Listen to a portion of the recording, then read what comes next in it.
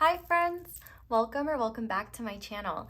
I'm Aso, this is Aso Tarot, and in today's reading, we are going to be looking at your future or current spouse / life partner. So this is going to be a super in-depth look at who this person either is or will be. I will say, if you are asking about someone that you're currently engaged to or already married to, just pretend like you're seeing this in the past and this is in the future, because I will be using future tense just to make things less confusing.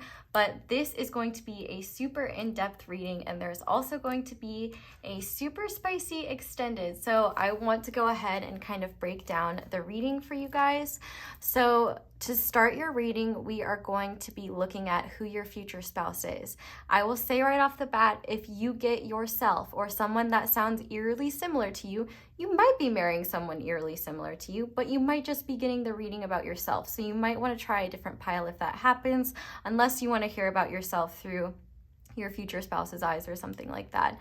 But we're essentially going to be getting a super detailed look at who they are using oracle cards and charms. So we're going to see what kind of represents them. We're going to get an in-depth look at their personality and just kind of see whatever comes through there. But this will take up a huge bulk of the reading. Then we're going to get into the tarot, and I am first going to be asking how your future spouse will know that you are the one. Then we're going to see the impact that you have on their life and the impact they have on your life. Obviously, there will likely be many things, so I'm just going to be looking for like the major details, how they're going to fundamentally change your life and you theirs. And then we're going to see a blessing to come from your union together. Then we're going to get channeled messages from them or their higher self. This just depends on whether you know them already or not. And then we're going to finish off with some final guidance for you, whatever the universe wants you to know. And then if you want to travel to Spice Town with me, we are going to be doing an 18+ extended on Vimeo, which will be linked down below. So we're going to start the reading by doing a you versus them energy check, but it is going to be 18+. So we're going to be looking at things like the energy that you both bring to the bedroom individually and the energy you create together. We're going to be looking at your physical chemistry and also seeing what you both find attractive about one another and how you'll kind of, what you'll just be into with one another, things like that, and any other spicy details that come through. I find 18+ readings to be really fun because like you just never know what is going to come through. Then we're going to look at your future spouse's kinks / fantasies, and I will say right now, we do not kink shame. So if you are coming into this reading with some kink shaming tendencies, leave those at the door. They are not welcome in Spice Town. Then we are going to be looking at your physical connection itself, what it will be like and how it will evolve over time, since obviously you will be with this person for a long time. And then we will finish off with a final message from your guides about this connection or about love, whatever they really want you to know. So we got a lot to do today, and I am really excited. I hope you guys are too. So we have 4 different piles to choose from. Starting with pile 1, we are going to be using the Starchild Tarot, and I have a piece of rose quartz on top. And then for pile 2, we are going to be using the Crow Tarot, and I have this piece of Smoky quartz on top. And then for pile 3, we are going to be using the Moonchild Tarot, and I have this piece of Citrine on top. And then finally for pile 4, we are going to be using the Good Tarot, and I have this piece of clear calcite on top. So go ahead and pause the video if you need to decide which pile you feel most drawn to. It is absolutely okay to be drawn to more than one in this case, because you might be drawn to yourself, or you might have multiple options for who your future spouse could be. It's important to remember that you do have free will, and whatever I do pull through, if you're not into the person or not into the reading, then it's likely not your person, and I would try a different pile. But hopefully you will find at least one that resonates for you, that feels right and sounds like your future spouse. But I just want to remind you that you do have free will. But once you have picked your pile, you can go ahead and scroll down to the description box or the comment section where I will have all the timestamps listed below, as well as the links to the extended should you want to go to Spice Town with me. So that's all I have for you guys. Go ahead and pick your pile now, and I will see you in your reading. Hi there, pile 1. Welcome to your reading, and thank you so much for being here. If you guys chose the Rose Quartz Stone and the Starchild Tarot, this is going to be your reading on your future spouse. So if you want to see an in-depth look at the reading, there is one in the intro, but we're just going to go ahead and start now by looking at your future spouse's personality, and then we're going to pull some deeper cards to look at that and get some charms. So to start with your future spouse's outward personality, we have the Fish. One of their strengths is I am open to receive. Their inner child / childhood is being represented by the Chariot. Their inner world is being represented by the Seer. And then something that they keep hidden from most people is the Fossil with the King of Pentacles. So I want to mention just before we get into it, if this sounds like you, this does not mean that you're marrying yourself. Unless you want to, go off. But if it sounds like you, you're likely getting the pile about yourself. It's not crazy to think that your future spouse would also have good taste. So I would try a different pile if you don't want to hear about yourself or someone that is eerily similar to you. So let's start with this person, because they are, wow. The biggest thing that I have to say right off the bat is like compassion, compassion, compassion. This person is so compassionate, and I actually think a little underestimated. I want to start with their childhood and their inner child card. We do have Cancer energy here. We also have Earth energies, so Virgo, Capricorn, Taurus, and water energies, Pisces, Cancer, and Scorpio. But they can have any sign. It really doesn't, those are just for extra confirmation. But I do think that they,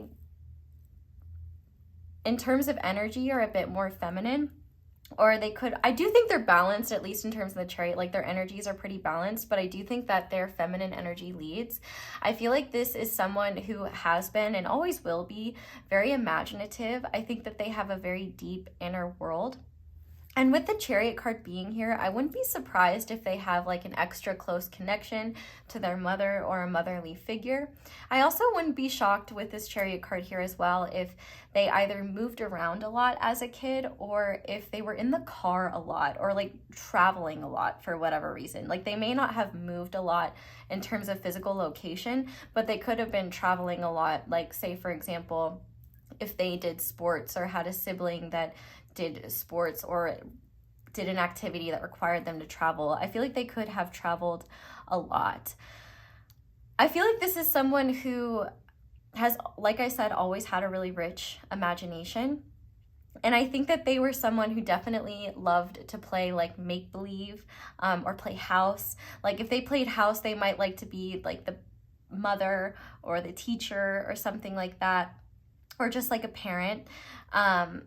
I also feel like they were just very optimistic as a child. They may not have taken that on in adulthood, but I definitely think that they looked at the world with stars in their eyes when they were growing up. And I definitely feel like they were connected to their higher self, connected to their inner guidance, and connected to their magic. And that's definitely something that they have kept, because this person in adulthood is fucking powerful, like powerful. And I actually think the interesting thing is that most people don't realize this, or they don't recognize the extent of it. So I wonder where I want to start here with this. In terms of their inner child, I feel like this person has still maintained a connection to their inner fantasies or their inner world. I feel like this is someone who can kind of go on adventures in their head, but I definitely think that people would view this person, especially with this Fish card being here, as more spacey, or like, I feel like people would say that about this person, like the lights are on and nobody's home, and that couldn't be further from the truth. There's actually like 5 people home, and this person's having like a feast with their imaginary friend, one of their spirit guides, one of their homies in the astral, and like they're sitting at the dinner table also having a bland conversation. This is someone who doesn't like this is someone who doesn't like the more mundane elements of life. I feel like this is someone who's always looking for the magic in everything, and I feel like they're deeply connected to their higher guidance. They could have been disconnected from it at some point, but I feel like whenever you are with them or whenever you are meeting them, I feel like you will find that this person, the more you get to know them, has so many layers to them, like an onion. Shout out to Shrek. They may like Shrek, which if so, I definitely approve of this union, which I hope you approve of Shrek as well. But anyway, I think that this person is someone who is so generous and so caring and compassionate towards others, and they might forget that they deserve that as well. But like I was saying earlier, people definitely don't recognize how powerful this person actually is, and in terms of psychic abilities, they are incredibly gifted. They see through people in ways that others don't even realize. They pick up on things that they don't communicate, and I think the really interesting thing about this person is that it seems like they're very difficult to read. And as a result, I think people project a lot onto this person without really realizing who they truly are. Like I said earlier, I definitely think they're chronically underestimated. And I think part of that is because of their outward personality. I feel like when they're in public, they're always taking in a lot. I feel like they're picking up on subtle energies. They're definitely more sensitive to energy than the average person with the seer here.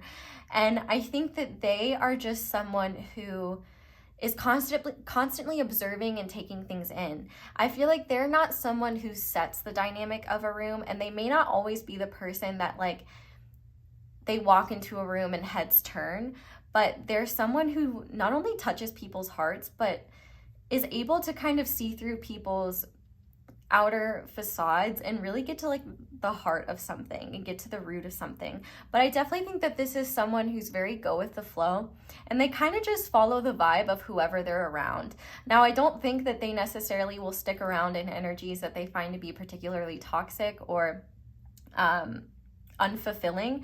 I feel like they need to have an emotional connection to the people around them in order to enjoy being social. I would say it's likely that this person is a little bit more introverted, because it does seem like they have I feel like they're in good company on their own. Like, I think that they genuinely enjoy being by themselves, being lost in their own inner world. And I think that they kind of bring their inner world with them wherever they go. So if they are in a boring setting, you know, they will likely space out. You could kind of call this person a space cadet, which is not very shocking with the Starchild card. But I definitely think that for a lot of you, this person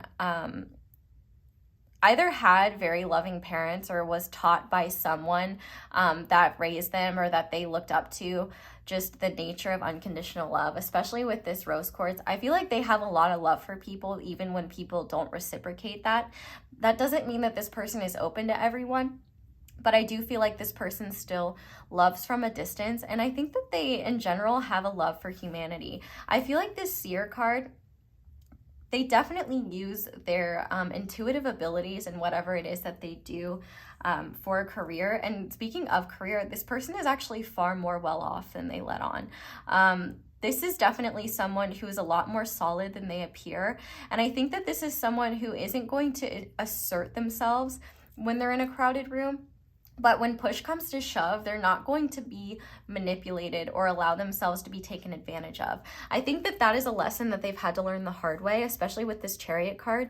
It kind of seems like before they had a solid sense of self, they would kind of just go along with whatever. And with this I am open to receive card, it kind of seems like they didn't know what they were worthy of receiving. It's like you could pour soup in their lap and they would be the ones that apologized. And I feel like it took them time to realize, like, oh, I should not put up with that. Like, if someone pours soup on me, like, that's their fault. Like, I can forgive them, but I don't have to put up with that, especially if they poured soup on me on purpose. Obviously, that's a silly example. But with the 24 here, you could meet this person when they're 24. You could get into a relationship with them or get married to them when they're 24. Or it's making me think of the year 2024, like you could meet them. This is a timeless reading, so whenever you're seeing this, maybe you met them in 2024, or they could be born on the 24th or on the 7th. They could also be born in the month of July, which would be Cancer and Leo energies. But I also see this as 2-4. So like they could be born on February 4th or April 2nd, depending on numbers. But with those, just take that as it resonates. I feel like with the King of Pentacles, though, they could have also been from or born into a more like financially affluent or well-off family. And I do feel like for a lot of you, this person does have a strong connection to their family, or they have a strong connection to a created family. I feel like they are someone who is actually very dependable and very caring to the people that are in their lives. And I also think that when someone touches their heart or they make a heart connection with someone, whether platonic or not, well, actually I would say this is more platonic and for continual romantic interest, like as your spouse, like this is someone who is not going to be having eyes for other people. They're certainly not someone who you would have to worry about like cheating or anything like that. Like this is someone who would find that absolutely abhorrent, and I feel like they are someone that you can really depend on. They are a rock, and I feel like they come with their own stability. They're not going to be someone, at least once you're married to them, who is either struggling financially or at the very least like struggling to make ends meet. I definitely think that they are going to be abundant, and I think that they are generous with that abundance. I feel like with this I am open to receive card, one thing that they have learned, this represents their greatest strength, is I feel like they are open to multiple forms of abundance. So I feel like they are always open to what life brings them. I feel like they're not too stubborn about what they choose to do or not do. I feel like they like to go with the flow, and they're someone who can enjoy like cozy nights in or going out on a random adventure. So I feel like also, you know, if you're someone who likes to make plans or set plans, you're going to be really compatible with this person because they're more happy to follow along with whatever plans you make. I also think that they are someone who is very generous, and that's part of that strength. I feel like because they give a lot, the universe naturally gives them a lot back as well. I also feel like with this seer card being here, like you cannot get anything past this person. Like if you're having a bad day or if you are just feeling off, like they're going to pick up on it. If you are unsure of someone, they will see through them a mile away. And the older they get, the more they'll trust their intuitive abilities. But I definitely think that if you're trying to keep a secret from them, they might be able to tell that something is off. Even if it's like a cute secret, like if you're planning a surprise for them or something, they're probably going to either know it's already happening or know that something is up. Like this is just someone that you can't get a lot past because they're an energy reader, period. I also feel like with the fossil card being here, people don't know how strong this person actually is and how willing they are to go to bat for the people that they love. I definitely think that this person is guarded. They seem very open, but you actually realize once you start getting to know them that there's so much more to them than they put out there. I feel like they're kind of someone who is more just adaptable to whatever surroundings, to whatever is surrounding them. They definitely go with the flow. And I think that they're not a very judgmental person. I think that they see the value in all different types of people. And I think that they're not someone who is very like, I need to have things this way, they must be done that way, blah, blah, blah, blah.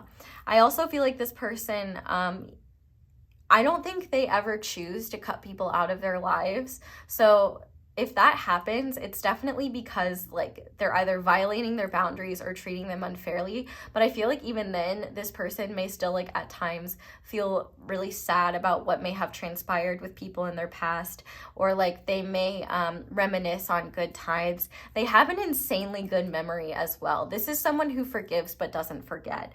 And I definitely think that as they get older, they're someone that you can depend on. They are someone that you can trust. And I feel like the energy that you will get from them, especially as your spouse, will be pretty much the same in the sense that you know what to expect with them, but they're always open to new things. Like I feel like this isn't someone who is very emotionally unstable. Like I feel like they feel things intensely, but they have learned how to ground that in stable ways. They've learned techniques to handle their emotions. And I think that they're just a very abundant person, and they naturally attract a lot to them. I also think that they may really love history, but I definitely think the biggest thing is that this person hides either what they have financially, or they're kind of very secretive about what they have or what they own. I feel like they're either kind of insecure about it, either because they feel like people will treat them differently, or they don't want people to know how well they do. Because it's not that this person has bad finances, it's the exact opposite. I think that this person definitely, like, they have a 401k, like they might have a Roth IRA, like they're doing their investing. Like, this is someone who has a solid financial future. This is someone who also makes really smart, intuitive decisions. Like, I feel like this person anticipates things happening before they do. And I think that this person also is someone who's very forgiving and just very malleable and adaptable to whatever life brings. So I feel like the beautiful thing is that no matter what shifts in your marriage with this person, they are going to be able to remain that kind of like rock for you. And I feel like that's the thing that like other people don't recognize about this person. I think most people don't recognize how strong this person actually is and how much this person has overcome. I feel like this person doesn't broadcast like, hey, I've overcome XYZ and I've done all this. Like, I feel like there's someone who is, they really enjoy the simple pleasures in life, like being close to their family, being with their spouse, spending quality time with people. And I feel like they might love giving gifts to people as well. And I feel like it is because of their generosity that they are able to receive so much. But I definitely think that people that don't know them very well, or may just meet them in passing, will automatically assume that this person is either spacey, or they might say this person is kind of quiet, or there's not much to them.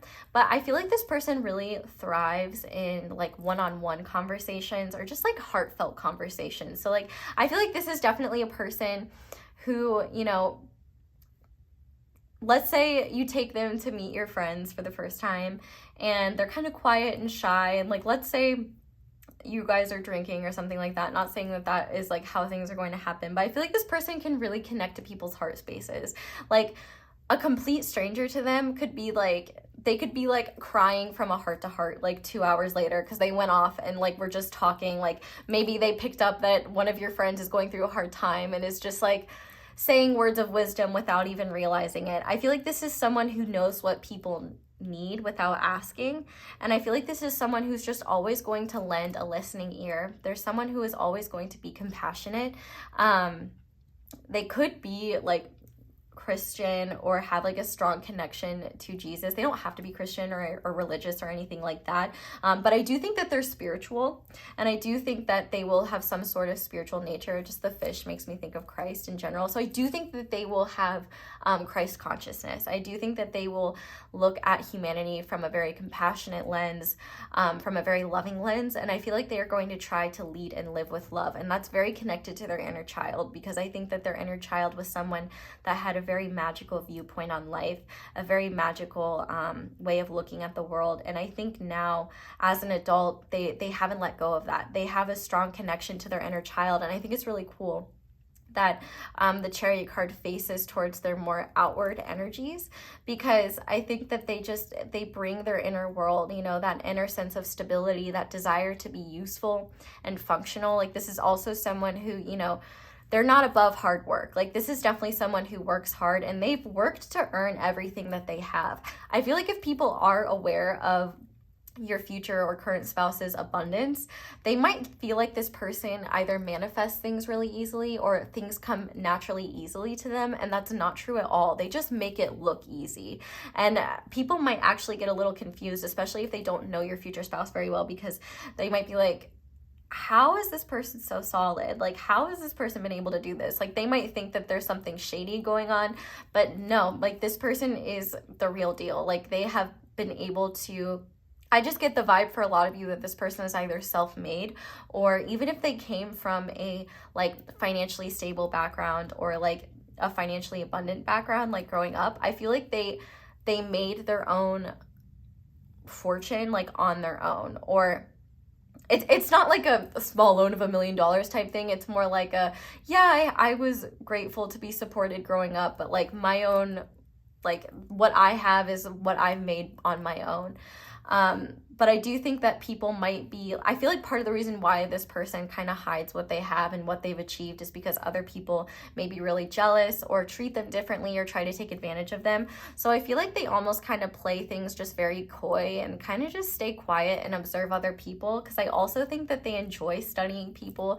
They might be into psychology or like body language or something like that, but I definitely think that there is a practical element to this person where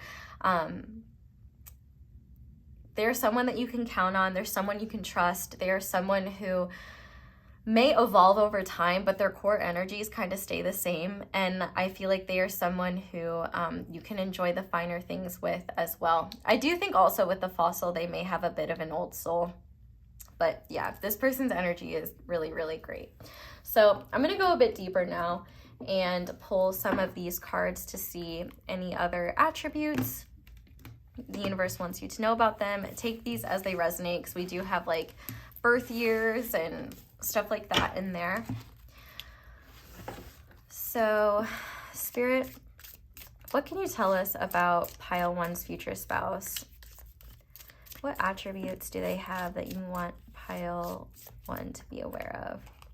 Yes, this definitely matches this fossil card. So gold, expensive, luxurious, abundant, heavy. And I actually think with gold, I'm hearing alchemizing. So I feel like this person has definitely had very challenging experiences, no matter what their background was, like especially with as emotionally sensitive as they are. They could have dealt with like bullying, or could have dealt with just really heavy experiences that they didn't tell many people about. But it's like all of their challenges, they create gold from it. Like they might almost have Midas's touch, or just they seem to naturally attract abundance. What else? We have Capricorn, hardworking, ambitious, disciplined, methodical. Yeah, I definitely think that even if they don't have like Capricorn in their big three, they could have Capricorn in their fourth house. Like they could come from a family that instilled hardworking energies within them. Or they could just be someone who is hardworking. They don't necessarily have to have Capricorn energy, but they could. What else, Spirit? What else we have about this person? We have stripes. Attention, caution, rebel, respected. Yeah, I definitely think maybe this person likes wearing stripes, or I'm actually thinking of this childhood book that I don't know why this would be connected to your reading, but there's this childhood book called like A Bad Case of Stripes, and it has something to do with lima beans in it. I don't know. That message might just be for like one person, but that book is pretty good as far as I remember. Let's see. What else can you tell us about this person, Spirit? We have water, wavy hair, dreamy and artistic, larger eyes, wide hips. Could also just have a watery energy. I feel like this person too is just sweet. Like they're not someone who is like very judgmental or cold towards people. They might be shy and appear aloof, but they're not cold. What else? Okay. So they could have been born in the year of the snake, or born in the year of the rooster, or born in the year of the ox. So we also have Gemini energy coming out, but those do not have to resonate. Just take what resonates there. But now I am going to look at the charms, letters, and numbers that I pulled for this group to see a little bit more about your future spouse and get more confirmation. Like I said, don't let the confirmation, like this is all for extra confirmation. Like not every single thing has to resonate. So take what resonates and don't let the rest take from you.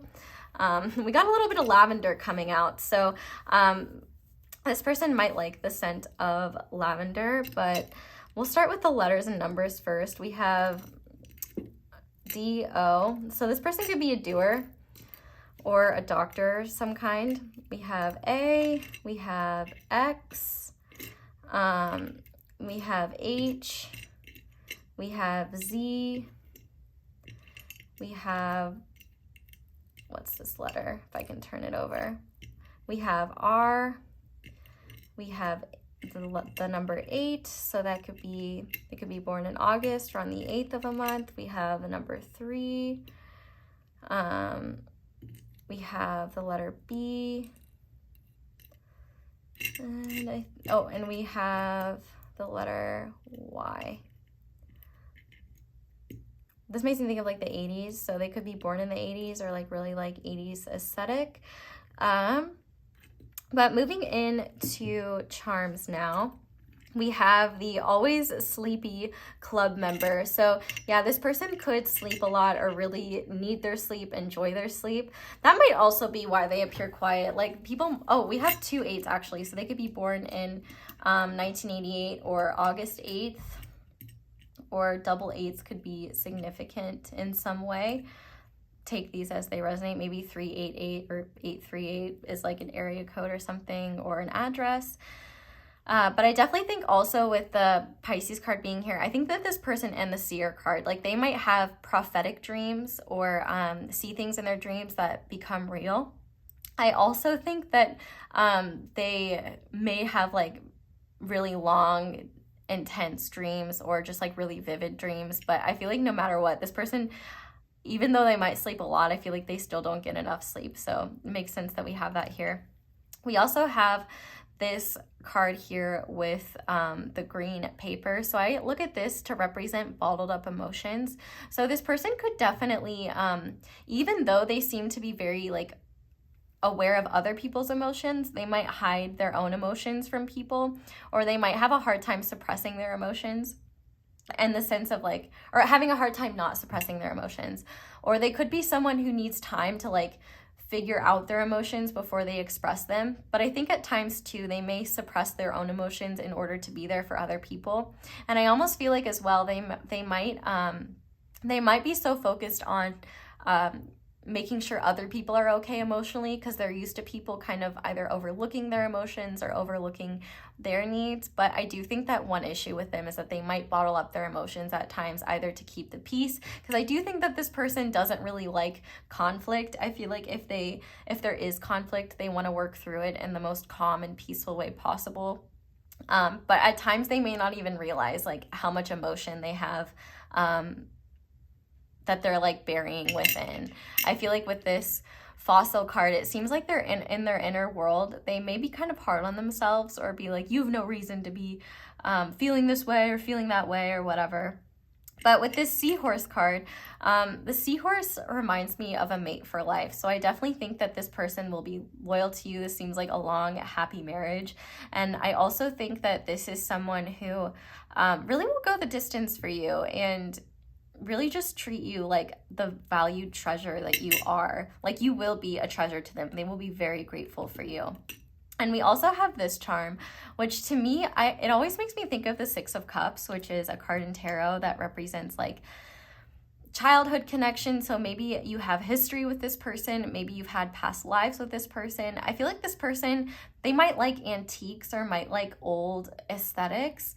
I also think that they may really like history or just feel a connection to history. But I also think you two will have a connection to your inner child, and I feel like you will feel like home to one another. I also think that this is someone who really respects their elders, respects their past, respects where they came from, and I feel like they're just someone who's very gracious and very generous. Let's see. We also have now. Now is the time. So this could be a sign that you know who this person is, or you might be meeting this person very soon. I also think that this person may have a sense of urgency like all the time. Like maybe it's hard for them to slow down if they're really passionate about something, or they might act on things as soon as they get the inspiration to. Like this might be someone who, especially if they're in control of their own schedule or something like that, they might get spontaneous inspiration and have to take action towards something. But I also think that this person may have a bad sense of time, in the sense that they're always focused on the present.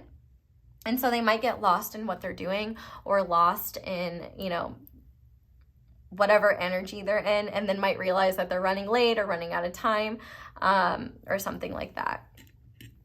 We also have this rainbow. Storms don't last forever. So this could be an LGBTQ connection, or I definitely think for a lot of you, this is someone who, even when they're going through a tough time, they try to look at the positives. I feel like they try to look at all aspects of a situation. And I also think that if this person had a dark time in their past, or went through a dark night of the soul, they've really healed a lot of their past and tried to come to a perspective in life where they can say like, The storms were challenging, but it made the rainbows worth it. Like, I've learned, I've grown, I'm a better person for it.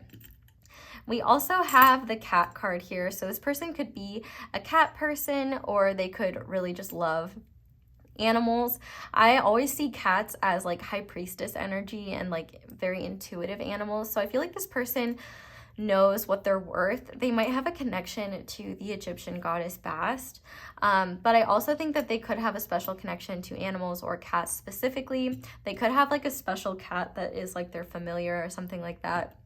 But I definitely think that there's someone who's highly intuitive, and at this point in life, or at the point when you meet them, or when you get married to them, they will know their worth, and they will not waste their time with people or energies that do not resonate with their soul, resonate with their spirit. Like, they don't work for people's affections. They're naturally kind and respectful to others, but like, they don't need to prove themselves. Like, their worth speaks for itself.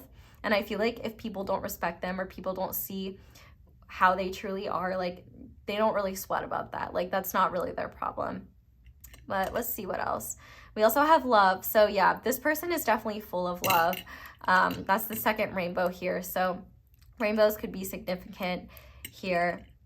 But I think more than anything, this person has a lot of love in their heart. I think that they will love you very much, and their love is something that is lasting. And I think when it comes to your connection, if there are any challenges here, I feel like this person is really going to want to, I feel like if there are challenges with this person, it could be because they bottle up their emotions, and then they might kind of, everything might come out at once. But I feel like if that happens, this person is going to be so apologetic. And even then, I feel like even in the throes of like an emotional like storm, they're gonna be saying like, this is not your fault, I'm just realizing how much is happening. Like, I feel like this is someone who really does not want to act out in ways that aren't loving. I feel like they have a lot of love for humanity. I feel like they are someone who leads with their heart and acts from their heart space, and I feel like they just want to give love and spread love. And I feel like if there are any challenges with you two, any stormy times, like, you both will know the love is still there. You both will still be very like committed and connected to each other in the marriage. And like, this is definitely a love marriage. Like, this is, you both are going to marry for love. You both are going to love one another. And I feel like this is going to be a love that lasts. But finally, we have, oh my gosh, I myself am anxious and confused. So this person definitely, I feel like this is kind of one of their biggest battles that they have to fight, is maybe their anxiety or their own like fears. I feel like as they get older, they will be more confident in themselves, and I think that your marriage to them will be something that helps them become more confident in themselves. I feel like they'll really trust you, but I do think that they could be like a worrywart, and they could be someone that deals with anxiety, or just sometimes they may get so lost in their head or lost in what they're doing that they don't know what's going on, or they might overthink things. But I feel like this is something that kind of maybe haunts them a little bit, but is something that they try to overcome by being present, by looking through their head into their heart. But I do think at times, like especially if they're not taking care of themselves well enough, or if they're, you know, really just having a day where they're lacking sleep, or they're just not all here, like they might let their anxiety get the best of them or something like that. I also feel like that could just be something that kind of haunts them. Like, they might have times where they're really on top of their anxiety, or really on top of, you know, their own inner uncertainties. And they may have learned that like, if they have an idea, or if they have something they want to do, they need to do it as soon as they get the idea, so that they don't start to overthink it or get overwhelmed or create mental barriers. But I do think that this is something that they will constantly be fighting against, and they will try to not let that be something that keeps them stuck. So now we're going to move on into the tarot. So we're going to shuffle your cards really quickly. And I did quickly want to say, while we're shuffling, if you missed the intro, there will be an extended for this reading, and it is all 18 plus, so it is going to be very spicy. We are going to be looking at the energies between you and them. We are going to be seeing kind of like the physical chemistry between the two of you, what you'll find attractive about one another, the energies that you both bring to the bedroom, and the energy that you create together. We're also going to be seeing this person's kinks and fantasies. And we're also going to be seeing what the physical connection between the two of you will actually be like and how it will evolve over time. And we're going to finish off with a message from your spirit guides about this connection. So if you're interested in that, that will be linked down below. Finally, we got a decent shuffle. So I think we can go ahead and start shuffling now. I'm going to move these cards. So what we're going to start with is asking Spirit how your future spouse will know you're the one. So Spirit, how will pile one's future spouse know that they are the one? Okay, so we have Starseed here, which is actually a unique card to this deck. So this person could be a starseed. I actually just, or like kind of resonate with that label. I actually just uploaded a collab with Miss Kino Tarot doing a starseed collab. So you might want to check that out, or maybe this person will want to check that out if you're hearing about yourself. But I do think that it is quite likely that you are unique or intuitive some way yourself for this starseed card to come out.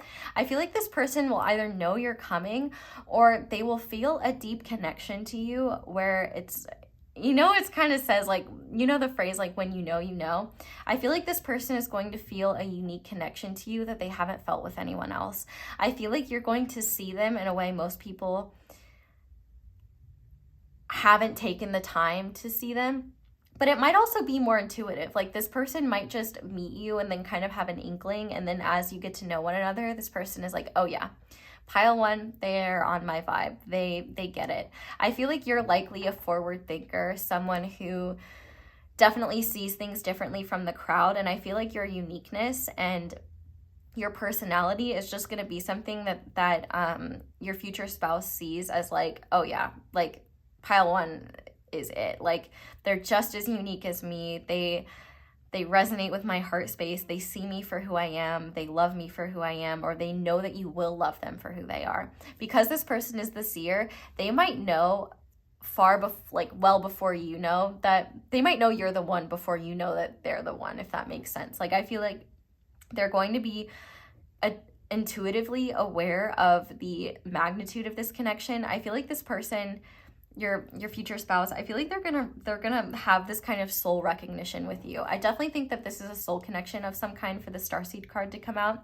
and it's quite possible that your marriage could be something that is not only beneficial for the both of you, but like it benefits the planet. I feel like you and this person might be committed to making the world a better place or working together to just bring more love into the world. I think this person is going to see your soul, and that's how they're going to know you're the one. Like they're going to see your uniqueness. They're going to see your quirks, your personality. I feel like they're going to see through all elements of you. And I'm hearing the Nicki Minaj song, like that, where she says, "You see right through me. How do you do that?" And maybe it's the fact that you see through them that they're like, oh wow, they're definitely the one. I feel like you will see this person in a way that's incredibly authentic to who they actually are. And I feel like that's going to be something that they've never experienced before. Like I almost feel like your future spouse might have tested people in the past to see like, how much do they really see me? How much do they really know about me? And I feel like they were likely disappointed a lot to realize like, oh, I don't know if this is, they might realize like they might have hoped that people saw them more deeply than they actually did. But I think maybe if you guys have a conversation about space or like feeling like you both are from different worlds or something like that, that'll be the conversation where they know like, oh yeah, pile one is the one. Pile one is the one. But I also just think that when it could be different for all of you, but I think for a lot of you it's going to be pretty intuitive, at least once you and this person are getting to know each other and kind of they're able to see all elements of you, whether you're actively sharing them or not. They're just going to kind of know, or they were kind of aware of you before they ever met you, and then after meeting you they're like, oh, this is the person that the universe has been preparing me for. Like this is my person, like this is my future spouse. So this is really beautiful. And it makes sense that you would pick the Starchild Tarot. So maybe you both are starseeds or just very unique individuals. And it's kind of like you both are one in a million. So you don't really want to let each other go. But now I want to see the impact that you'll have on their life. So Spirit, how will pile 1 impact their future spouse's life? So we have the King of Pentacles. So I feel like this is like you both must have King of Pentacles energy. So I feel like you both will bring stability to one another. You both will be really solid in ways where other people haven't been solid to one another. I really love this so much. I feel like you will ground them in a way that they haven't been grounded before. Actually, you might help them ground their spiritual gifts into the physical reality, or you might kind of help them come back down to earth when they get too spacey. I feel like you and this person could really make a lot of money together, or you could both be very financially prosperous on your own, and that could be something that you both share, or you both have the motivations to be financially prosperous. Because this is the impact you'll have on their life, maybe they will know about you, like maybe they will know in their heart that you're the one for them, since this is something that they keep hidden for a long time. And it's kind of like after they meet you, they can't really let go of you. They can't let go of your connection. They can't let go of the connection that they feel to you. And so they see that even if when they first meet you, like the time isn't right to come together, I feel like they know you're the one for them, like you're their future spouse. Like it's almost like you're fossilized in their memory, like you're fossilized in their heart.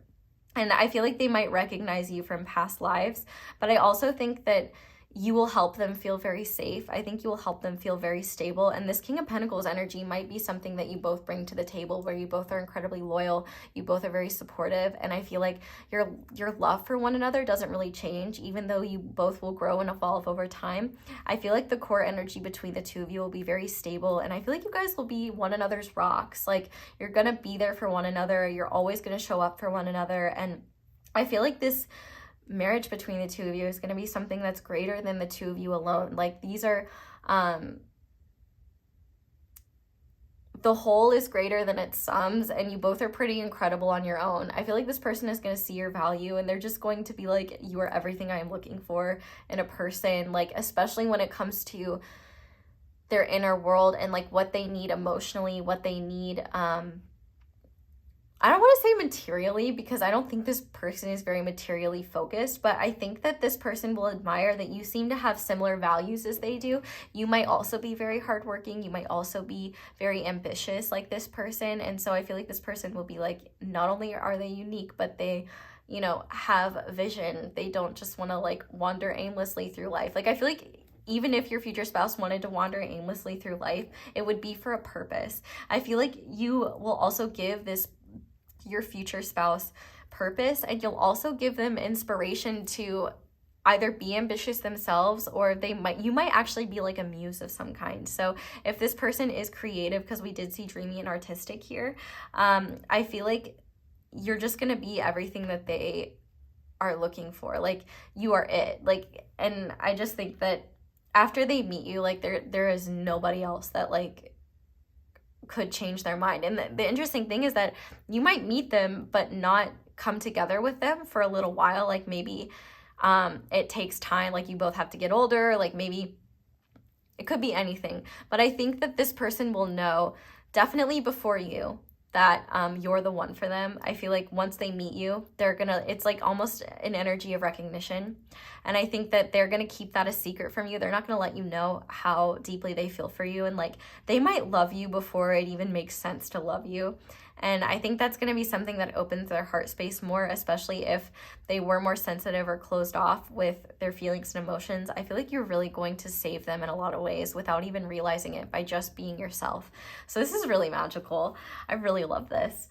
So now I want to see the impact your future spouse will have on your life. So how will pile one's future spouse impact pile one's life? That one jumped, but it didn't come out. Oh, I love this. We have Serenity. So this is Virgo energy. But I definitely think this person will bring peace to your life. Like, I definitely think that this is someone who, if you're like less into like meditation and things like that, or kind of going within, I feel like this person will inspire you to find inner peace, to explore your inner world, especially if you are more focused on the outer realms. Like, even if you are a more unique person, like maybe you don't spend a lot of time like going within and soul searching, or maybe like you thrive in chaos. And I feel like this person is going to bring you a lot of peace. Your future spouse is just going to make you feel good and at home. And I feel like the beautiful thing is, as well, is even though you might be someone who's more solitary or kind of likes their time alone, but I feel like even if you spend time apart with this person, especially after you're married, you'll always feel connected. You'll always feel together. I feel like this person will bring a lot of peace to your life, and they will help you become aware of, energies in your life that may be creating more stress than benefit.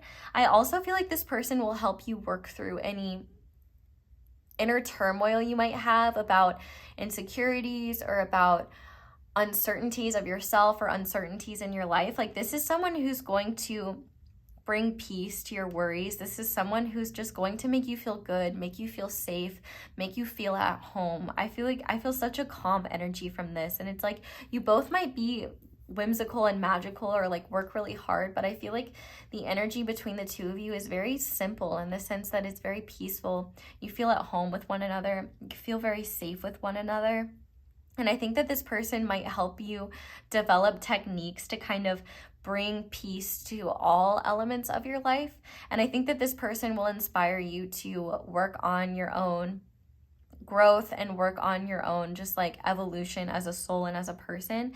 And I feel like maybe if you never pictured yourself growing old with someone, because typically in the Hermit card, we do see an old man.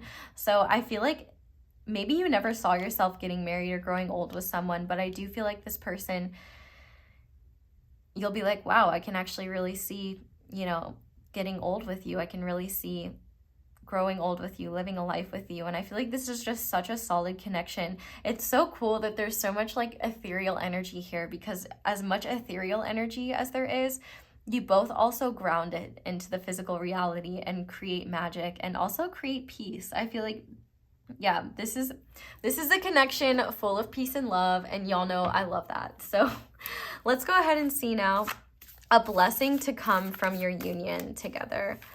So Spirit, what is a blessing to come from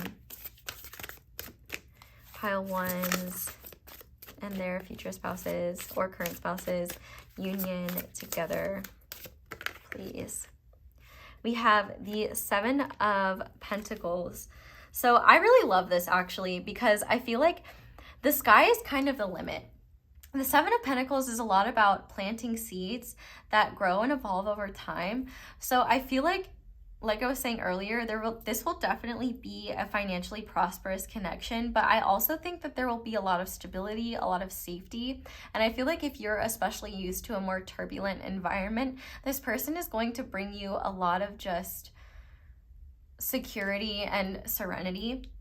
But with this Seven of Pentacles here as well, I feel like the work that you do together will reap a lot of abundance later. Like, you both might make really smart moves with the money you do have and reap more investments later, or you might start projects that end up becoming something much bigger than you ever anticipated. I also think it's really cool that all the chakras are here, because I feel like you both are really going to evolve as souls when you are together and when you are married. Like, I feel like outwardly you both are going to be evolving, but the love is always going to be the same. No matter how you change, I feel like you're just going to fall in love with like every version of one another. And I feel like this connection will teach you patience. I think it will teach you what is worthy of investing in and what isn't. I feel like, sevens are also like a number to me about spiritual connection, about just spirituality in general. And I think that there's just going to be a lot of evolution spiritually and materially in this union together. And I also feel like with this Seven of Pentacles, there's kind of this energy of like, in terms of blessings, you guys will have to wait and see.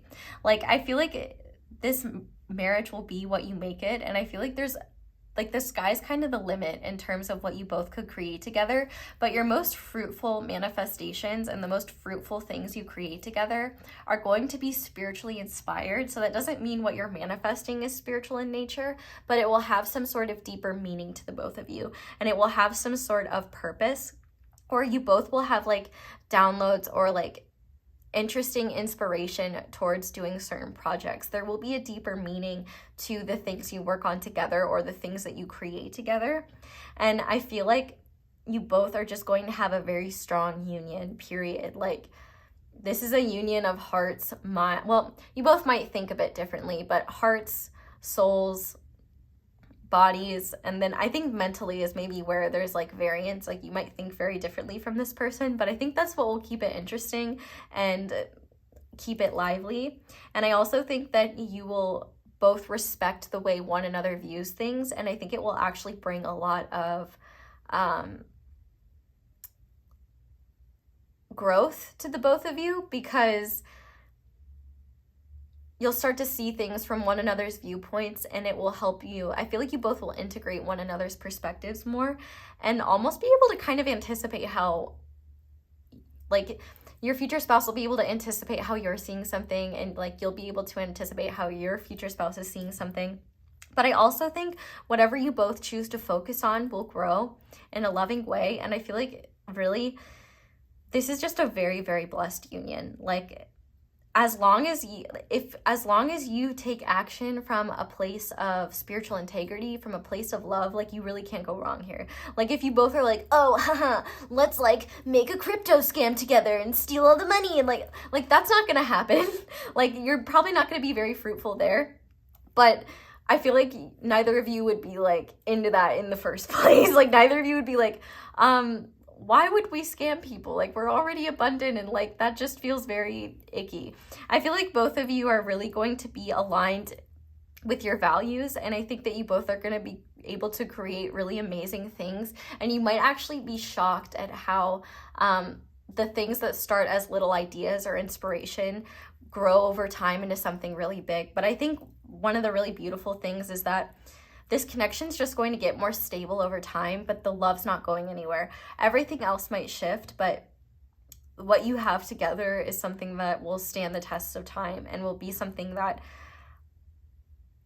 this is a very spiritual connection, whether it is like, whether you actively recognize it or not, like, your souls recognize one another. And I feel like there's just going to be so much devotion to each other, to your family, however that plays out, into the universe. Like, you both are going to grow a lot together, and I think that your growth that you have is going to be one of the biggest blessings. Like, I feel like while you might both start out as pretty impressive individuals, like, as your marriage evolves and as you both evolve, you're going to be like, wow, like, I would not be the person I am today without you. And like, I am so grateful for the growth that you've given me. And like, I literally want to cry. Like, this is so, and not in like a sad way, like in a happy way. Like, I feel like you both are going to be really humbled and amazed at how you both evolve over time, how you both grow, and how you just seem to get better. Y'all will age like fine wine. That is what I will say about that. But we're going to go ahead now and move on to channeled messages. So what I'm going to do here, if you know who this person is, could be sitting right next to you if you're already married to them or in a relationship with them or something like that. But this is either coming from them if you know them, their 3D self, their physical self. But if you do not know them yet, these messages are coming from their higher self, because their higher self is like their soul self that's not, that's kind of more connected to everything else. It's the self that guides them. It's the most spiritual aspect of themselves, and their higher self definitely already knows who you are. So let's go ahead and see what your future spouse wants to say to you. So pile one's future spouse spirit. What would they say to, I am still recovering? So this person could still be like, maybe there's something that they are healing from right now, or something that they are going through, or maybe they're still recovering from meeting you, like, or maybe recovering from something else, like maybe before they can, like, if they, if you know who they are, but maybe you're not together yet, maybe they are healing from something and they're not necessarily ready to dive in, and that's something they want you to know. But we also have, I have a surprise for you. So this person might come into your life in a surprising way if you don't know them, or this person could just have a surprise for you in general.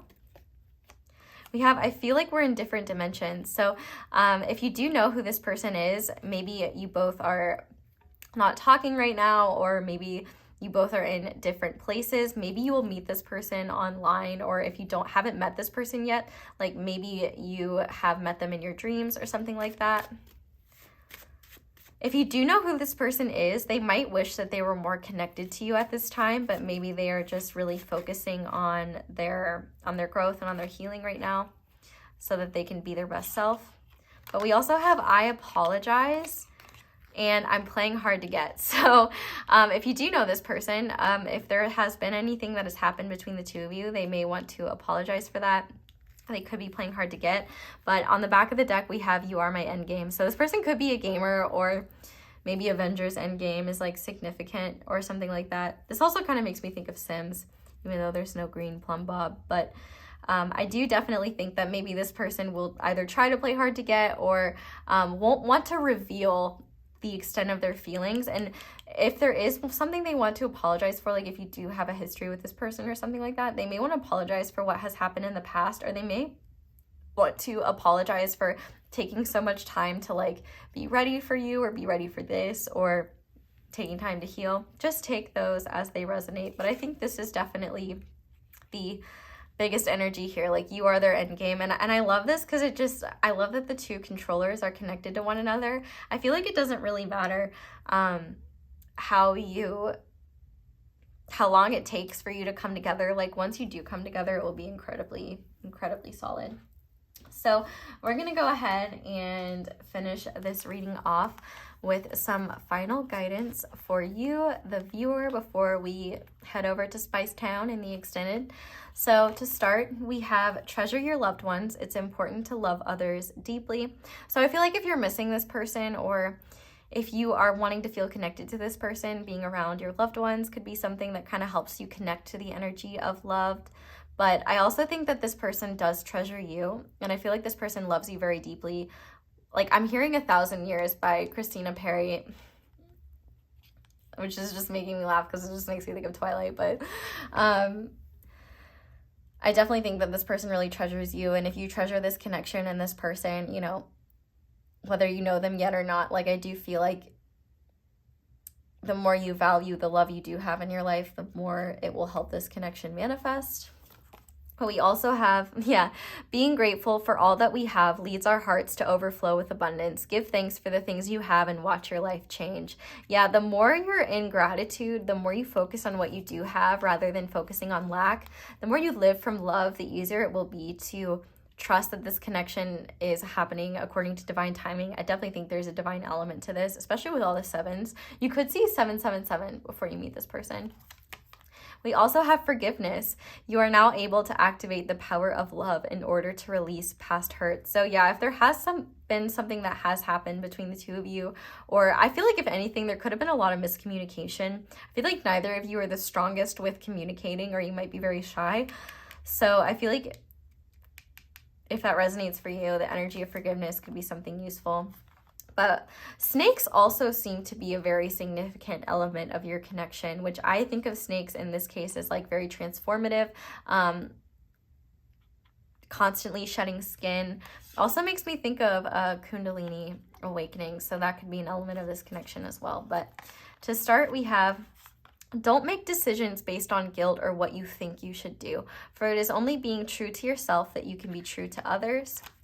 And we have power. You instinctively know what is right for you, and you have the power to say no or walk away at any time. So if you are listening to this person and you're like, I don't want them to be my future spouse or something like that, you know, pick another pile. You know, you don't have to accept something that you don't want. But this is very beautiful. And I feel like if there have been any miscommunications, I feel like this connection is going to give you the power to step away from people or elements of your life you don't want to be involved in anymore. This is definitely a very solid connection, and something that I think you both will be very, very grateful for. But pile 1, that is where I am going to leave your reading, and I'm going to head over into the extended now.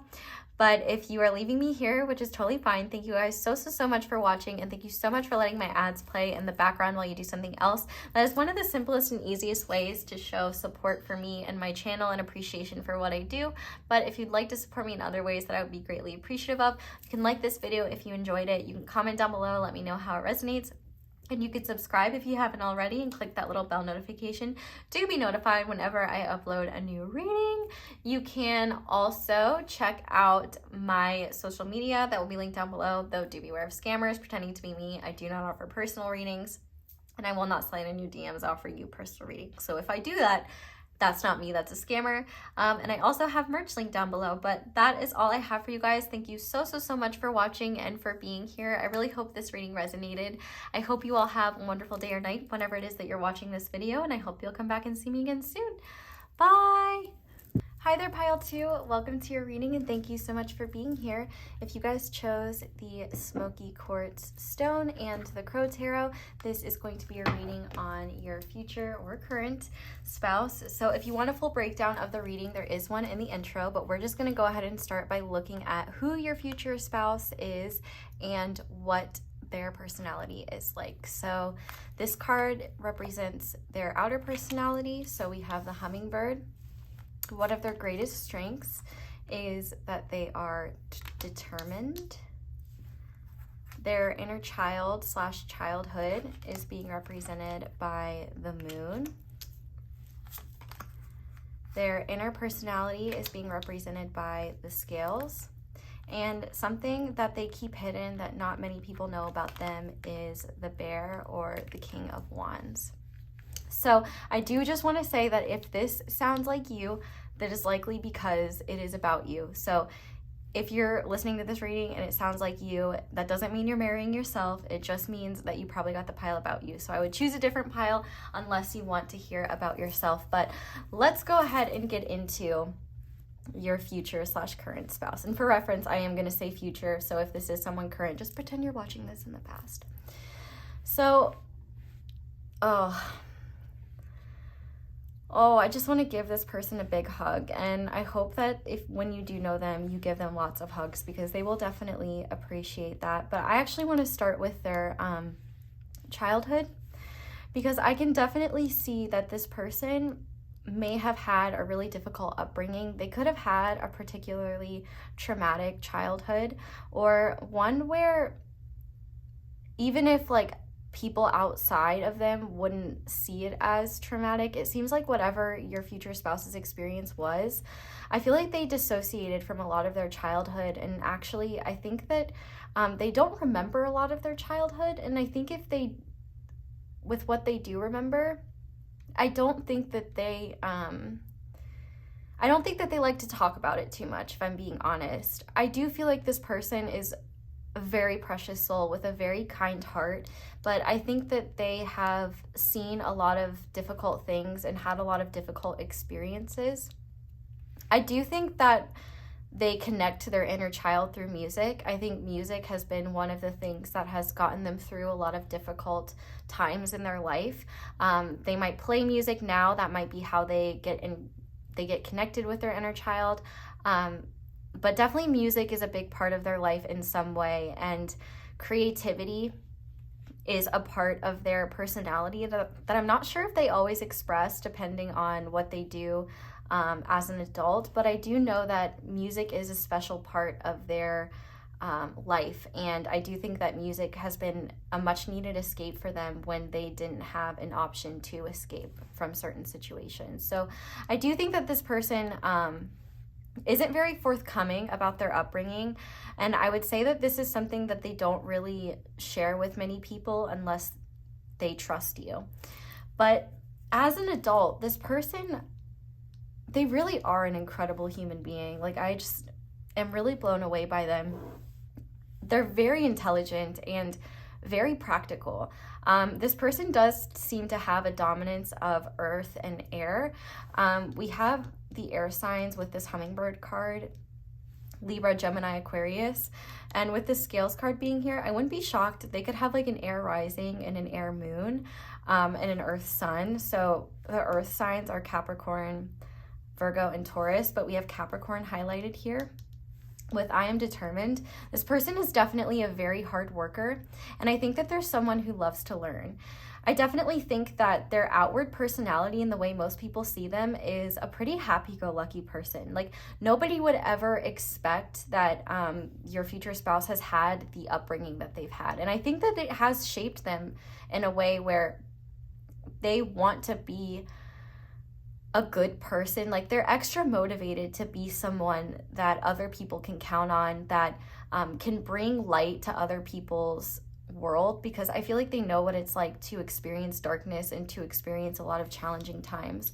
With the hummingbird card here, people definitely see this person as someone positive, very enthusiastic, and inquisitive. They definitely like to ask questions, and I think that this person does like to keep busy. I feel like if they stay stagnant for too long, or if they're not kept busy, especially mentally, they might start to kind of ruminate or get into an energy that they don't want to be in. So I do feel like this person takes extra care in just making sure that they're doing things that they find entertaining, and also being a good presence around the people that they interact with. I also think that this is a very selfless person. This is someone who is always working for the greatest good. You know, bees always make me think of unity consciousness, and bees do work for the greater good of the hive. So I definitely think that this is someone who is very protective over the people that they love, and the people that they care about will always come first. So like, they're definitely someone who you wouldn't have to worry about, like, they would never, like, for example, just blow you off for no reason because they want to go do something that's like, they want to go do something reckless or something like that. This person is really not reckless. I think actually, if anything, for some of you, this person might be straight edge, or really just takes on a lot of responsibility.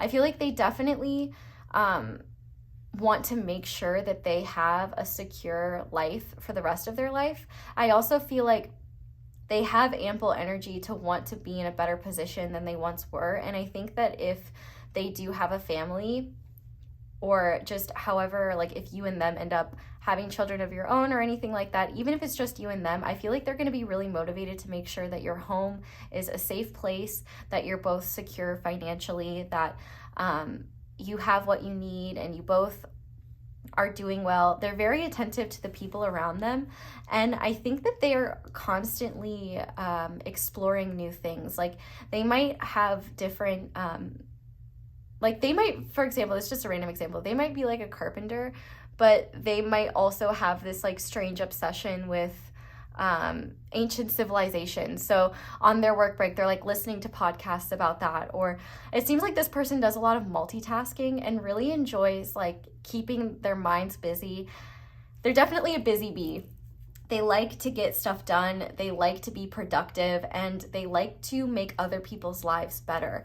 I also think that they are someone who is not very opinionated, in the sense of, like, they're not stubborn and they don't hold fast to any ideas. I think that their perception of the world is constantly changing because they are always trying to see all sides of a situation. They are someone who I feel like really likes to hear about other people's stories and other people's experiences. And I also think they're the type of person who picks up on when someone may be feeling left out, or when someone's voice is not being heard. I also feel like with this hummingbird card here, they can be a really awesome person to have like on a team. Like, anyone this person works with, they will definitely see your person as like just a great addition to their environment. They will see them as someone who is always like the first to volunteer, the first to help with any projects that need done. I also feel like this person has learned self-care in the sense that they know how to recognize when they have certain needs that need to be met. I feel like they don't put pressure on other people to meet their needs. I feel like they know how to care for themselves, and I feel like they are definitely someone who enjoys like acts of service. And I also think that they love just getting to know people. I definitely think that they are, I think that this is an introverted extrovert, if that makes sense.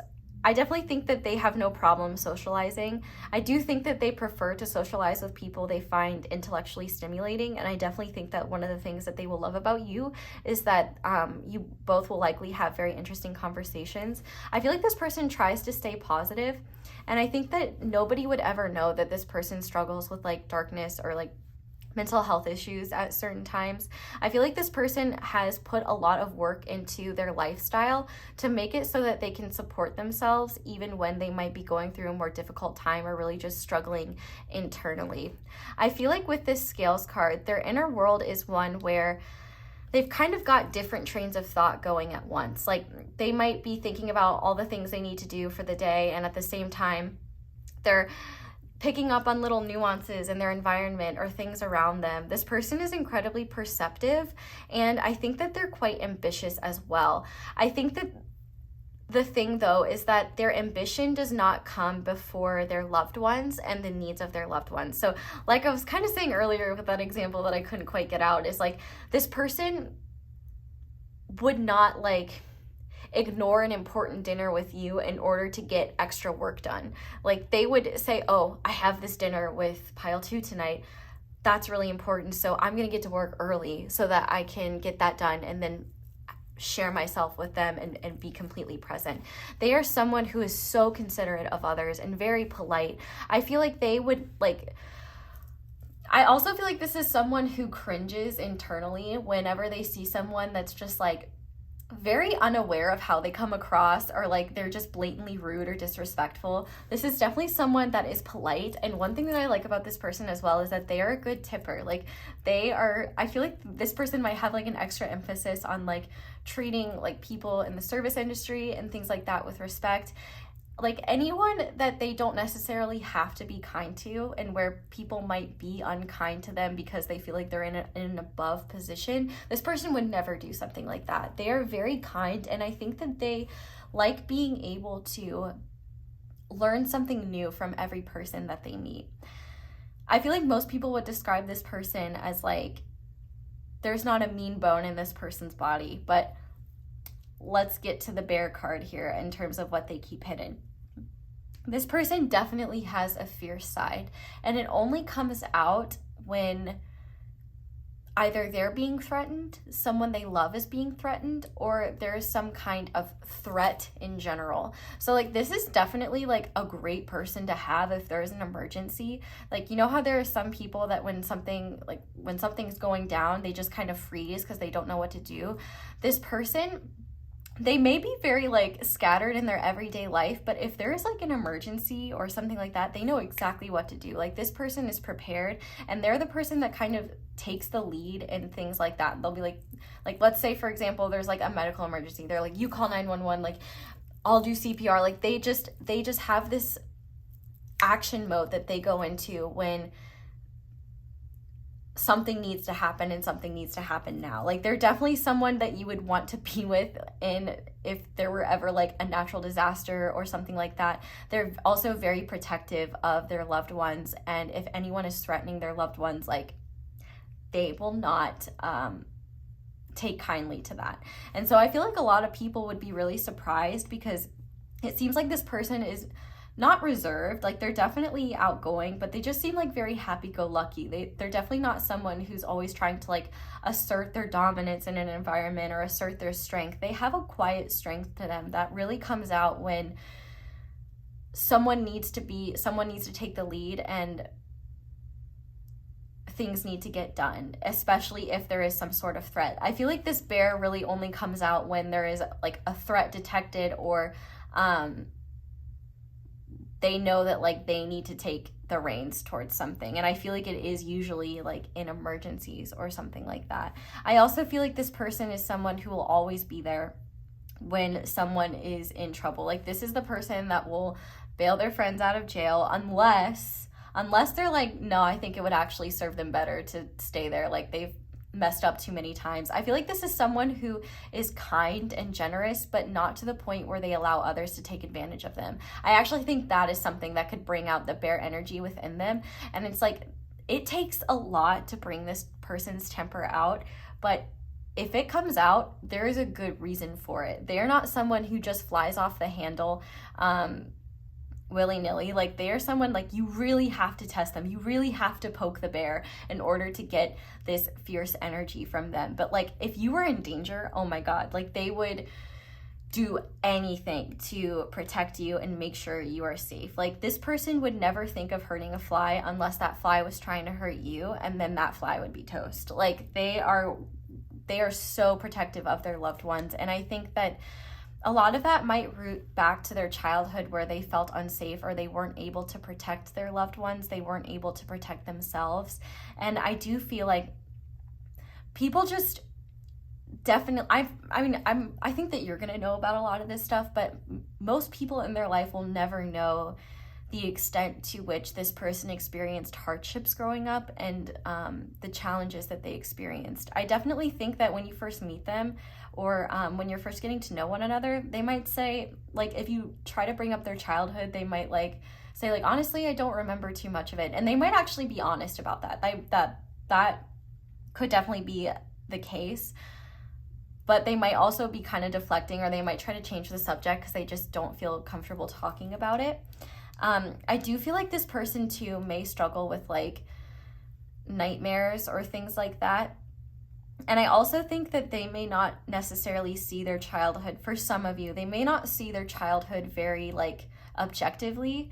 And that might be because they could have had a parent that was very deceptive, or a parent that painted pictures that weren't necessarily accurate. Like, for some of you, I feel like this person,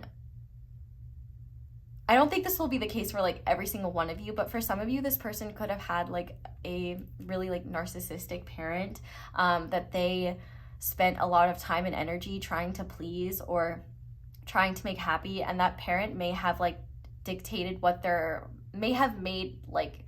may have set the narrative of what their upbringing and their experience was really like, and they may not have actual awareness of the objective truth of what happened in their childhood.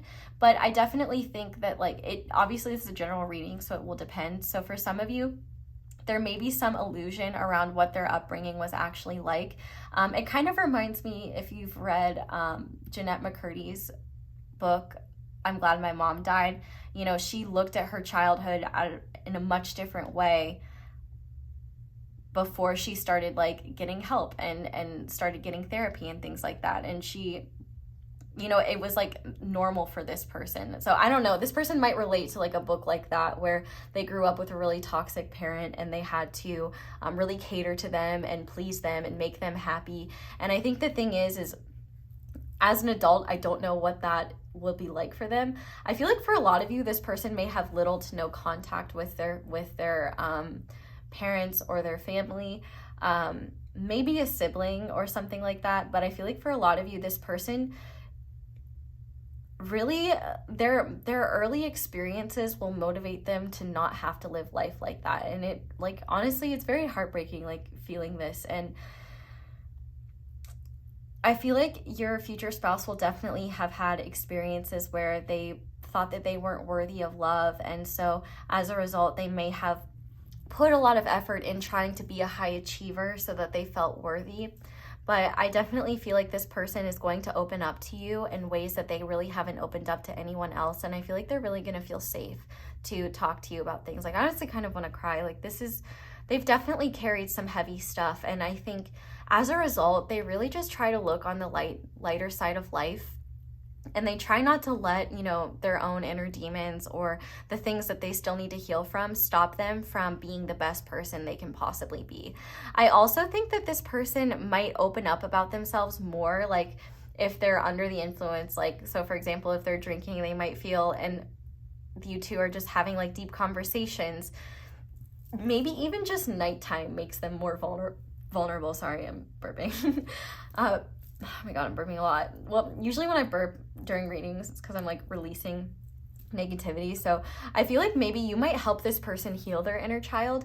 I feel like they might be someone who is really used to taking care of others and making sure that they have all the responsibilities and things like that. They might kind of push, you know, playing and creating and stuff like that to the side. And even if they do something creative for their work, it's like they have a hard time creating or being playful just for the sake of it. There has to be some utility or purpose to it. But I think that they will really love your energy because I think that you bring something different to the table. Like, you definitely both will have differences where your differences make you both stronger, and the similarities that you both have will be things that complement each other really well. I feel like they will really want to be a good partner. I feel like, and if you end up having a family or something like that, if that is something that you both want, I feel like this person is going to be focused on giving their children or even their pets the childhood that they did not have. Like, I feel like they're going to try to be, you know, the best spouse, the best parent, the best family member, the best coworker, like just the best person they can possibly be. And I feel like this is definitely someone who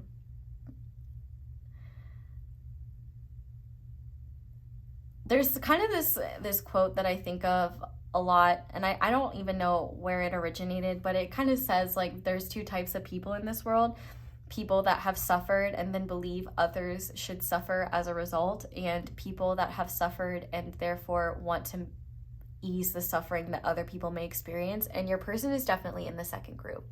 I definitely think that when it comes to standing up for injustice, they will go very far and go to great lengths to try and make the world a better place. And I feel like when this person sets their mind to something, there is nothing stopping them.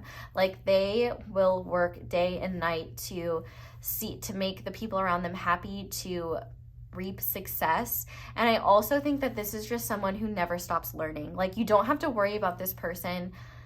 This is going to be someone when they are in their 70s and 80s, like, they are still trying to keep up with the kids. Like, they're not going to be back in my day. Like, they're going to be like, what are you guys into now? Like, this is going to be the person that is always trying to keep up with what the youths are doing, not because they're trying to like stay young, but just because they're interested in how humans evolve. Like, they're incredibly non-judgmental. I think they're just more so fascinated by how different people can be and how different people operate. And I really feel like this person tries to make the best out of any situation. Like, this is a great person to go on vacation with, for example, because even if you run into a million roadblocks, this person is still going to try to make things fun. They're going to look at the bright side of things. They're not going to be someone that gripes. And if you're someone that maybe gets more overwhelmed easily, this is definitely going to be someone that is a great support system for you, because they're always going to be able to, one, validate whatever it is that you're experiencing. Like, I feel like this person,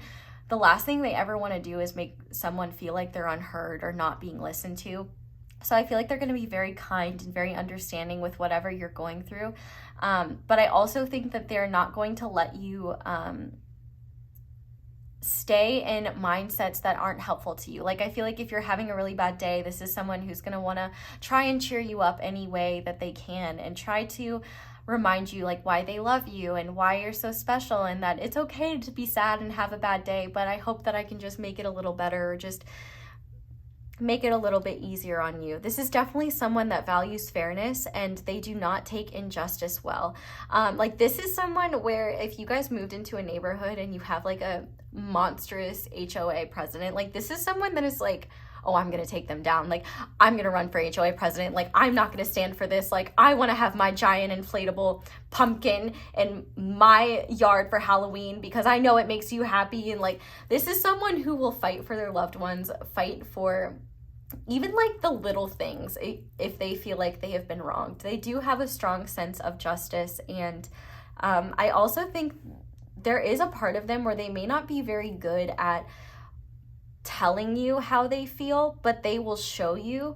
And I feel like if one of your love languages, for example, is words of affirmation, they're not going to be like, well, I'm just not that type of person. They're going to learn how to give you the affirmation that you need. Like, I really love that about this person, because even if they're not naturally inclined to be a certain way, if they know that matters to you, they're going to learn. Like, this is just such a stand-up person. And the interesting thing with the 18 card here is I almost wonder if this person was like on their own at age 18, like the day they turned 18, like they were kicked out of the house, or they were like, you're on your own. I feel like this person really just never wants anyone to experience the upbringing that they had, never wants to experience the coldness and the cruelty and the just hardships that they had to endure. And I feel like you are going to be a safe space for this person where they can really show you, you know, their more emotional side and their more passionate side. I feel like they spend so much time really just trying to make the world a better place around them that they forget sometimes that they count as part of that world. And I definitely think that this is someone who doesn't they don't need a lot of reassurance. Like, they just love being able to help others, serve others. Like, one of their love languages is definitely acts of service and also quality time. Like, they are just someone who values the small things, values the things that truly matter. Like, they know what truly matters because they've had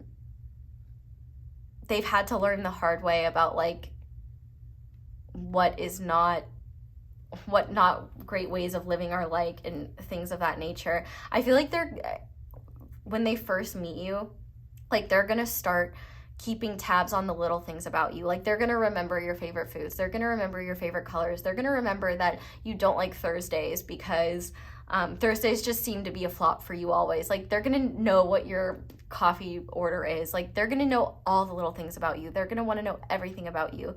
Like, they are just an incredible human being. And the ironic thing is that they really don't want much praise. They might be really uncomfortable with compliments. They might be really uncomfortable with like vulnerability in general. They just want to do their best and want to make other people feel loved and feel like they matter. And yeah, this person has a heart of gold, and they will never stop trying to make the world a better place for the people that they love first and foremost, and for the world at large. And I definitely think that they may not be very carefree very often. They may have like a more, even though they're very positive, they may have a serious demeanor at times. Like, they're just very focused on productivity and getting things done. But I do think their more playful side, or their more childlike side, will definitely come out when they are like listening to music, or you two are alone and are like sharing like a cute moment. But I definitely think as they get older, like older, like in their golden years, I definitely think that is when they are going to be most in touch with their inner child, because I feel like, you know, they've accomplished a lot. They're going to be able to look back on their life and be like, I did this and I did that, and look at what we built together, and look at what we did. And I think that is really going to allow them, like, for example, if you guys have like grandchildren or something like that, they're really going to enjoy just spending time with them and getting to know them and encouraging them, and just like, oh, like I want to cry. This person is so like precious. Protect pile 2 and their future spouse at all costs. But now I'm going to get some like attribute cards, and so just take what resonates here. Not everything needs to resonate, but this might give you an idea of where they're from, their features, things like that. So what else can you tell me about pile 2's future spouse, please, Spirit? Okay, so they could be from North America, United States, Puerto Rico, Mexico, Cuba, Panama, or if they don't live there or they're not from there, they could have ancestry from there. What else? Cashmere, status, feminine, fine weave. So I definitely feel like this person, you will see their soft side. They might like to wear sweaters. They might be a sweater type person. And I definitely think that they are someone who is secure in their feminine energy. Like, they are not someone who is like for example, if this person is a man, like, they're not going to be afraid to like do face masks or anything like that. Like, they're not going to be bothered by doing like more feminine things. But if this person is a woman, I definitely think that they will just be very comfortable in their feminine energy. And I also think that they are someone who has a really fine eye for detail. They could be really good at design or like feng shui. What else, Spirit? But I also think that this is someone who just really likes hugs and really likes cuddling. Like, I feel like that's going to be one of the things that they love most. We also have yellow. So solar plexus, cheerful, confident, blonde. So they could have blonde hair or they could like the color yellow. But the thing that's really highlighted here is solar plexus energy. I definitely think that they are someone who has a lot of willpower, and while they may not like to command the attention of a room, they are willing to do that in order to serve a greater cause. So, you know, they're not afraid to stand up and be like, hey, they're not like, they wouldn't be afraid to stand up in front of a congressional hearing and stand up for some sort of change that they're trying to make happen. I definitely think that they are also just someone who likes to show the bright side of things, likes to look at the bright side of things, likes to make people's day better. And I feel like they just, even when they're sad, it makes them happy to make other people happy. Incredibly selfless. I think one thing you might teach this person is how to be a little bit more selfish, and even if that's not their strong suit, I feel like they will be a bit spoiled by you, and they will really appreciate that. Okay. We also have navy, authority, duty, devoted, adaptable. So yeah, that definitely makes a lot of sense. They could be in the military or the Navy specifically. I definitely think that their loved ones and the people that they care about and, you know, their career and things like that are what is most important to them. You know, this is not someone that is going to shirk their responsibilities or like blow you off to just go be reckless, like I was saying earlier. We also have Cancer energy, caring, generous, poetic, tender. So I definitely think that this person does have a tough outer shell, but they're going to be very soft with you especially. And I think that this person actually has a lot of, they could have a really good way with words, or they could just be, they see the value and the meaning in things. And, you know, they're not someone who is so focused on like for example, with a personality like this that is more focused on being productive and getting things done, they're not productive to the detriment of not enjoying the present moment. Like, this person would not stay at work to miss like their kids' ballet recital. Like they're going to be front and center. Like, if there's something that needs to get done, like I said, they'll either come in early or they'll get it done tomorrow. Like, they are not going to miss that. Like, they value family so much, and they are going to love you so much. They're going to be so caring and attentive to your needs. Oh my God. Like, this is a great person to spend your life with, I'm just going to say. We also have a horse. So this person could be born in the year of the horse. Let's just get one more. And we have soft, routine, freckles, birthmark, consistency. So yeah, so they could have freckles, but I liked this spots card because this definitely kind of correlates to what I was saying earlier about this person, where they have learned how to take care of themselves in ways where, like, they know what routine to do if they're having a bad day. Like, they know what to do if they're too stuck in like a dark place. They have tools and solutions to get out of it. This is someone who says what they mean and means what they say. Like, they're not deceptive. And I also think that this is someone that you can count on to show up for you. You can count on to be real with you. You can count on to be there for you. And on the back of the deck, we have pink, rosy cheeks, loving, playful, sweet. Yeah, this person is definitely going to be very sweet with you. I feel like you are going to be just the most special person to them. Like, they're always going to want to show you that you are the priority. And I feel like they're going to really enjoy surprising you in little ways. And if you do have a family, or even just like if you guys have pets or anything like that, like, they're going to be so attentive to any animals and anyone that is under your care, anyone that is a part of your family, whether biologically or not. They are going to be very caring of, and they're going to do just like the sweetest things for you. I love it so much. So now I am going to look at the charms that I pulled for you guys, and these will give you any signs, any letters, any numbers that could help give you a hint as to who this person is. So let's start with the letters. We have C, we have E, U, and I see Q. So this person might really like playing pool, but I also think with Q here, this person is really going to know what you're like.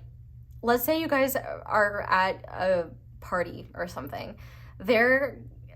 If you give them the eyes of like, I'm really tired of this, I want to go home, like they're going to pick up on those subtle cues. Like this is not someone, like if you're upset, they're not going to not notice it. Like they're not oblivious. They pick up on subtle shifts in your energy. So they will know if if you're upset or something like that, and they're not going to ignore it. They're going to bring it up and they're going to be like, hey, what's going on? Why are you feeling that way? We also have V. We have X. They might also like I just keep hearing visual effects. So like maybe they enjoy like computer type things. We have another C, so double C's and double U's. So maybe they have a double W in their name, or they could have repeating letters in their name. They might really like fettuccine Alfredo. I think this is a 0 or an O, I can't really tell. And we have an F. And I'm hearing the fun song by SpongeBob in my head. F is for friends who do stuff together. U is for you and me. N is for anywhere and anytime at all down here in the deep blue sea. We also have the number 4. So this reminds me of Emperor energy and Aries energy. So they could have some Aries placements, or they could be born in April, which that would be Aries or Taurus. But I do think that this is someone who will primarily operate in Emperor energy. So they like to be established, be in control, have their routines, get stuff done. Like you can rely on this person, you can trust this person. They are overall like a really great person, period. With this little gem charm, I'm really taking this quite literally. Like this person is a gem, and I think you're gonna know that. You might actually find that like you experience the opposite of this type of person. And you might even like think that you're going to end up with a person like that and be maybe heartbroken when things don't work out. And then you meet this person and you're like, oh my God, thank God things didn't work out with so-and-so or those people. Like this person, they are going to treat you like you are the precious, they're going to treat you like the precious, priceless gem that you are. And I also think that if you like crystals or if you like jewelry or anything like that, they're going to recognize your taste and they're going to be very focused on what you like and what you enjoy. Like they're very attentive. And I also think, this person, like I said earlier, definitely performs well under pressure. And I just think of the fact that like diamonds are formed under pressure. And I definitely think this person is a diamond. And diamond is the birthstone of April. So we also have this charm that says wake up, sleep, survive, repeat. And so I definitely think that this person knows what it's like to be in survival mode, knows what it's like to experience a lot of darkness. And I would definitely say that it took them a lot of time to reach this place of positivity, to reach this place of understanding themselves and understanding their needs. They might have actually been like quite rebellious and quite chaotic when they were younger. But they learned how to get out of that. And I feel like if anything, they don't want to be in that energy of survival mode ever again. And I also think that they will really care. Like if they notice that you're kind of having a harder time, or like you just seem to be getting bogged down or frustrated by life, like they're going to do what they can to kind of help you get out of that rut. Like they're definitely someone who is consistent and methodical with their day and their routine. But if they recognize that there is a need not being met, they will adapt to fix that. We also have the gumball machine.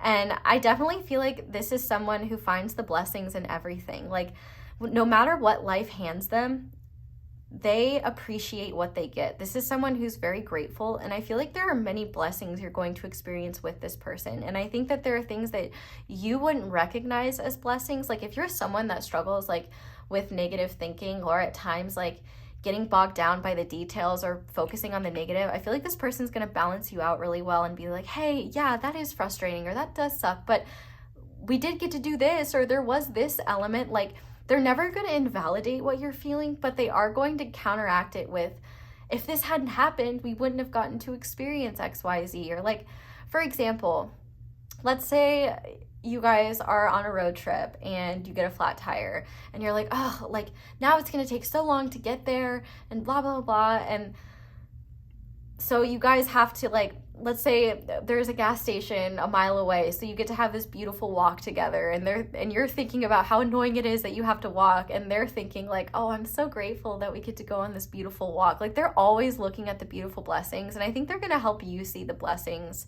as well that maybe you typically miss.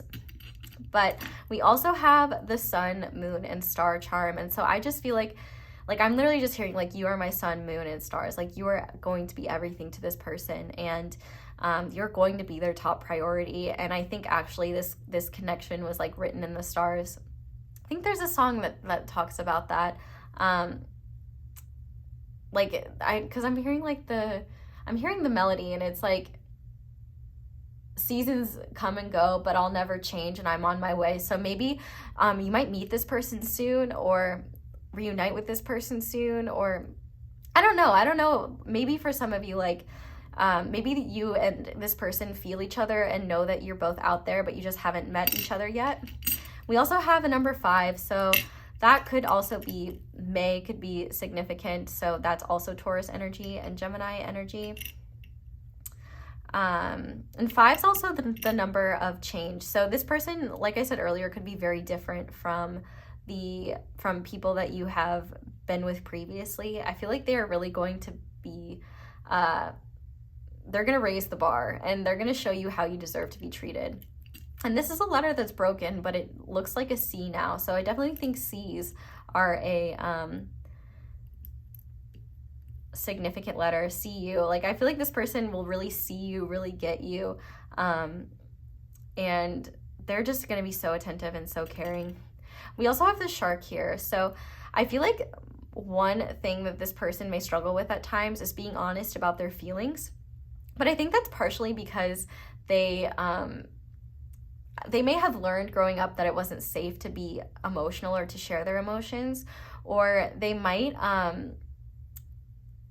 it might take them a while to admit their feelings for you, because they might be just very afraid that you won't see them the same way. I do feel like even though they are such an incredible person, they don't see themselves accurately. Like, they definitely have a bit of a low self-esteem, and I think part of the reason why they have become such an incredible person was because it started out as a way to overcompensate for what they felt was wrong with them.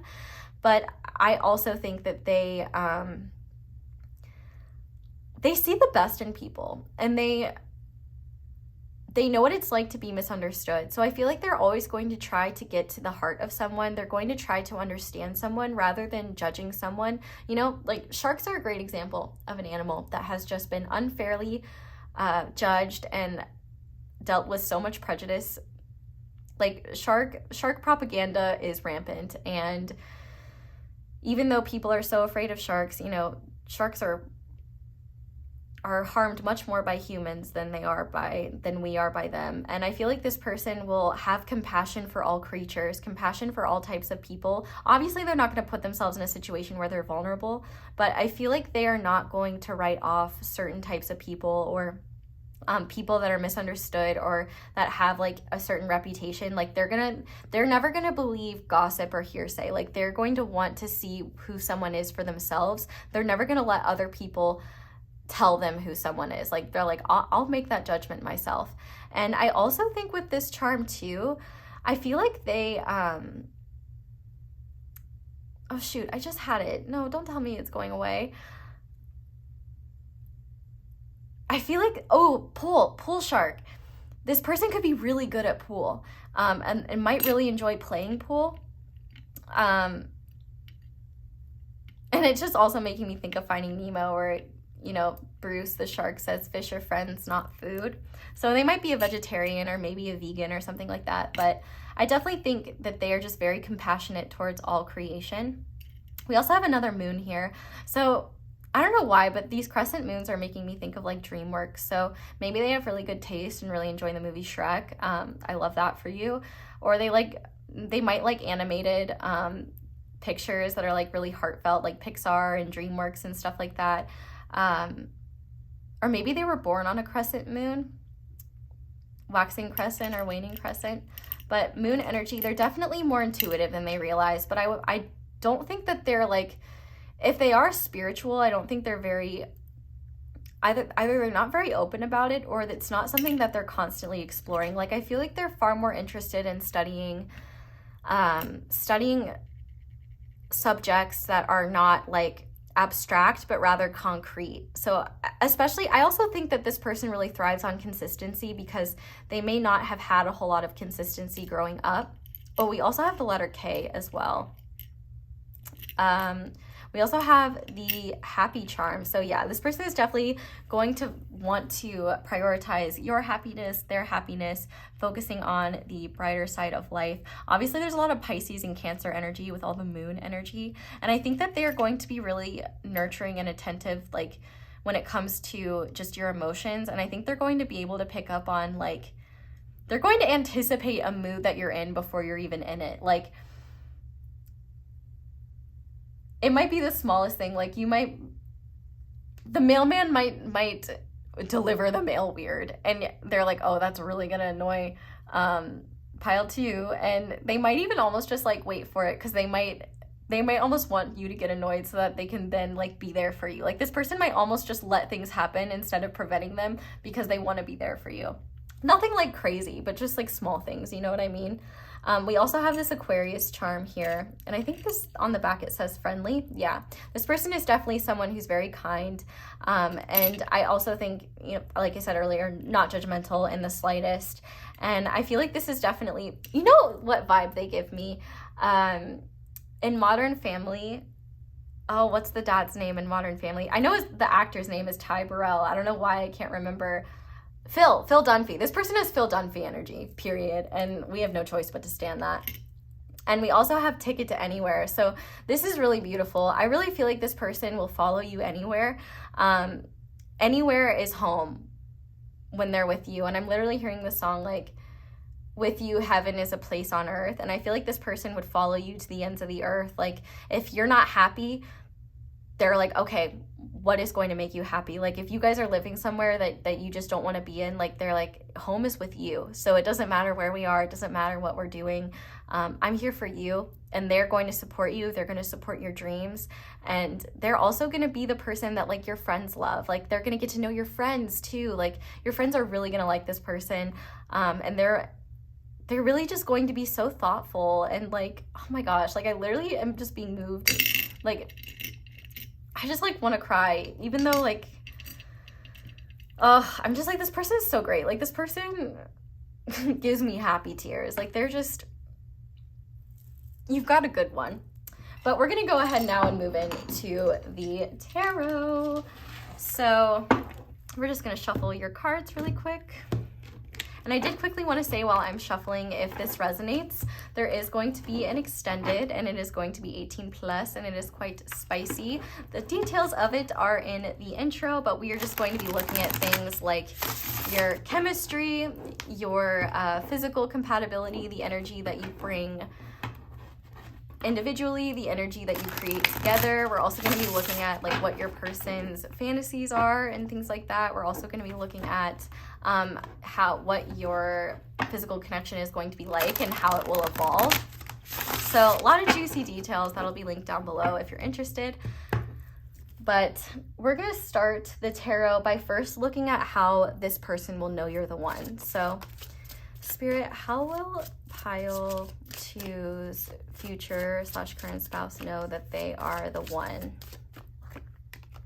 Oh, we have the Empress. They're going to know really soon. I think that they're just going to find you very attractive. They're going to be like, you are the person that I was waiting for. I feel like you're going to be their physical type. And I also feel like they are just like goddess. Like, the only way I can describe it is like the way that if you've ever seen Drake and Josh, the way Josh feels about Oprah is like how this person will feel about you. But like, they would never hit you with their car. They're very responsible and attentive when operating machinery. But I feel like if you already have, like, let's say for example, you have children from a previous marriage or something like that, they're going to love that you are a parent. Like, I feel like this is someone who really loves kids, and even if you don't have kids with them, I feel like they're always going to be someone who, like, they really can get along with kids. And it's kind of funny because even though maybe this person gets in touch with her inner child by like just playing with kids, like, for example, like being like the fun parent, you know what I mean? But with this Empress card being here, I feel like this person will really love, you might be very like feminine or just very soft or like very creative. I feel like no matter what, you're this person's type and this person will feel safe with you. Like with the Empress card being here, maybe they won't know immediately, but they're gonna have an inkling, because I think the first thing is that this person is going to be attracted to you, like period. And they're gonna want to get to know you. And then I think as you both start to get to know one another, this person's going to realize that they feel safe to open up to you. And maybe they tell you things that they've never told anyone. And that's going to be what makes them realize like, oh, they're the one.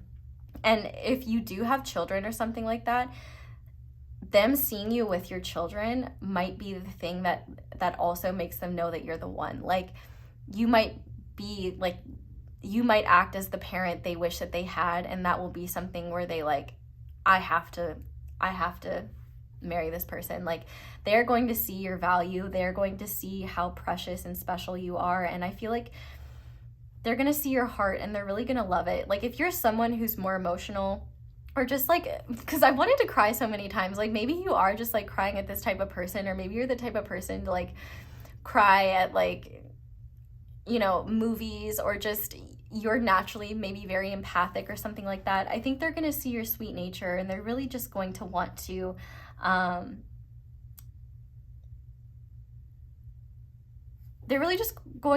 like nurture you, but they're also going to see your nurturing side as well and really like that. And I think it's interesting that I said that this person has Emperor energy, because seeing you as Empress, I feel like they'll know you're the one when they realize that you both like would make a great team and you have everything that they've been looking for.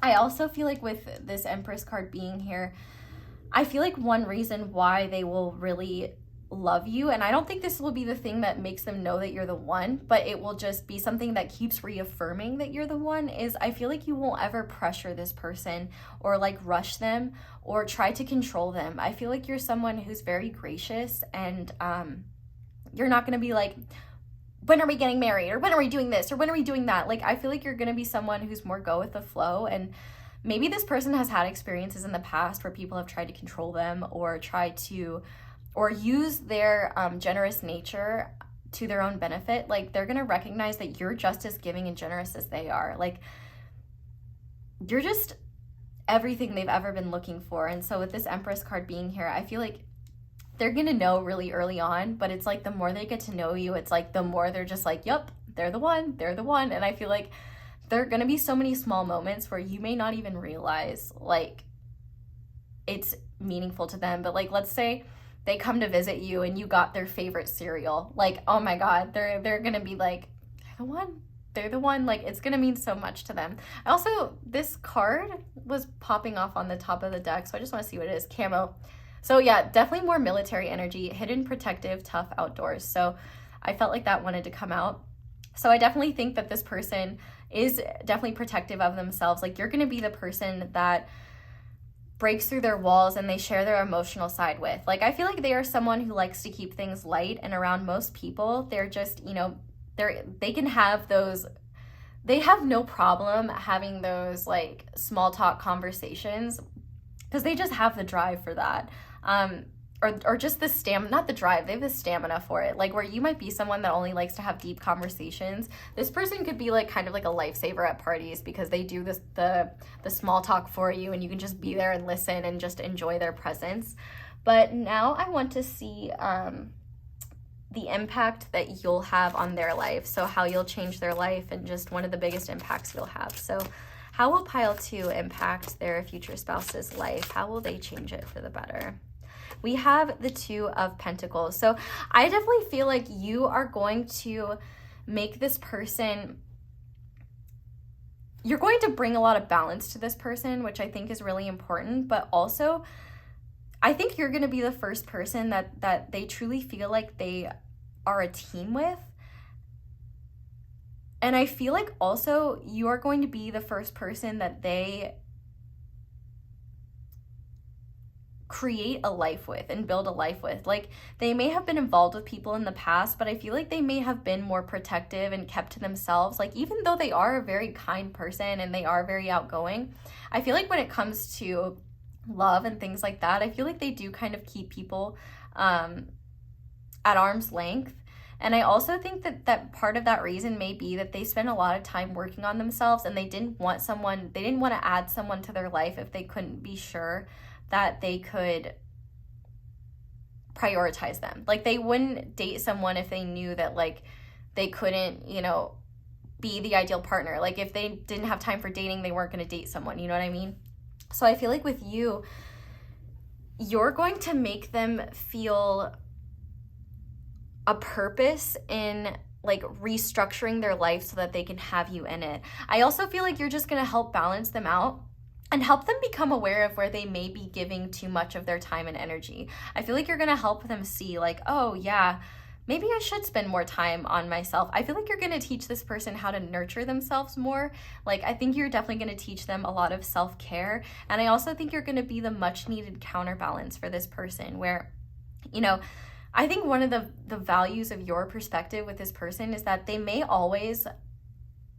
make excuses sometimes for people's intentions, and you might be like, no, like, this is not normal, or this is not right. Like, I feel like you will help this person become aware of maybe people that are taking advantage of their time and energy that they may not have been aware of. Like, I feel like this person is pretty good and has pretty decent boundaries, but I feel like there might be certain people, like friends or coworkers or family members, that kind of take advantage of their time and energy. And I feel like you'll be a necessary counterbalance where you show this person the treatment they deserve, and vice versa. Like, they'll show you the treatment you deserve, but you'll do the same thing. And I feel like you'll make this person feel really nourished in a way that they weren't before. And I also feel like you're just going to make this person realize that any of their, like, career goals or monetary goals or things like that are just so much less important than the life that they share with you. You definitely,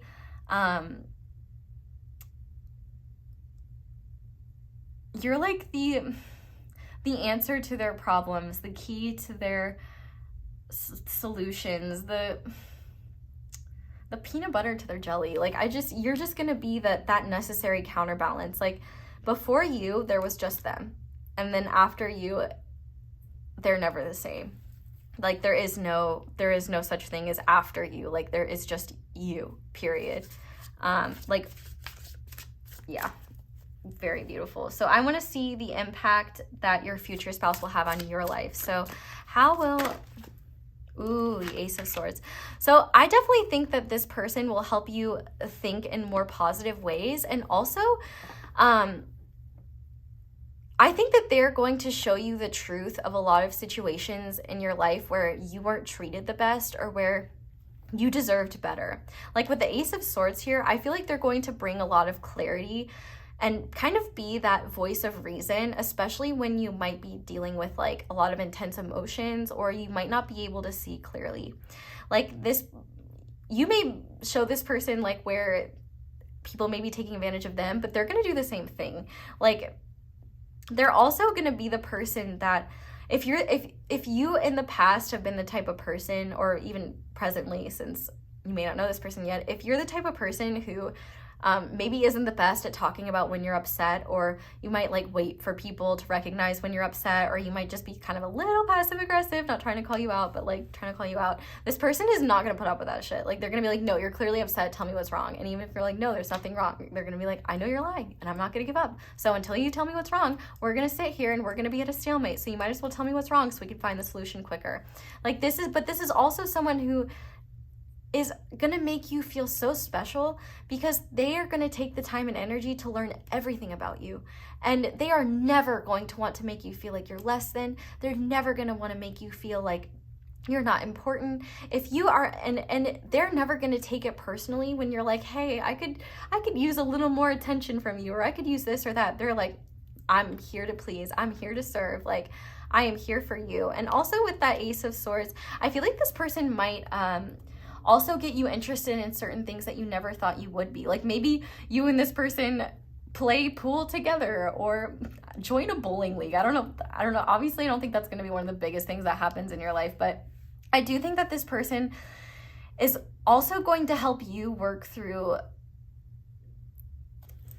difficult patterns in your life. So like, I do feel like you're probably the one that is more, I feel like this person has worked through a lot of their emotional intensities. Like they've learned solutions to work through elements of their emotions. And I feel like at times you might be someone who is just overwhelmed with certain emotions or overwhelmed with certain energies, and you're not able to like see clearly or think clearly. And I feel like this person is going to be the one that like grounds you and is able to say, okay, that's okay that you're feeling this way. Like, what can I do to help you? Or I could do XYZ and help you. Like if you've got a lot on your plate, like let's say for example, you are planning a party and you have everything, you've got everything almost together, and then you find out last minute that the cupcakes aren't going to be delivered on time, and the party favors that you thought were going to be enough are now like, they're not covering the whole room, or they don't look as good as you thought. Like this is going to be the person that's like,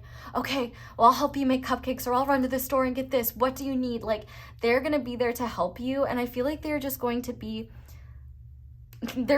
the brain that you need when you're overwhelmed, so that it's like you don't have to do everything on your own anymore. Like they are going to be there and always helping you find clarity. And I also think too, one of the things I really like about this person is that they're not going to tell you that you shouldn't feel a certain way or shouldn't think a certain way. But I do feel like they're going to pose questions like, you know, if you're really upset about something, they might say like, well, like let's say for example, one of your friends says something to you that really hurts your feelings, and you know, you're kind of stirring over it, and it's kind of bottled up within. And first of all, they're going to notice that you're upset. So they're going to be like, hey, what's going on? And you're going to be like, oh, like, you know, so-and-so said this, and it just like really hurt my feelings. And you might be like taking it really personally, or thinking it's something that's,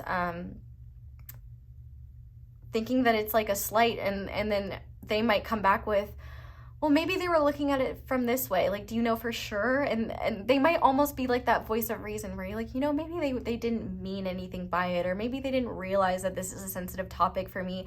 And they will also help you with your communication, so that you have the confidence to like, not only like work through things with people, like whereas maybe in the past you might have just held things in or suppressed things. Like if someone said something that wasn't very like kind to you or something, you'll have the confidence to be like, well, what do you mean by that? Instead of trying to intuit what they were saying or come up with your own answer of what you think they were saying about you. Like I feel like they're just really going to help you with your communication. They're going to help you see things more clearly when you might be struggling to. And I feel like they're also going to be someone that you can trust. Like if you have trust issues, this is going to be someone that will never ever ever want you to feel like you can't trust them. So if you need reassurance, like if you're the type of person to be like, would you still love me if I was a worm? Like they would be like, absolutely, I would still love you if I was a worm. I would figure out to be a worm too, and we could have our happy wormy life together. Like, and I also think that this person is, if you felt like in the past like your partners didn't really care to hear about your day, or just really they weren't attentive, like this person is going to show you the attentiveness and care that you are looking for. Like they're going to listen to you, and they're going to care about your day. Like, you know, if Linda was talking shit behind your back at work, like they're going to be like, oh my God, like Linda is such a snake. Like they're not going to be like, oh babe, like, get over Linda, like it doesn't matter. Like they're gonna be like, I can't fucking believe Linda would say that. Like what the fuck, Linda? Like, and I also think they're gonna make you laugh. They're definitely gonna make you laugh, and I think your smile is gonna be one of the things that they love most about you. Oh, they're gonna love to see you happy. And so when you're sad, they're gonna go the extra mile, because there's nothing more rewarding than seeing you happy afterwards. Just getting you back, like your smile is gonna be one of the things that they love most about you. And just seeing your face light up when you're passionate about something. Oh my God, this person is amazing. Oh, I love this person. I love this person for you. Please invite me to the wedding. I want to be there. Okay, so now we're gonna see a blessing to come from your union together. So Spirit, what is a blessing that pile 2 will receive from their union with their future spouse, please? We have the 5 of Cups. Okay, so this is actually really beautiful. You'll always have each other, period. Whenever things don't go your way, whenever things are not the way you wish they were, like this connection is going to be the backbone that makes life, even when it's like, this is going to be the thing that even when life is really challenging, you both have each other. And on the back of the deck, we have the Hierophant. So I definitely feel like this is a for life type of commitment, unless like for some reason that would be something you wouldn't want. But like, I feel like this person is going to be committed to you, you to them. And like, I feel like they're going to take your marriage very, very seriously. And I'm sure you will as well. So I definitely think that this is going to be something that stands the test of time.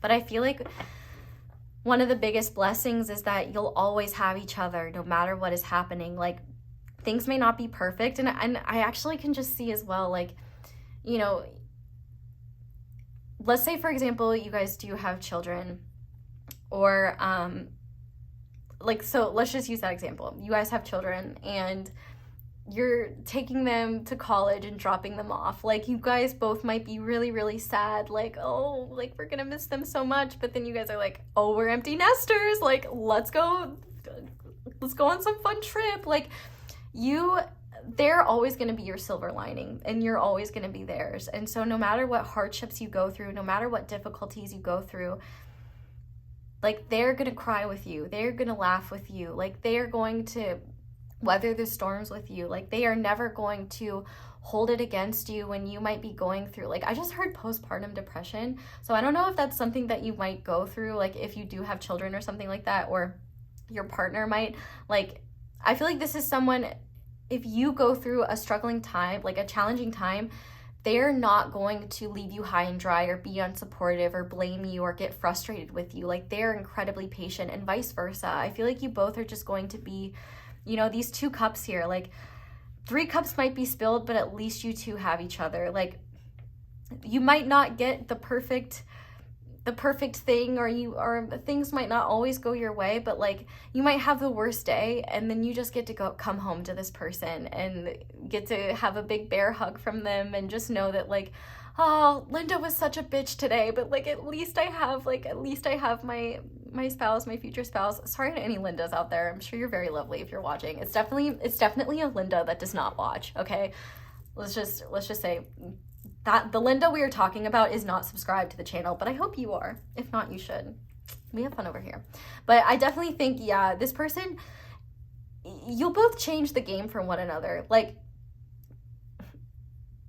your happiness is their happiness, their sadness is your sadness. Like, you are in this together. You are truly 2 partners, and like, this is just so beautiful. Like, it really doesn't matter what you guys go through. Like, you both could literally lose everything and it wouldn't matter, because you have each other. Like, at the end of the day, like, no matter what you go through, you'll have each other, and this relationship is solid. This is beautiful, like, so beautiful, and such a blessing, such a blessing. The relationship itself is the biggest blessing. But we're going to go ahead now and get some channeled messages.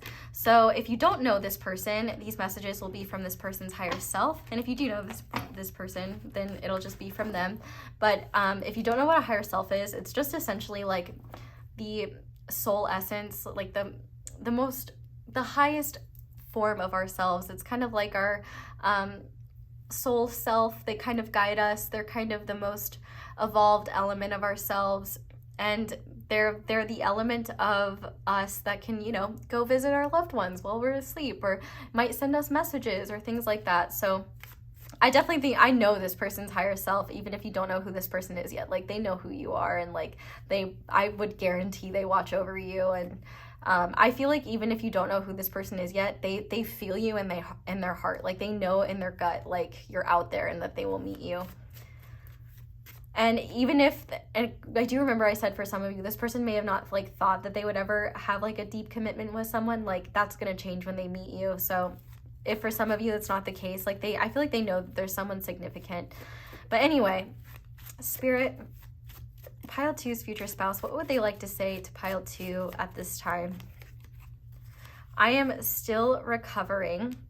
So if you don't know them yet or something like that, they might be recovering from some sort of challenge, or they might be still recovering from you stealing their heart, not gonna lie. We also have, we're at the right place at the right time. And I feel like that's the one thing that you need to know is like, you can't miss this person. Like, you're destined to find each other. And we also have I have to tell you how I feel. So I feel like maybe you know who this person is, but maybe you guys haven't expressed feelings to one another yet, or something like that. But I definitely think that this person, it's not going to be easy for them to be honest about how you make them feel, but like, they're not going to be able to help it. But like, they're going to have to tell you. What else do they want? But I also think once you are together, this person's going to really enjoy telling you how you make them feel. Like, I feel like you're going to be a safe space for them to express their emotions. And I feel like they're going to really cherish that, because that's probably something they didn't have growing up. And I think that they're just really going to value you and love you so much, and just be so grateful for the fact that they can just tell you how beautiful they think you are, how much they love you, and how much they love your smile, and just all of that beautiful jazz. What else would they tell pile 2? I am afraid I will hurt you, and I apologize. So if this person ever hurts you, it's not intentional. And I think that if they do ever mess up, like, they will own up to it. And I feel like they might even say, like, I've been avoiding like relationships or something like that because I'm afraid of hurting someone, or they just might be afraid of ever saying the wrong thing or hurting your feelings. Like, they never want to do that. Like, they're always going to be very gentle with you. They're always going to be very nurturing and attentive. And if they ever do something that hurts your feelings or something like that, they're going to be immediately apologetic. Like, they are never going to be intentionally malicious towards you. Like, if they ever hurt you, it's not intentional, and they will definitely learn from it and never do it again. And on the back of the deck, we have I'm just as weird as you are, which I really, really love. So I definitely think that you both will feel a sense of home in one another. But we're going to go ahead and finish this part of the reading off before we move on to the extended with some guidance for you. So to start, we have I love you. These are powerful words. So if you know who this person is, like, they might be wanting to tell you that they love you, but if you haven't met them yet, just know that they love you very much, and you can't miss them. Like, this person is destined to be in your life. This person is destined to be your person. And I feel like the best, like, I feel like also this one thing about this person is that they may not have had like their family members tell them that they love them or anything like that. And I feel like they're going to love telling you how much they love you. And if this is who you're currently married to, they just want you to know that they love you very much. And maybe you telling them that you love them is going to be one of the things that like just opens their heart to you, and like they never look back. Like, maybe with that Empress card, maybe you're the first person they ever tell, like, romantically, like, I love you or something like that. But we also have the love you're showing yourself is reflecting back in your relationships. Be aware of how you treat yourself. So maybe at this time, if you're dealing with people that don't listen to you, that aren't attentive, that don't make you feel good about yourself, like, Spirit might be saying that that you deserve the love that you give other people. And that I definitely think that with this card, if there are people in your life that don't make you feel good about yourself, if there are people in your life that don't make you feel loved, like, kick their asses to the curb. Like, they suck. I mean, I'm not going to tell you what to do with your life, but you deserve people that love you and cherish you and recognize how wonderful you are. But we also have ownership. You acknowledge your misdeeds and accomplishments alike and learn to love them as lessons. And I think that's going to be something that's very special about this connection, is like, this person is not going to let you get away with like projecting, or like, they're going to take ownership for anything that they do wrong, and they're going to expect you to do the same. So if you got away with that in the past, like, that's not going to happen in this one. But I also think that this person is going to make you a greater person. They're going to help you heal, and they're going to help you see the things about yourself that you didn't realize were so amazing. But also, I think that this person is never going to like gaslight you or make you feel, they're never going to invalidate you or make you feel like you're doing something wrong. But I think maybe one way to, if you're not in this relationship yet or haven't met this person yet, taking ownership of like your role in things, I think will help you kind of be in an energy to be ready for this person, so that when you guys do have challenges, like, this is definitely the type of situation where it's never you versus this person, it's you two together versus the problem. And you both are like able to take ownership for ways in which you might play into a dynamic, or ownership, and maybe taking ownership of where maybe you've allowed people to take advantage of you. Maybe you've allowed people to take advantage of your kindness. We're not allowing that anymore. No, pile 2, you are so worthy of beautiful things. But we also have trust. Transformation occurs through acceptance.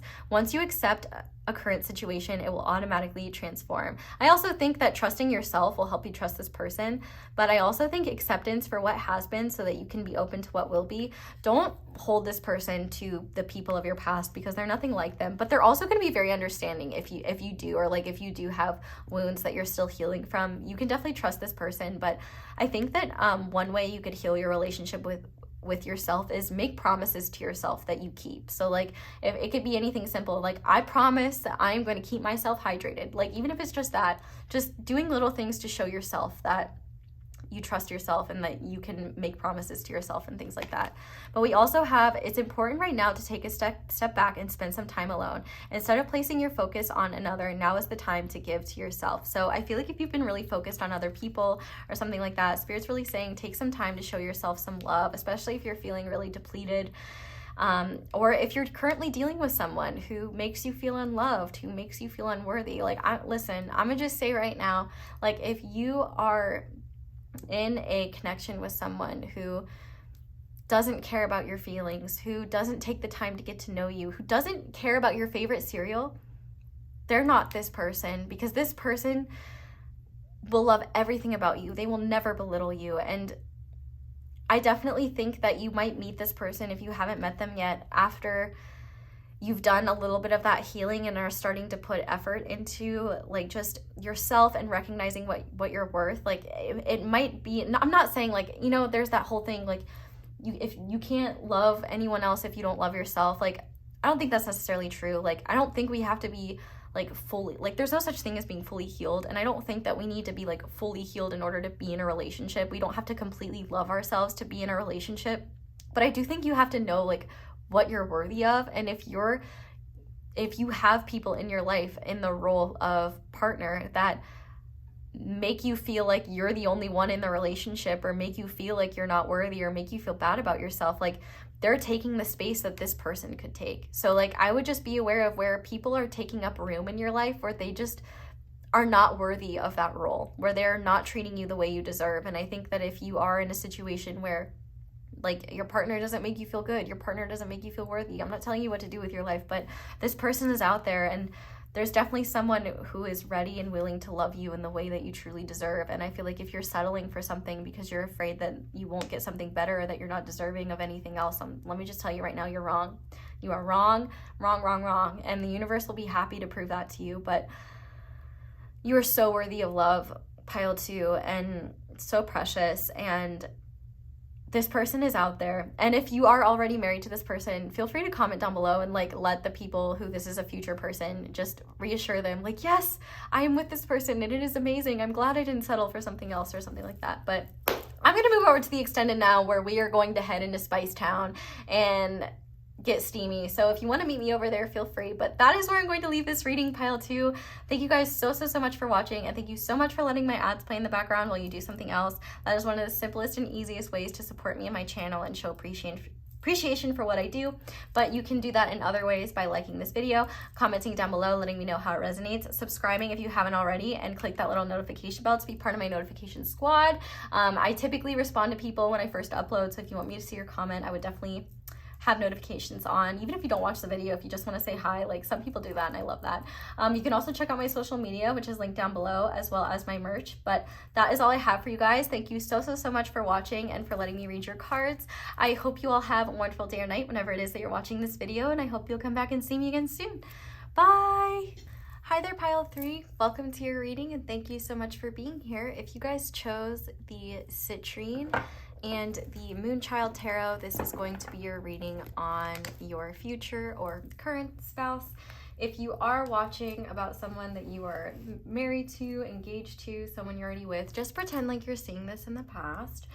And with that being said, if you want to see a full breakdown of the reading, there is one in the intro. But we're going to go ahead and start by looking at different elements of who your future spouse is by looking at their personality. So to start with your future spouse's outward personality, we have the earthworm. One of their greatest strengths is I follow my heart.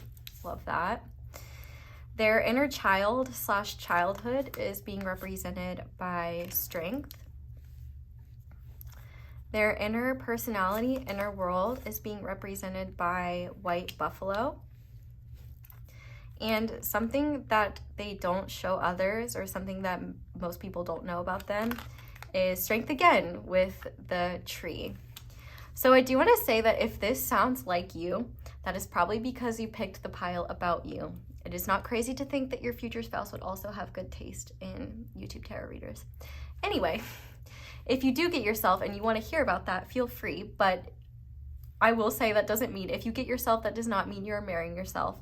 I would try a different pile and see if any of those resonate. And I did also want to mention that you might be drawn to more than one pile, and that might be because you have more than one option in terms of a person that you could marry. So just know you have free will and all that jazz. But let's get into this person, because I really love their energy. And if this is the pile meant for you, I think you really will too. Right off the bat, I get tons of Libra energy with this person. We have Libra here with I Follow My Heart. A lot of Leo energy as well, with strength being here twice. But it's interesting that this strength card is a number 11. Sometimes it teeters between 11 and 8. Strength and justice flip back and forth, but this person could be a life path 11, or born in November, or born on the 11th of a certain day. So if they're born in November, they could be a Scorpio or Sagittarius, have those energies. They could be an earth rising, or just have earth energy, because we have Virgo, Capricorn, Taurus here. But just take what resonates, not everything has to. This is really interesting. I actually want to start with this person's outward personality.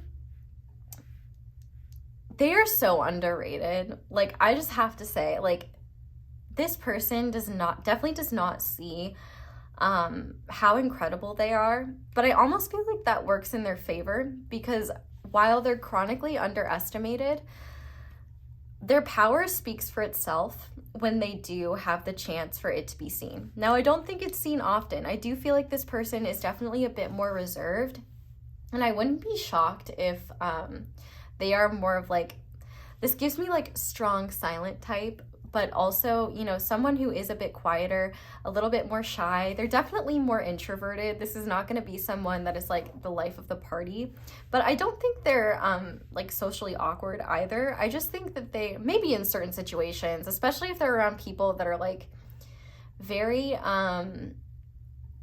judgmental or like crude. I don't know if crude's the right word. Like, rude is the right word, not crude, rude. Well, I guess you could be rude and crude. I can't even remember what the technical definition of crude is. So let's strike that off the record unless it resonates for you. Anyway, I think that this person is actually incredibly intuitive, and I feel like this person is shy and very hesitant to share their perspective. This Earthworm card also talks about a beginner's mindset, but I feel like with your future spouse, they are someone who, even if they have been in a field for years, they still doubt their knowledge. They still doubt their value. But I do feel like for some of you, actually, this person might try a bunch of different things before they find the right path for them, if that makes sense. I feel like they might start over in a bunch of different careers or something like that before they find the right career for them. Or they might stick to one thing that is truly meaningful for them, but they just may never see themselves as an expert. They may see themselves as someone that is always learning. And I feel like this person's spirit is so strong, and I don't feel like that always translates in reality, because I think they're still a bit shy, and I do think people kind of overwhelm them at times. But I think part of what's overwhelming to them is that they see the world so differently from most people. And I think as a result, they don't feel confident enough to share their viewpoints, because if someone critiques them or maybe like tries to poke holes in what they're saying, they might freeze in the moment and not know like how to make counterpoints, and then like later they'll be like, I should have said this or I should have said that. It's like they kind of freeze when they're in the moment and they kind of get awkward. I don't want to compare your future spouse to like Worm Jerry from Rick and Morty, but like I do feel like that's how this person sees themselves sometimes, but they're anything but that. Like they are not they're actually incredibly strong, because we have that here twice with strength. And actually, I think if anything, they could have a Leo moon or something like that, where maybe there's just some Leo energy there where they may be really afraid of saying something wrong. And it's not that they would be wrong, it's just that maybe other people don't see their perspective. But they're a really incredible person. With this strength being I follow my heart, this person has a deep connection to their spirituality. And I think their strength comes from their compassion and comes from their willingness to listen to their heart over their head. And truthfully, that is something pretty rare in this day and age where everything is very logically driven and very just focused on the factual or the logical, rational. There's not a whole lot of room for intuition and leading with your heart. And I think that's the amazing thing about this person, is that no matter what, one of their biggest strengths is that they trust their intuition. They trust the wisdom of their heart, and they trust what feels right to them over what logically seems right. And it's quite possible that it's taken them a lot of time to do that. And honestly, I think it takes a lot of strength to be able to trust your heart over your head. It takes a lot of trust in yourself. It takes a lot of trust in the universe and a willingness to trust yourself before you have evidence of it. This is some big dick energy if I've seen it. Like, listen, anyone can have big dick energy. That's all I'm saying. Like, this person might present as very meek and unsure of themselves, but they're actually so strong. And I think part of it too is they might almost, the more they get to know themselves and the more they recognize how much power they have, they might keep this persona anyway, because it might honestly just be safer and easier to let people think that they don't know what they're talking about or that they're unsure of themselves. This person, the fact that this tree here as something that they hide from others, this person has so much wisdom and they're so strong. They're definitely an old soul. And the fact that this card represents their inner child and their childhood upbringing, or just an elephant. I wanted to say element, I almost said elephant. One element of their upbringing was just that whatever environment they were in, it seems like it required a lot of strength for them to remain true to themselves. I feel like they could have been born into a family where maybe they were born into a really logical family, or they were born into an environment where emotions weren't, there wasn't much emotional support. So maybe they had to lean on themselves for emotional support, or maybe they had wisdom beyond their years and they were actually had more wisdom than the people raising them. Or it seems like this person has a beautiful heart and a beautiful soul, and children with hearts and souls like that don't typically fare well when they enter the earthly realm. I definitely think that this person may have really struggled, especially in like school. They may have done like really well academically, but I'm saying like they struggled emotionally. They could have struggled as well in academically, but I feel like if they did, it wasn't because they weren't capable. It was because they weren't interested and didn't want to force themselves. But also this kind of gives me vibes like this person may be neurodivergent, and maybe they've never been diagnosed, or they were undiagnosed through like school or something like that. So people might have thought like, what's wrong with your future spouse? Like, why can't they do this or why can't they do that? And all this time, this person was literally like masking who they truly were in order to fit in with others. And I think as a result, that has affected their self-esteem and has made it so that they don't necessarily trust themselves. But this person is actually, honestly, usually one of the smartest people and most wise people in the room. The most wise? The wisest? One of the wisest person? Like they're definitely someone that has wisdom beyond their years and has so much more knowledge than they realize. And I think actually one of the things that makes them so smart is that they think they're stupid. So they're always like wanting to learn more, wanting to see more. I think one of the pitfalls of a lot of smart people is that they're educated idiots, in the sense that they are so sure of what they know that they're unwilling to look at what they may not know. And so I feel like with this person, they're so unsure of what they don't know, or what they do or don't know, that they're always open to new information.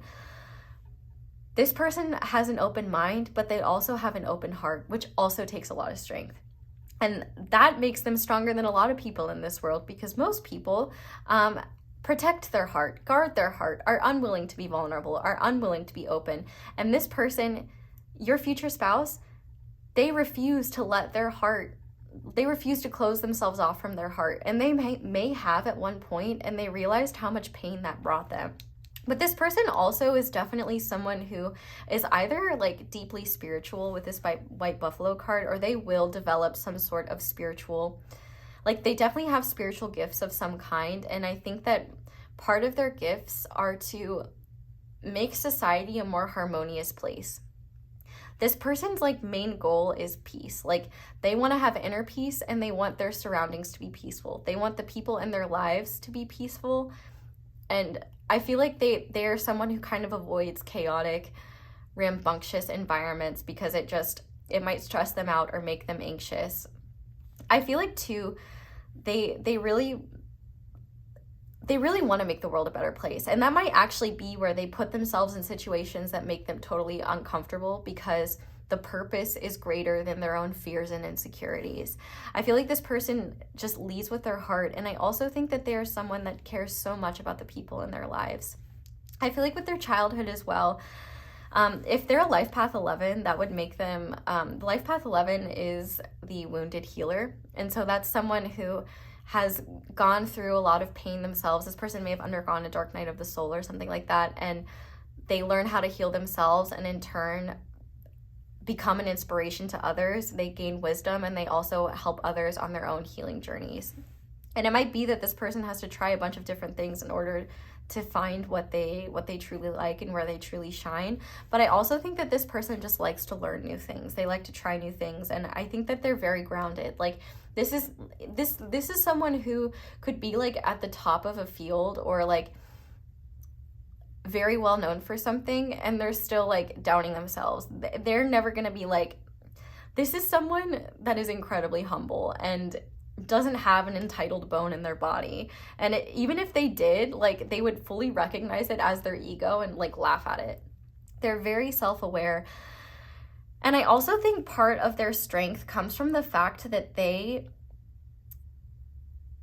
do not allow the darkness in the world around them, and the darkness in others, and the viciousness in others to be something that determines how they treat others. I feel like this is someone who kills people with kindness, even though they may like in their head be like cursing that person out. They're still, they don't necessarily suppress that energy, but they don't want to give the people outside of them the credit for making them feel that way. Like this person can be incredibly stoic even when they're highly emotional, because they don't want people to see that. And it's like I also think that they feel more comfortable like processing their emotions on their own. And I feel like with all this Libra energy here as well, I feel like they like to be in environments where people are getting along. Like they don't want to be in a situation, I'll tell you what I'm laughing at in a second. They don't want to be in situations where people are constantly arguing or something like that. So if they experience that in their upbringing, I definitely think that it's a priority for them to be around people that make them feel at peace. And if you do not add to their life or maintain peace in their life, like they're not going to be involved with you. But this person kind of reminded me, I don't know if you've ever seen The Magic School Bus, but like Arnold, where they're always doing something and he's like, oh, I knew I should have stayed home today. Like I feel like this person might be very sleepy sometimes. Like they might sleep a lot and need a lot of rest. Like they might get really exhausted by large crowds and just by like being in the earthly realm, because I do think that this person is actually a very wise spiritual soul, and whatever they're meant to do here on this earth, like they are meant to bring more peace, more harmony to what they do. And I also think that they are meant to be an inspiration in whatever they do. And I think that they'll be an inspiration in multiple ways. Like they'll be an inspiration to their friends by their attitude. They'll be an inspiration to the people that they work with by leading by example. I feel like this person is someone who's just so solid. And not only that, this person has tree wisdom, which tree consciousness is so cool. And I'm going to insert a little personal story here. But one time when I was doing past life regression, I had this conversation with a tree, and they were telling me about tree wisdom. And I wish I could do it justice, but the tree was essentially saying, like, you know, the tree just exists. It does what it's meant to do. You know, anyone can come by and do what they will with the tree. They can talk to the tree, they can carve something into the tree, but the tree doesn't stop being the tree. The tree doesn't, you know, honestly, I kind of wish the trees were like in Wizard of Oz and, like, you know, would smack someone if they were carving their initials, like, how dare you, that's my body. Like, but obviously the tree doesn't do that. The tree sways with the wind. The tree just, essentially the point of the tree wisdom that they were trying to tell me is that the tree just accepts what is. It doesn't try to overinterpret things. It just does its job as the tree. It stands tall. It reaches towards the light, does its little tree stuff, and it does not allow what is happening around it to alter its purpose or what it's doing. Like, it is what it is, and it's not interpreting the things that happen around it. It accepts being part of the environment, part of the ecosystem, and it accepts its role. I mean, not that it has much choice. It doesn't have much movement as a tree, but the point being, this person has that energy in them, and people don't realize that. Like, they might think that this person is weak because they don't talk back, or they don't stand up for themselves. But it's not that they can't stand up for themselves. They just don't find people that are bringing bullshit their way worth humoring. Like, I feel like there's someone who just sees that stuff as like drama and stuff like that. It's just like, it's just not worth my time. Like, I don't care. Like, I feel like they see a mile away what someone's real intentions are, and anyone that's trying to get under their skin or rile them up or make them feel bad about themselves, like, they just see through that. And even if they do question themselves, they go and they retreat. They spend time likely in nature. They may be really connected to nature, or they may find like forests really calming. They could have the spirit of a tree almost. I really feel like they need time to process things by themselves. And so I think that, like, you know, if someone was really making them doubt themselves, or like making them question the way that they look at something, because let's be clear, this person definitely is not like set on their own mindset. Like, they're constantly looking at other ways of doing things and trying to see things from other people's perspectives. But it's like when they're kind of able to go within and they're not dealing with the pressure of someone's energy being focused at them and like needing to respond in a timely manner, and like the emotional intensity of a situation, like when they're not connected to that and they're in a more peaceful, calm situation, they see things much more clearly. And I feel like this is someone who has learned to not, they have kind of mastered learning to not be reactive, or learning to overcome their reactive impulses. This person also, I think, is just someone who is very gentle, very kind, and I feel like they don't want beef with anyone. I feel like people might actually get triggered by this person's energy, and they may not know why. And I think it's because this person has such a natural connection to their heart space, to their soul, and their truest self, that it makes other people feel insecure, and they might not even understand why.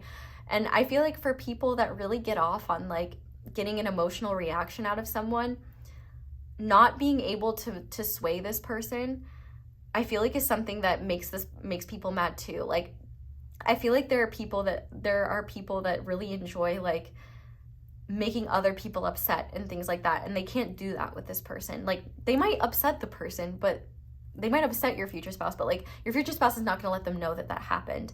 And I feel like, you know, it's not that your future spouse doesn't feel emotions. They feel things very deeply and very intensely. And I think it's because of that they try to be extra careful with their emotions, because I think if they're not careful, they could lash out at someone and they would never forgive themselves for that. And like, maybe when they were younger, they did lash out at people, you know? I feel like they could be really destructive with their emotional impulses. And so as a result, it's like they really try to like hold that stuff in, and they've learned how to reach a peaceful state before they respond to something. And I feel like one of the things that they've learned, because they'll definitely be mature enough by the time that you're married to them, that they have learned how to deal with any emotional reactivity that they have, and learn how to channel their emotions in healthy ways, and how to kind of let go of the impulse to respond or react immediately, and instead kind of go within, see what aligns with their spiritual and like with their spiritual values, with their integrity, and do what feels right then. I feel like this is someone who has learned to let a lot of things go. And that might have been hard, but I think what they've realized is that it's much more difficult to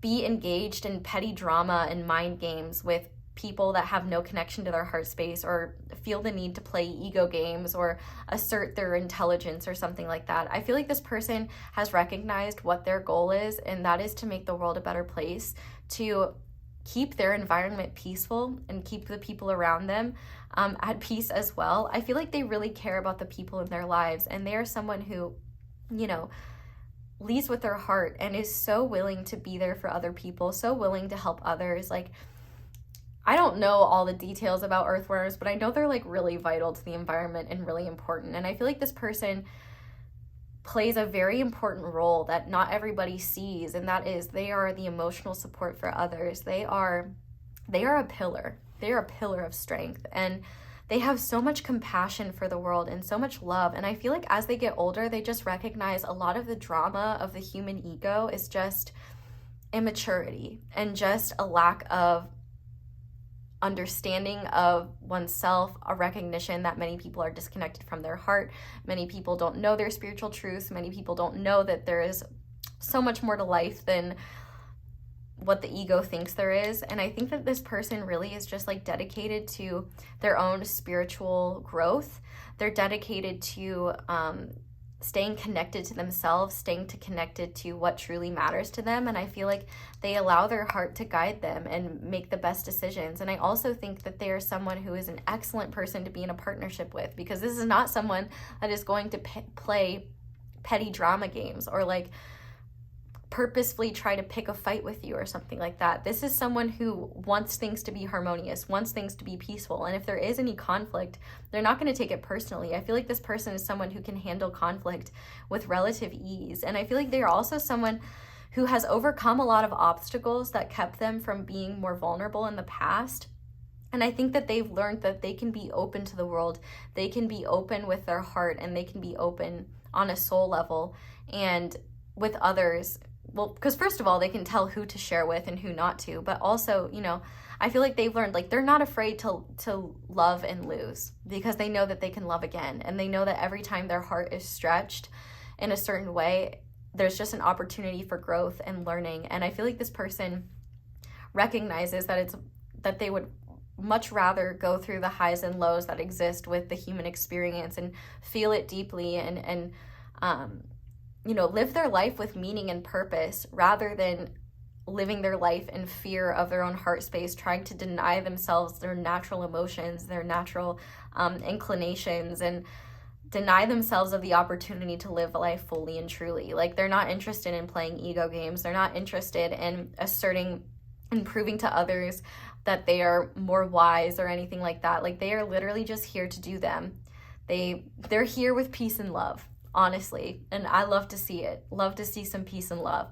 And I think that is something that they're passionate about. And I think more than anything, this person has learned how to, they choose their battles. And most of the time, they're not even like on the battlefield in general. Like, they would rather invest their energy fighting battles that will like change the world. Like, if they're going to put their passion and their strength into something that requires them to be more fiery, like, they're going to do it towards a cause that they care about. Like, if there's some sort of activism, or if they're trying to advocate for someone, like, they have a lot of strength. It's just they're very selective with who they share it with. And I also think that, you know, they're someone who doesn't need to prove themselves to anyone, and that takes strength. They have learned to love themselves and learn to trust their heart, and that makes them stronger than the vast majority of people on this planet, because most people are running around here worried about things that don't even matter, all caught up in their own stuff, not even recognizing, you know, not even recognizing the good. Like, I feel like this person is someone who sees things very realistically, but I also think they recognize that if we look at things from the ways that we were conditioned to, we'll miss out on so much. And so I think this person has learned to feel their truth rather than to look for it, and to trust what their body is telling them, trust what their heart is telling them, and go from there. But I definitely think a lot of people don't understand that. And I think they're used to being either like ridiculed or talked down to by people. And so I think they're just like, yeah, you know what, whatever. Like, I do feel like there's an element of them, especially in new spaces where they might be shy or afraid to share their vision. But this is someone who's really intelligent, has wonderful ideas, and actually when they do speak up, like, I bet they're often really surprised to find that there's usually a positive response to when they do speak up. But I do think that like their greatest enemy is themselves, because they're constantly doubting themselves. They're constantly questioning themselves and saying, is that true? Is that real? Like, this is definitely someone who takes themselves seriously, in the sense that they never want to be the source of someone's pain. They never want to be sharing things that are rooted in ignorance or rooted in harm. Like, they want to make the world a better place. They want to attribute to peace and love. They do not want to contribute to anything that is not peace and love. Like, they just want good vibes. They just want to have a good time, and they just want to be with people that make them feel loved. And I think too, this is someone who definitely thrives with one-on-one connections. Like, they might be really shy in group settings. I feel like they really like getting to know people on a personal level and like having heart-to-hearts. I definitely think that this is someone who loves having heart-to-hearts, and I feel like they are also someone who might be like the therapist friend, or might often be the one that people go to when they need guidance or advice. This is someone who really wants to help heal others and help people realize that their heart is not something to be afraid of. It's something to embrace, and that it has so much wisdom to share with them. And I think that the thing is that people can't even really tear them down for this, because what they're saying is actually really grounded in reality and actually very true. And I think that the people that actually take the time to get to know this person are blown away by the amount of wisdom they have and how much awareness they're carrying without even realizing it. This is a truly special person, and on a scale of 10, they're an 11, like, period. And so I definitely think that you are a lucky, lucky duck to be marrying this person. And I also think that if you are a spiritual person, that will definitely be something that you both really bond over. And I think that this is 100% someone who will love you earnestly and truly. Like, when they love someone, they love with their whole heart. Like, and they will not test you or do any, like, play any ego games. Like, they are here to be authentic. They are here to be real with you, and they are really powerful, and other people may not see that, but you will. And I think that they are a source of strength, especially when there are tough times. Like, people, like, so many people lean on them, and I feel like people definitely take this person for granted, but I know you won't. And even if you do, they'll forgive you for it, because that's the one thing. This person has so much compassion for humanity, so much love for humanity, and I think they are such a forgiving person. They always see the heart in someone. And I think, if anything, they might struggle to see, they might always see the good in people, and they may have had to learn that if they're always doing that, they may do it to the detriment of their own well-being. So I think as they grow, they will realize, like, okay, I need to be discerning with who I share my heart with. But I always think that they're someone who will never stay in a fixed mindset, because there's always something new to learn. And honestly, they just don't trust themselves to, like, they don't lean on their perspective and on their brain, because they realize that there's so many illusions that the mind creates. And so this is really beautiful. They've just learned to trust their heart and take things a day at a time. And I feel like their main goal is just staying at peace internally and keeping their outer environment peaceful as well. Listen, if you want drama and theatrics, I don't think you're going to get it with this person. But I do think that they may make passionate stands. Like, they might passionately tell you, like, how much they love you and pour their heart out to you. But, like, that's going to be really sweet. It's not like ego drama. It's like just genuine love. Like, I definitely think that this is someone who, they're a rare breed, and they are someone who exemplifies true strength. They don't try to control others. They don't try to force their viewpoint on others. They accept people as they are, and they are discerning about who they spend their time with. You know, they're not trying to change anyone. They're just, they use their power of will to make sure that the people in their environment uplift them, resonate with them. And if they don't, if they take away from their peace, if they bring them stress, they're kicked to the curb. May have not been that way in the past, but as they get older, they will realize the value of that. And I think that they'll realize how valuable their peace is. And how they do have power and do have a say over who is in their environment. And so I definitely think that they're going to be someone who just does not tolerate bullshit. And also, one thing I will say about this person as well is there will be times where they might give people tough love, in the sense of like, if you're one of this person's close friends, for example, or, you know, well, this is going to be your future spouse if this reading is resonating. So, you know, if your ego is on blast and you're like lying to yourself about something, this person's going to say it in a calm and kind way, but they're going to be like, do you think that maybe you're not considering this perspective? Like, this doesn't sound like your heart. I feel like your heart would be saying something else. I feel like this is someone also who doesn't give unsolicited advice, but might nudge you in certain directions if they feel like there's something that you're not seeing. But yeah, they don't tolerate bullshit. I really respect this person. And I think that also, like, this is someone who can really, like, this is a ride or die type person. Like, if you are in their inner circle, you are very lucky, and you're literally marrying this person, so you're like the luckiest. You get their heart, and I feel like they will go to the ends of the earth for the people that they love. So I feel like this person will do anything that they need to for you, and they will just like love you so earnestly and want to do anything to make you feel loved and cherished and special. So I'm gonna go ahead now and use this oracle deck just to kind of get some more information on who this person might be. Just take what resonates.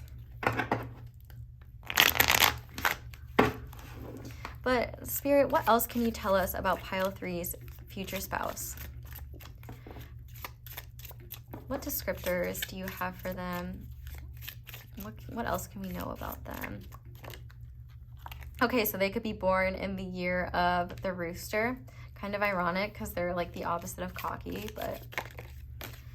Okay, we have Sagittarius, adventurous, philosophical, brave, honest. And see, that's the thing. I feel like this person will not lie to you. Like, if they feel like you're lying to yourself, or you're not seeing the full picture, or like if someone's projecting something onto them, they'll say it in a kind way, but they're going to be like, listen, with peace and love, I disagree with you, and here's why. But also, they would be willing to consider that perspective. And sometimes I feel like this person, probably one of the biggest wounds that they have is that they were probably gaslit by people that they loved and trusted, that made them doubt themselves, when in reality, they weren't doing anything wrong. I feel like there's a lot of healing for this person when it comes to realizing that they weren't wrong. Like, they were just dealing with a society that didn't know how to support them. And I think what they're going to realize as well is how conditioned humanity is to not be in its heart space. And I feel like it may be this person's goal to help people awaken to their heart more and to be brave enough to love. Like, it takes a lot of bravery and a lot of strength to live from your heart and trust your heart, even when your mind is running in circles and is unsure. So I definitely think that this person has done a tremendous amount of inner work, and their inner work will never stop. But we also have Gemini, witty, entertaining, persuasive, versatile. I definitely think that this is someone who, like, there's someone where people might be like, oh,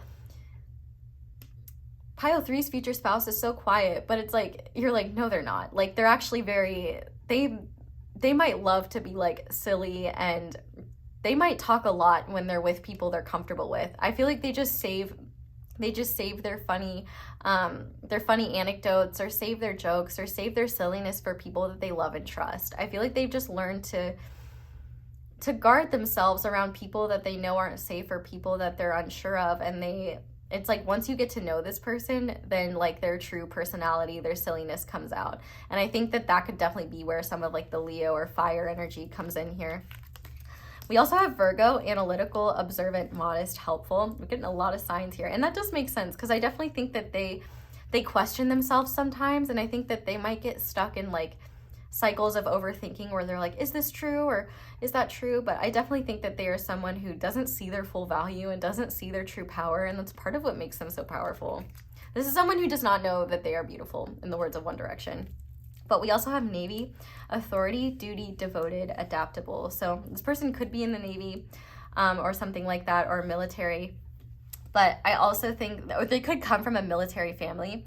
And maybe like they had to move around a lot, like growing up. So for example, maybe they maybe they, you know, were used to not having very many friends because they were moving around all the time, or maybe they had a hard time making friends because they were really shy. But I also think that this is someone who has a quiet authority to them, where as they get older, like,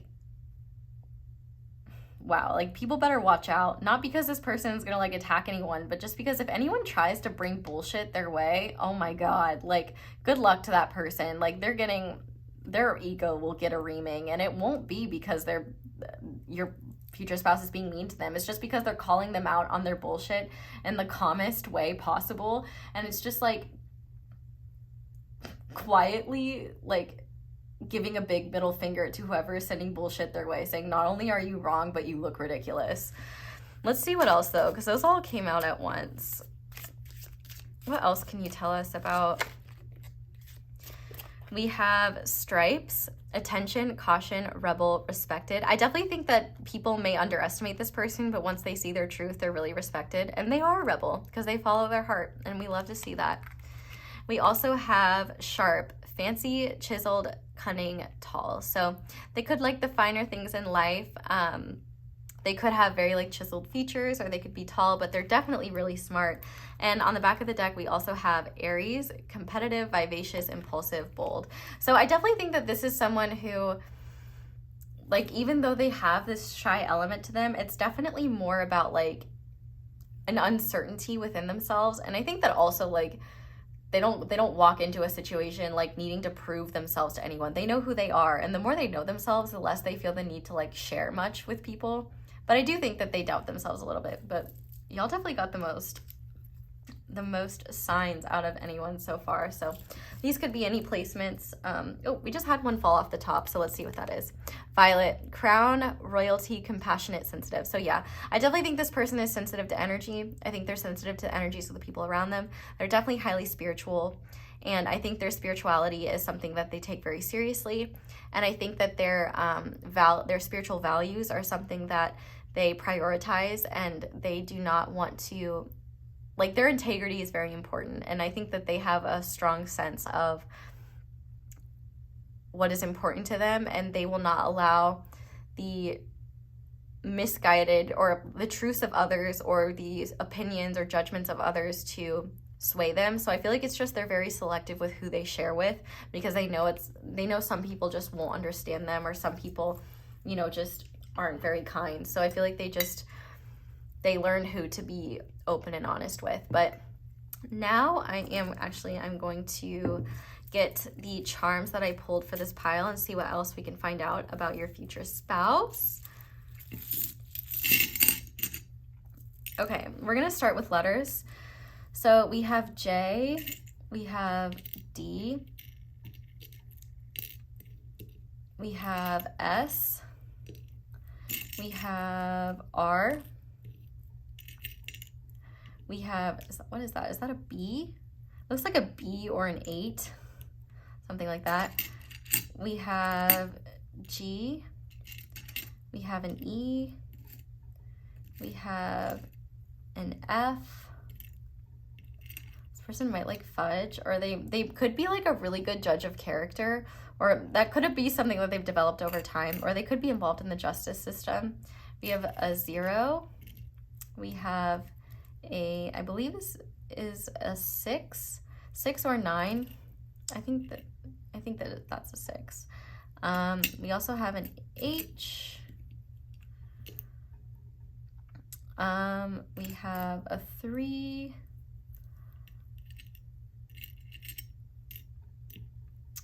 We have a C.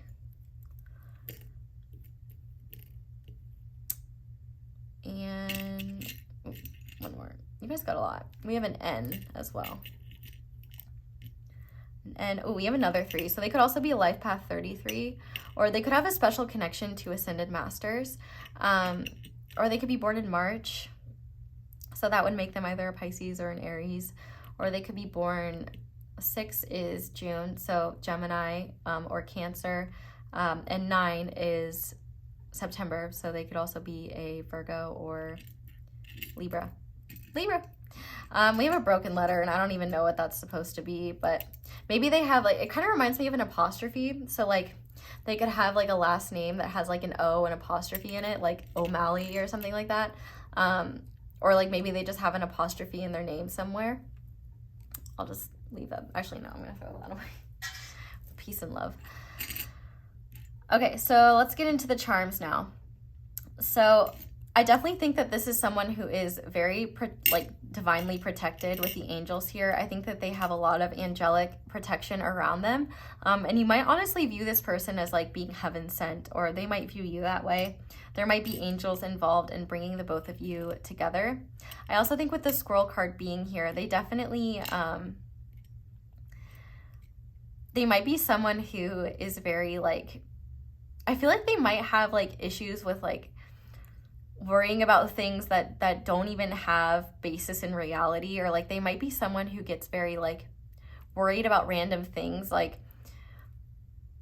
what if there's an apocalypse or something like that, and like almost get themselves worked up. Like I think that they've literally learned, I feel like the reason why they've learned to cultivate so much peace is because they may have had they may have problems with overthinking or anxiety or something like that. But also with the acorn being here, on this little squirrel charm, maybe they like squirrels or something like that. But you know, the tree starts out as the acorn, and I think the thing is that this person is going to evolve into a tree, and they're still going to see themselves as the acorn. So there's like a huge disparity between who they truly are and how they see themselves. But also with the shoe here, this kind of gives me Cinderella vibes, so that story could be significant. You know, because like I was literally just watching that movie a little while back, and honestly, people do my girl Cinderella dirty. Like, she actually was far sassier than I think we remember, and she just, she talks some shit, like, I will say, but she was also incredibly kind and compassionate. So, you know, maybe that story is significant, or maybe maybe this, like the phrase, if the shoe fits this person, or maybe they just really love style, you know. Libras tend to have an eye for fashion or design, so they could maybe they have a shoe collection, or they really like certain brands or certain things. Maybe, well, did we have fancy? Yeah, so maybe they do like the finer things in life, or they like to spoil themselves in one way or another. We also have the crown here, so that does make me think of Leo energy, but it also just makes me think of divinity. I do think that this person has a strong connection to their spirituality, and I think that that is something that they lead with. I feel like it is really important to them that they honor their spiritual truths over what other people think they should do, or over the opinions of others. Like, they have learned to trust themselves, because I think they have come to realize that most people have no fucking clue what they're talking about anyway, and so it's better for them to trust themselves first, so that they don't kick themselves later for not trusting their intuition, if that makes sense. But we also have the turtle here, so I do feel like sometimes this person might need to kind of go into hermit mode and take time to like decompress from the outside world. But I also think that they are someone who progresses slowly but steadily. I definitely think that they are someone who, you know what they remind me of? The turtle in what was that movie? Kung Fu Panda? They're like the wise turtle in that movie. If anyone's seen Kung Fu Panda and you're watching this pile, comment down below some of the things that turtle says, because like that's the shit that this person would be doing. But I also think that they are someone who makes progress slowly and steadily, and so I think as a result, they don't see how much growth they've actually achieved, because it doesn't happen instantaneously. It just becomes like the growth that they have becomes part of their new normal, and so they don't see how much they've actually evolved. But let's see what else. Oh, we have another J. So repeating letters could be significant, or something like that. Let's see what else. We have this key here. So I feel like this person holds the key to a lot of answers for other people. Like, they unlock a lot of wisdom in other people just by sharing their heart and just by being honest. Like, I also think that they help people unlock emotions or unlock parts of themselves that they may be closed off from.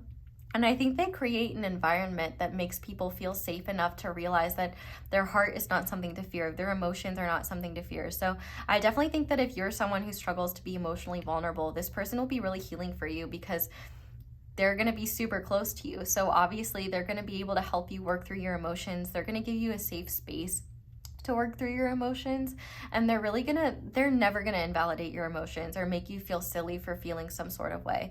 They're always gonna try to understand why you feel the way you do. And I also think that they will help you unlock a lot of awareness about yourself that you didn't have before, and realize, like, they're also gonna help you just see, like, so many beautiful elements of yourself that you may not have seen before. Let's see what else we have. So we have salty. I definitely think that if this person is upset with something or like frustrated with something, they're someone who is not going to like take that out on anyone. Like if someone makes them upset, I feel like they are someone, even if their levels are max salt, they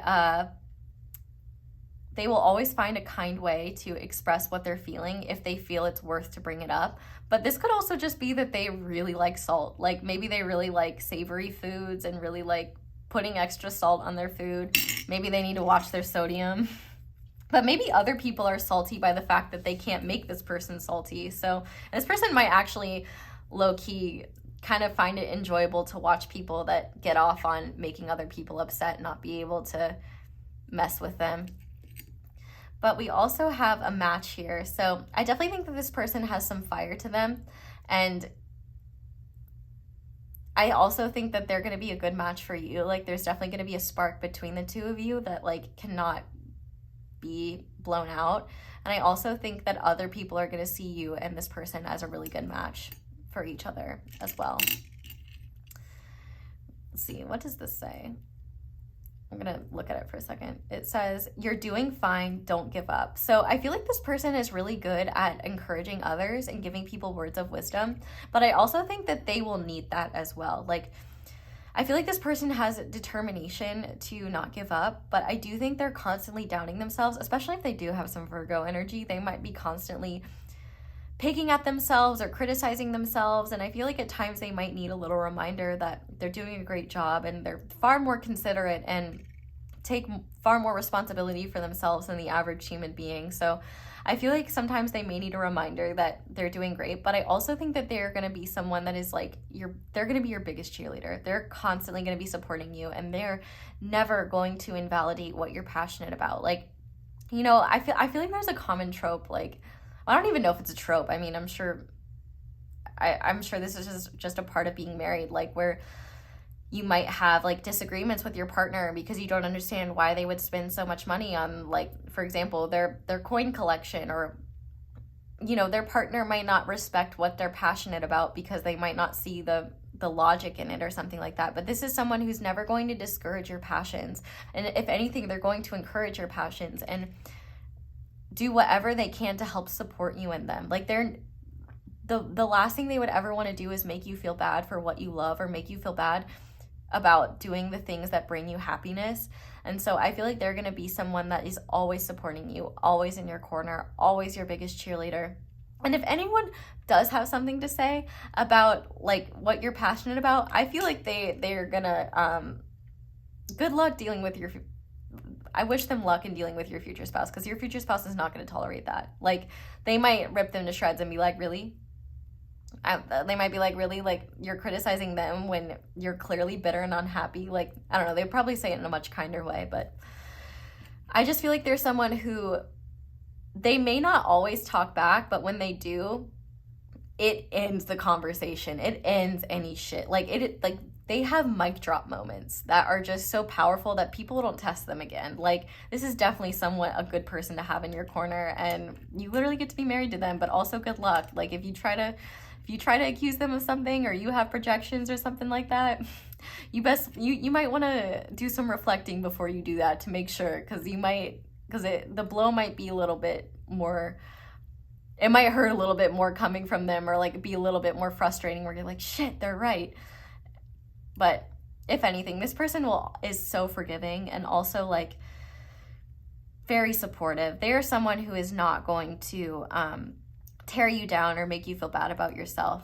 But we also have the Eiffel Tower and France. So maybe you or them could be from France, or this could just be about traveling. Like maybe you and them will travel together, or maybe you have a special connection to Paris or something like that.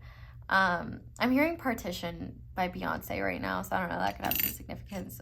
Maybe they really like Beyonce, or maybe they have a dream about the Eiffel Tower or like visiting Paris or something like that. But I think this has more to do with traveling. I think this person really enjoys going on trips and discovering different cultures and just seeing different parts of the world.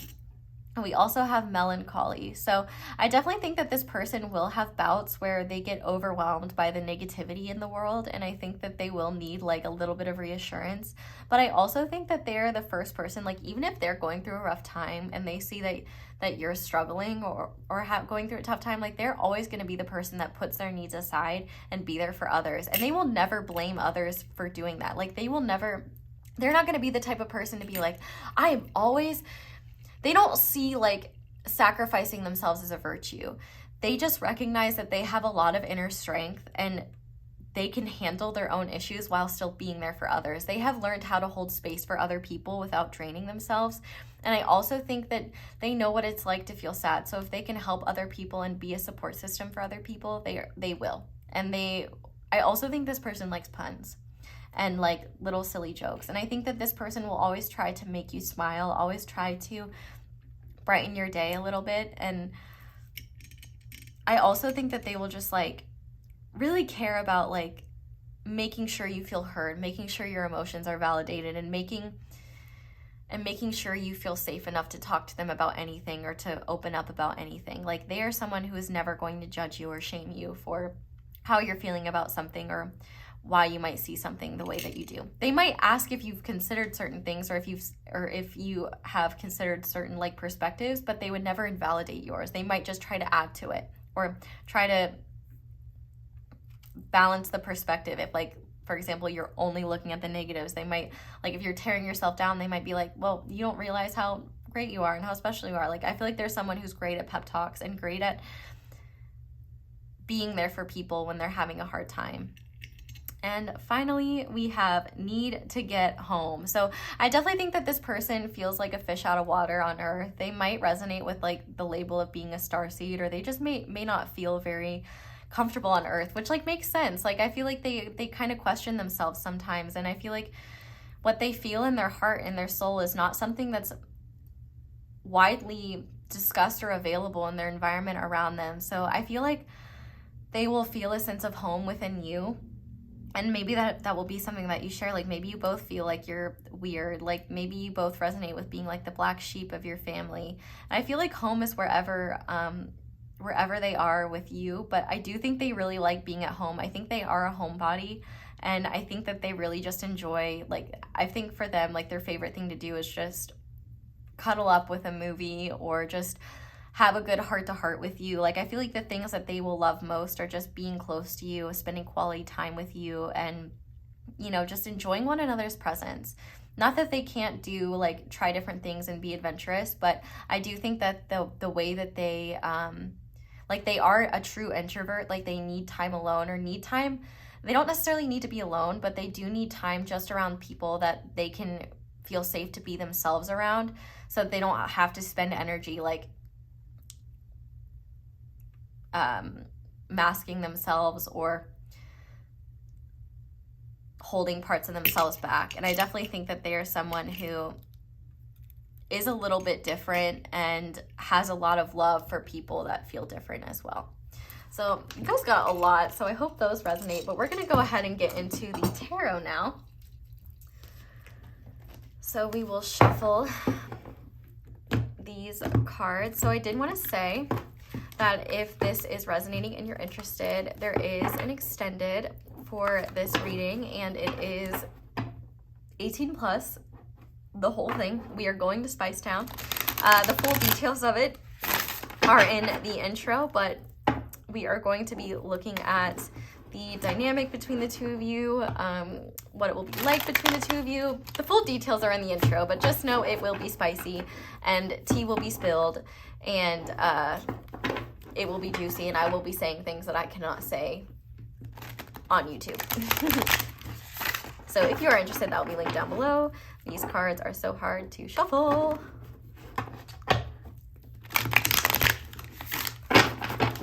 And what's really interesting is that I feel like in some of the other piles, it was really easy for me to tap into like the viewer's energy. And I feel like I'm having a harder time tapping into your energy in this pile. So I don't know if it's just because we're really focused on your person, or maybe there are a lot of different types of energies that, like, because it's a general reading, like maybe there's just a lot of different ones, but maybe you're very similar to this person. And so it's almost like I'm getting both of you at the same time, which would almost make sense too, because like 11 is a mirroring card. But I'm going to go ahead and start by asking how your future spouse will know you're the one. Wow. Okay. That was really fast. The Three of Wands also represents Sun and Aries. So maybe you meet this person during Aries season, side note. But with the Three of Wands being here, this person will know you're the one because they will see a future with you. And I don't know how quickly that will be, but if I'm being honest, I think it will be very soon after you two either start dating or start getting to know one another. And the fact that it came out so quickly, I really do think that like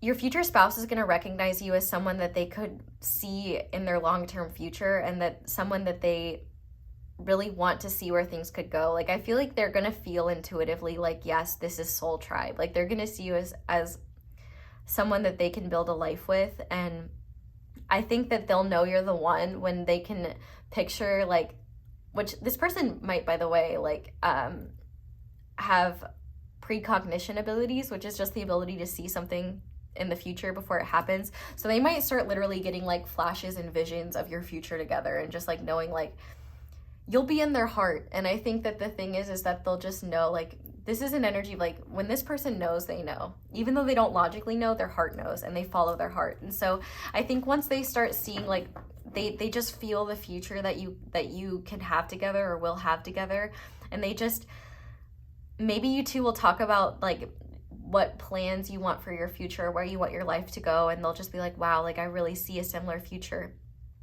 as this person. Like, we could really build something special together. And I also think that you will inspire them in some way. Like, you might make them feel excited about growing or evolving or building a life with you. And I think that this person really cares about growing. They don't want to stagnate. And I think the thing is with you, they feel like they can really grow with you, and that it seems like you'll never have to stop growing with, they'll never have to stop growing with you. I think is something where they just really see like life could be an adventure with you, and one that they really want to follow and see what will happen. But I think the biggest thing is that they'll know you're the one when they just see like visions of the future, or like they can just picture a future with you, and they just know like, yeah, this is gonna work, like this is right, this is what I want. And I feel like once they know that, there's no looking back. Like, when they know, they know. Like, so even if you're not aware, you don't know that they're the one for a lot longer, that's okay. They're not gonna tell you that. Like, they're not gonna be like, oh, by the way, like, we're gonna get married. Like, they're gonna keep that. And whenever you figure it out, they're gonna be like, I'm so glad you see it that way, because I have also been seeing it that way. They're someone who definitely keeps their cards close to the chest, but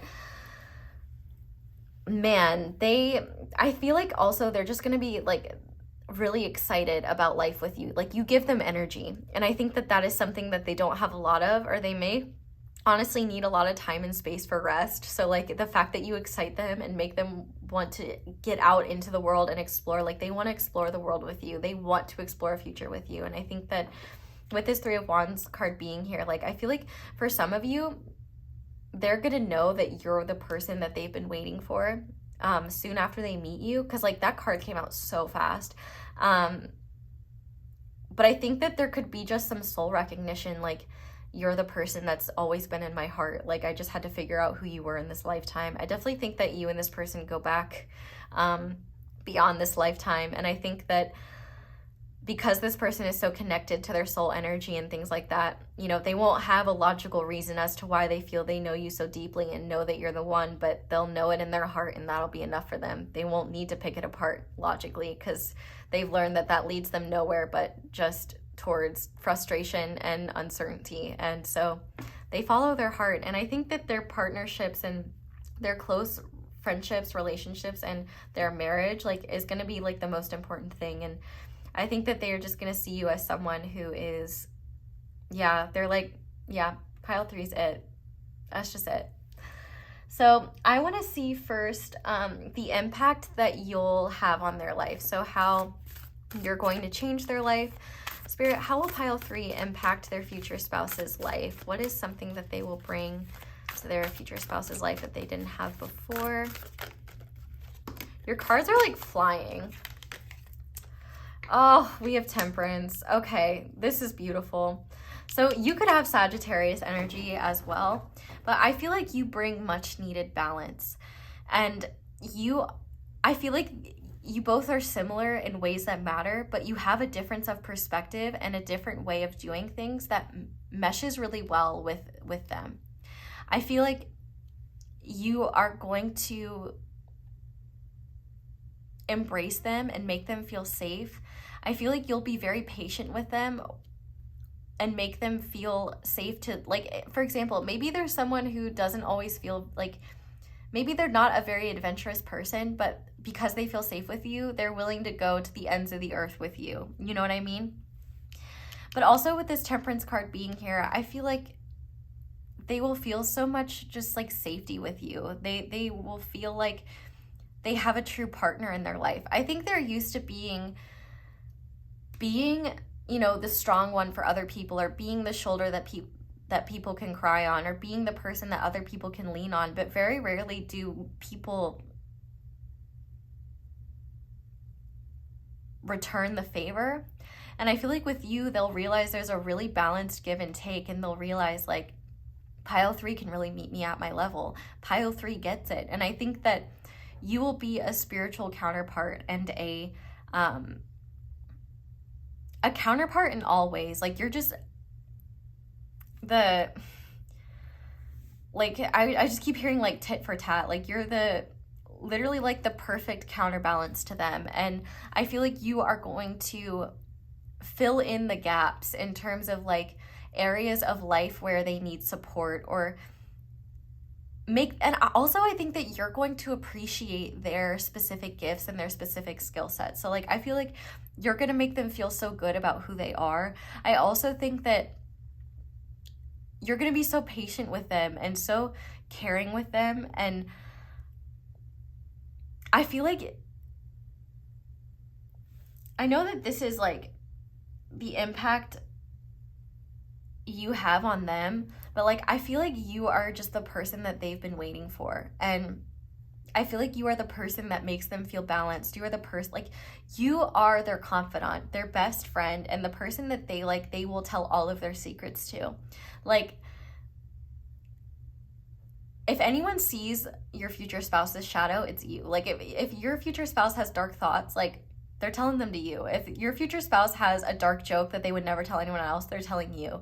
Like, I feel like they feel a sense of safety to be completely themselves with you. And honestly, if they are reactive, if they do get upset, they know that they can do that with you, because not only will you be forgiving, but it will probably be a relief on your end, because you'll be like, finally you break, and finally you allow yourself to be human and be reactive. Like, it's good to know that, you know, sometimes you still have those moments where you're human. I feel like your future spouse has a hard time allowing themselves to be human, or allowing themselves to be flawed.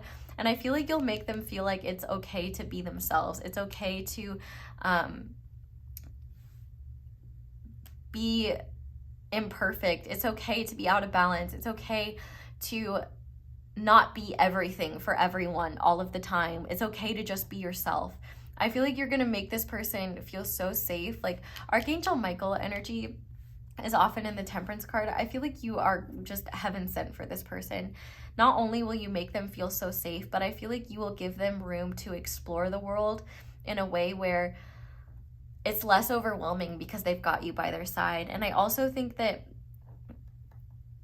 you are someone intellectually stimulating and someone who is spiritually stimulating. So like, I feel like it's always an adventure with you. Like, even if you guys are having a staycation at home, like, you guys might go down like a rabbit hole about like a certain topic and get obsessed with it, and then like come up with different theories together. Or like, I'm literally seeing the image of that meme from It's Always Sunny where Charlie's in front of like the like the board with like all of the different like pieces of paper all over it, and like the red threads, like a little detective board. Like, I feel like you guys are 100% partners in crime, and like I feel like you guys are best friends first, lovers second. But honestly, I don't think you could put them as first and second. You are best friends and lovers together. Like, this person will have never felt support the way they feel supported by you. And I think that actually, like, you are just going to be so meaningful to them. And like, I feel like I just keep hearing worth the wait. So I feel like maybe this person will know you're the one, and maybe you'll need time to figure it out, or maybe it will take time for this relationship to come together. But this person will be so glad that they never settled for anything less, because they will have followed their heart and trusted that you were out there for them, that you were there. Like, you are the answer to their prayers. You are the angel that they have been praying for. You are like all that in a bag of chips. Like, honestly, I can't even compare you to chips. Like, I feel like I can't even compare you to anything material, because you're just incredible. And like, there's no one thing I can say about how you'll impact their life, because you'll impact their life in so many different ways. And you know, what comes before Temperance is the Death card. And so I feel like this person will happily like let go of their old life and embrace the life that you share together, because I think they'll realize everything in their life was preparing them to have this beautiful life with you.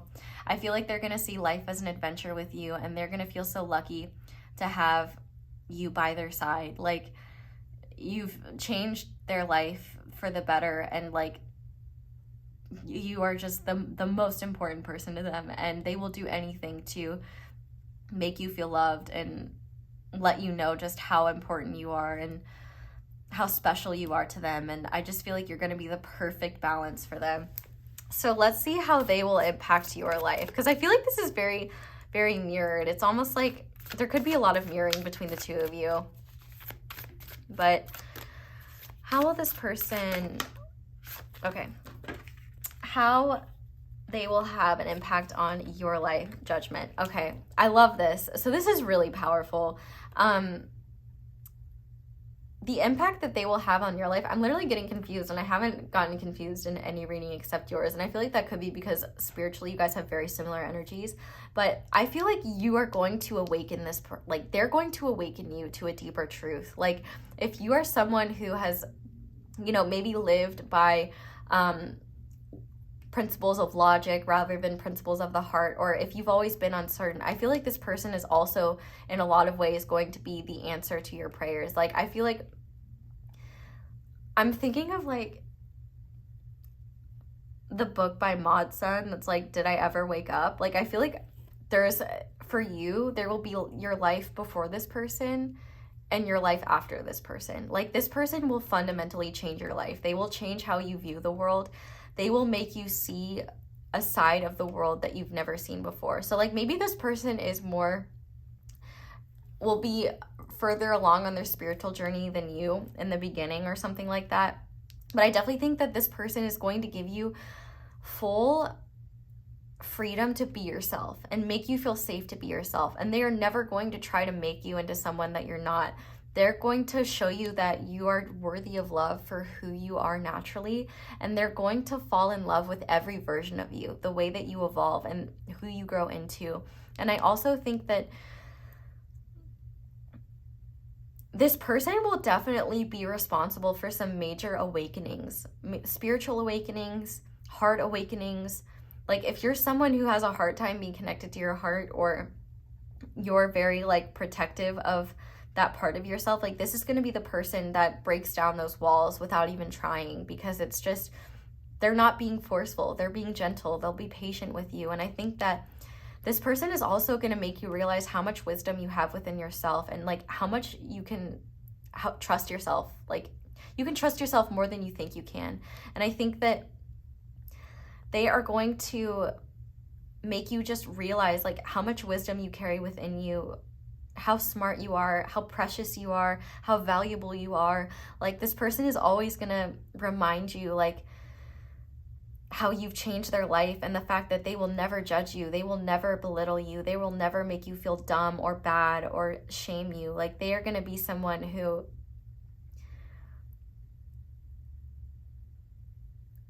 just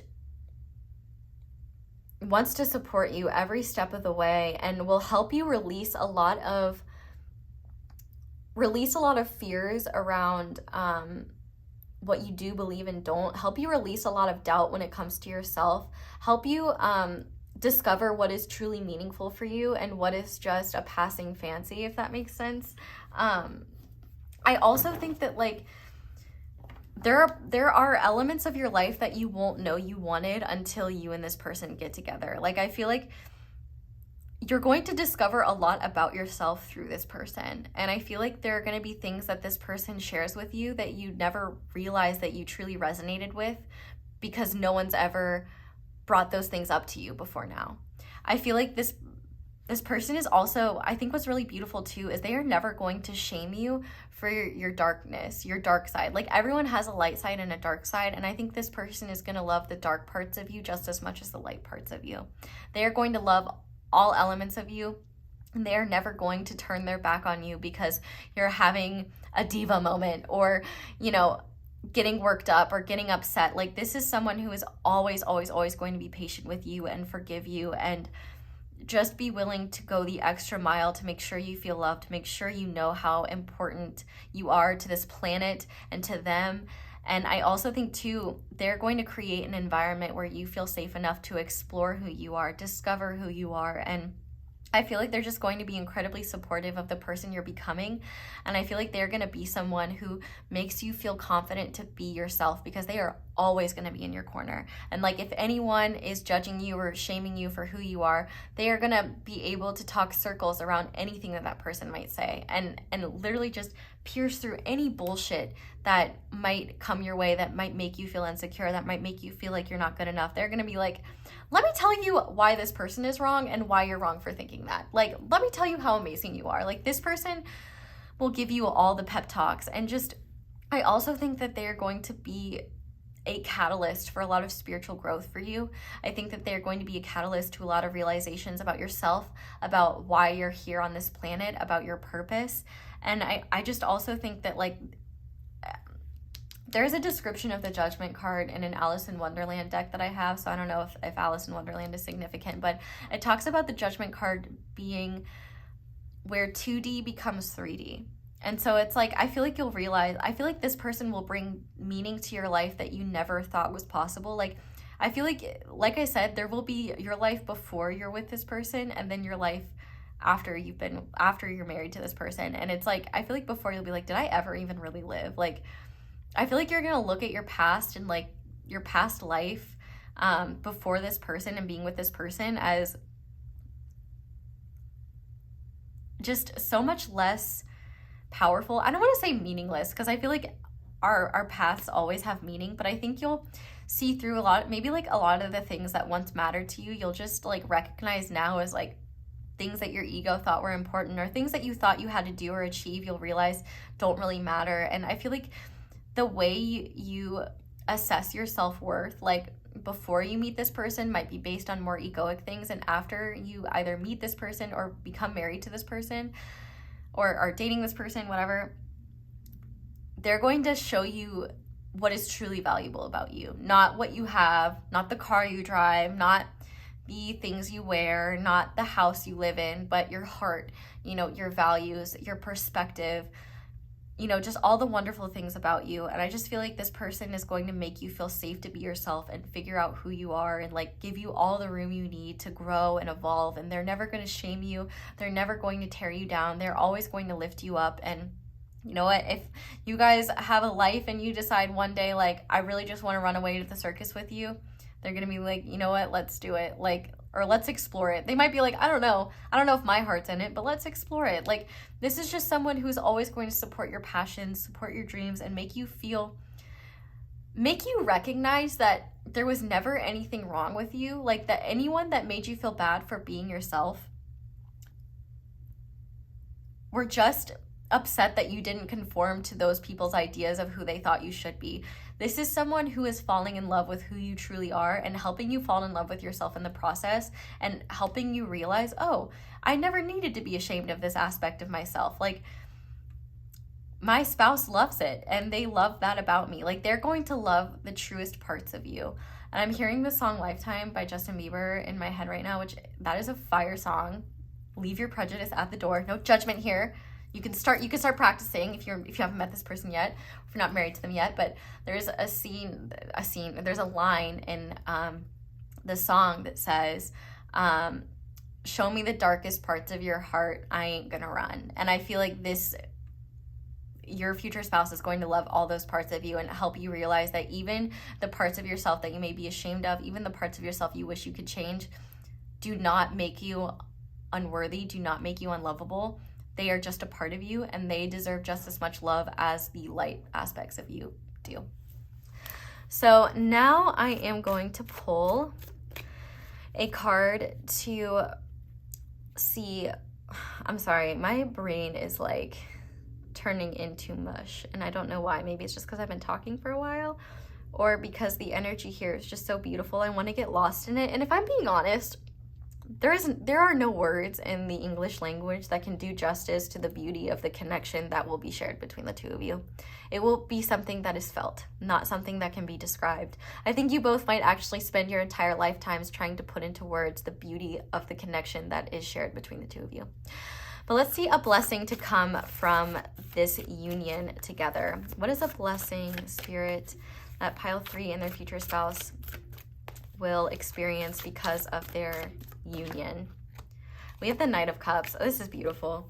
So not only, I feel like life is just going to be very full of love. Like with the Knight of Cups here, I feel like you both, like I said earlier, are going to feel safe to explore your passions. Like, you know, if one of you wants to go into coin collecting, the other is not going to be like, no, that's a stupid hobby and you can't do that. They're going to be like, okay, how can I help? Like, what can I do? Like, or they might be like, hey, I got you this coin collecting case for your coins. Like, this is so, like, you guys are going to support your passions. And I feel like if you guys have been like shy about being creative, or you've never felt safe to like explore like creative outlets, I think you guys might do that together. I also think you both might create like passion projects together.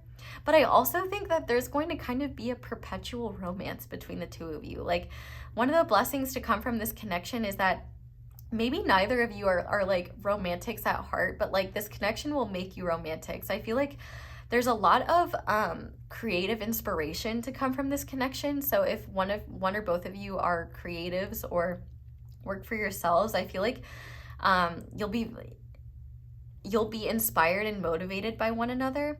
But I also think that you both will just make one another feel so loved. And I think that your union together will be a constant process of like just falling in love with one another all over again. And like, I think as you grow and evolve, you'll just find new things to love about one another.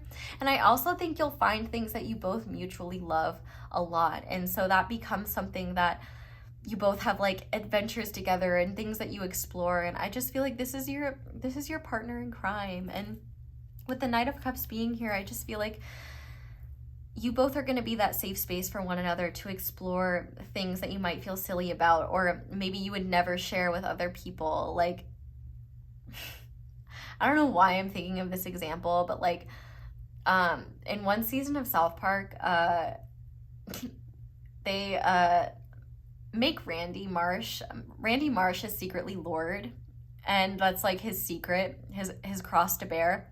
But like, if you were in that situation, like, if your partner was secretly Lord, like, they would not keep that a secret from you. You would like help them with that secret, you know? If they were like, I am Lord, yeah, yeah, yeah, you would be like, you are Lord, yeah, yeah, yeah, and I will support you. Like, you both are just going to be one another's biggest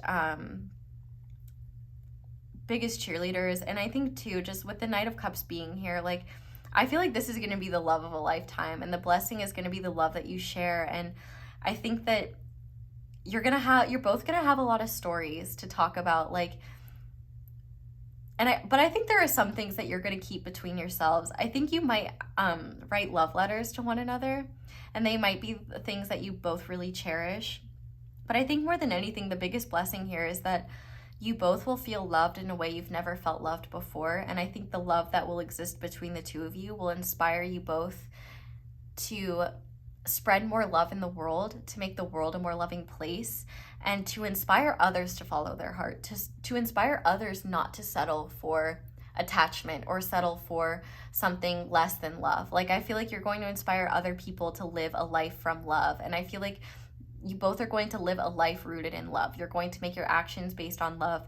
You are not going to let one another suffer in a job that you're miserable in. Like, you're going to be the person, like, if you're suffering in a job you hate, like, your future spouse is going to be like, listen, I hate to see you not doing something you love. I don't care if we have to make it work. I don't care if money gets tight. Like, quit your job. We'll figure something out. Like, life's too short not to be happy. I feel like your love is going to be something that just helps you both take risks that you wouldn't take if you didn't have one another's support, if you didn't have the faith of one another. Like, this is just, oh, this is so beautiful. And I just feel like life will be a beautiful adventure full of love. And I can't say love enough, but like tons of peace and love, and just tons of love-filled adventures. And I feel like you both will have so many, like, I feel like you'll just be free to be yourselves, free to be more creative, free to share your passions with one another. And I just feel like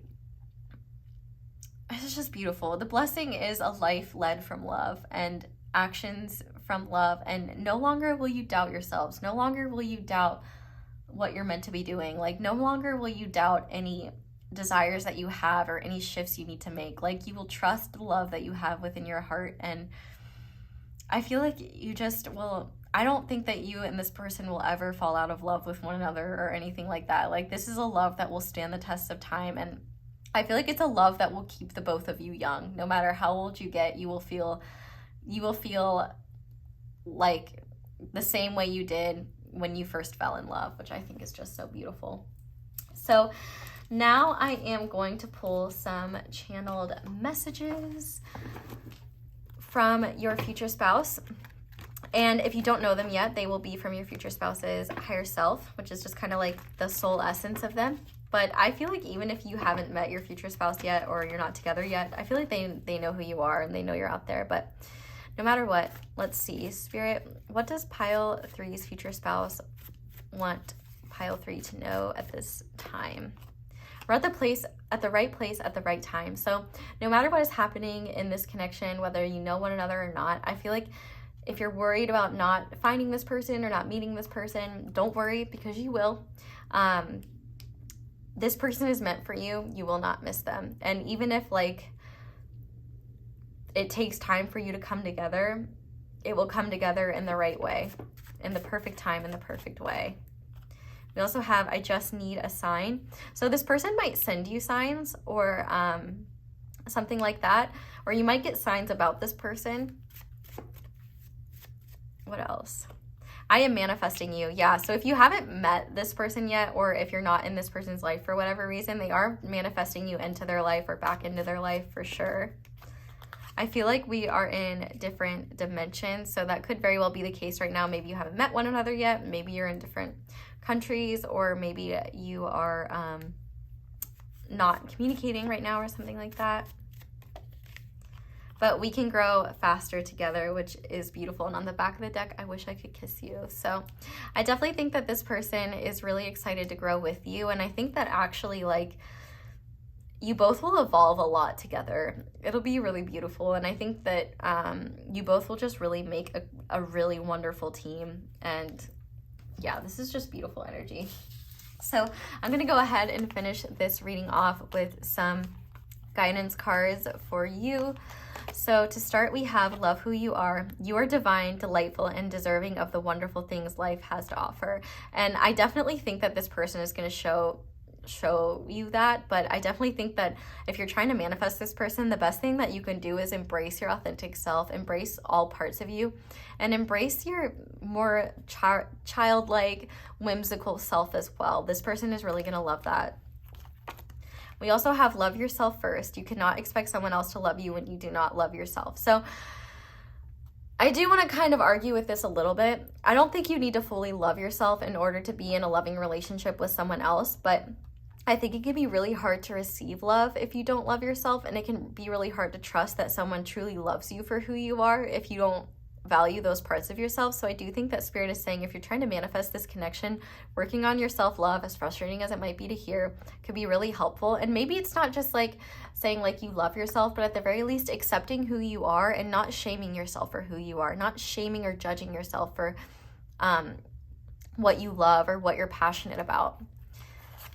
We also have unity. You understand that the love shared with another is amplified and has a ripple effect across the universe. Yeah, like I literally think that your love is going to inspire others to like, you guys might actually, when you're together, you might think that you're home wreckers because you make other people realize that they're not in love with the person that they're with, or that they're tired of living a life that's not from love. And you might be like, oh my God, are we doing something wrong? And the universe will be like, no, you're doing something right. You're helping people let go of attachment so they can find what truly matters to them. But you and this person are one, and even if you don't know who this person is yet, or you're not with them, like, you're always connected to them, and like, it's not a matter of if this plays out, it's a matter of when this all plays out. But we also have the past is now behind you. Release it and embrace new possibilities. A new path is now available to you. Follow it with faith. And I think this path is the path leading you to this person, or the path that you and this person will take together if you're already with them. And we have manifesting miracles. Your dream is soon to become a reality. Trust your heart and continue to follow its guidance. Yeah, so that's one place where you both, maybe the thing that is going to lead you both together or in union with one another is learning to trust your heart and letting go of the need to question things, letting go of the need to logically understand something, and just follow it before you even understand it. But this is such a beautiful, beautiful pile, and I'm so honored to be able to do this reading, and I really hope that I get an invitation to the wedding. But pile 3, that is all I have for you guys. So thank you so much for watching, and thank you so much for letting my ads play in the background while you do something else. That is one of the simplest and easiest ways to support me and my channel and show appreciation for what I do. But if you would like to support me or show appreciation in any other ways, you can check out the extended. You can like this video. That's really helpful. You can comment down below, let me know how it resonates. You can subscribe if you haven't already, and click that little bell notification to be notified whenever I upload a new reading. If you want me to see your comment, the best time to do that is when I first upload, because that's when I'm usually looking at comments. Let's see, anything else? You can check out my social media and my merch, which is linked down below. Beware of scammers pretending to be me. I do not offer personal readings, but that is all I have for you guys. So thank you so much for watching and for being here. I really hope that you enjoyed this reading and that it resonated. I hope you all have a wonderful day or night whenever it is that you're watching this video, and I hope you'll come back and see me again soon. Bye! Hi there, pile 4. Welcome to your reading, and thank you so much for being here.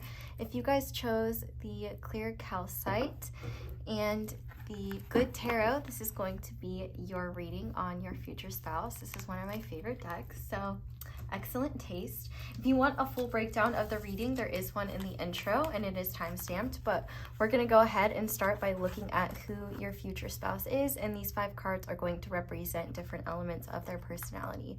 So starting with your future spouse's outward personality, we have the Bear. One of their greatest strengths is I am connected. Their inner child / childhood is represented by the Wheel of Fortune. Their inner world is represented by the Shadow. And something that they hide or don't show people is the Page of Cups or the Sunfish. So I do want to say that if this sounds like you have probably picked your pile. That doesn't mean that you're going to marry yourself. It just means you likely picked the pile about yourself. It's not crazy you'd be drawn to your own energy, and it's not crazy to think that your future spouse would also have good taste in YouTube tarot readers. So if you do get yourself, feel free to watch if you want, but if you do not want to hear about yourself, go ahead and pick a different pile. But let's go ahead and start with this person because I really love their energy. And yeah, okay. I'm trying to decide where I want to start actually because there's so much here. I actually really want to start with this I am connected card. This person is definitely more extroverted. They are someone who can talk to pretty much anyone. And when I was laying your cards out, I heard in my head conversationally gifted. They definitely have the gift of the gab. They could have Gemini placements. We do have Gemini energy here. In terms of other placements we do have the earth signs with Virgo, Capricorn, and Taurus. With the sunfish, that made me think of Leo and Pisces because Leo is represented by the sun and Pisces is represented by the fish. And we do have the fixed signs in the Wheel of Fortune, which would be Taurus, Leo, Scorpio, and Aquarius. Don't have to be those signs, but just thought I'd throw that out there.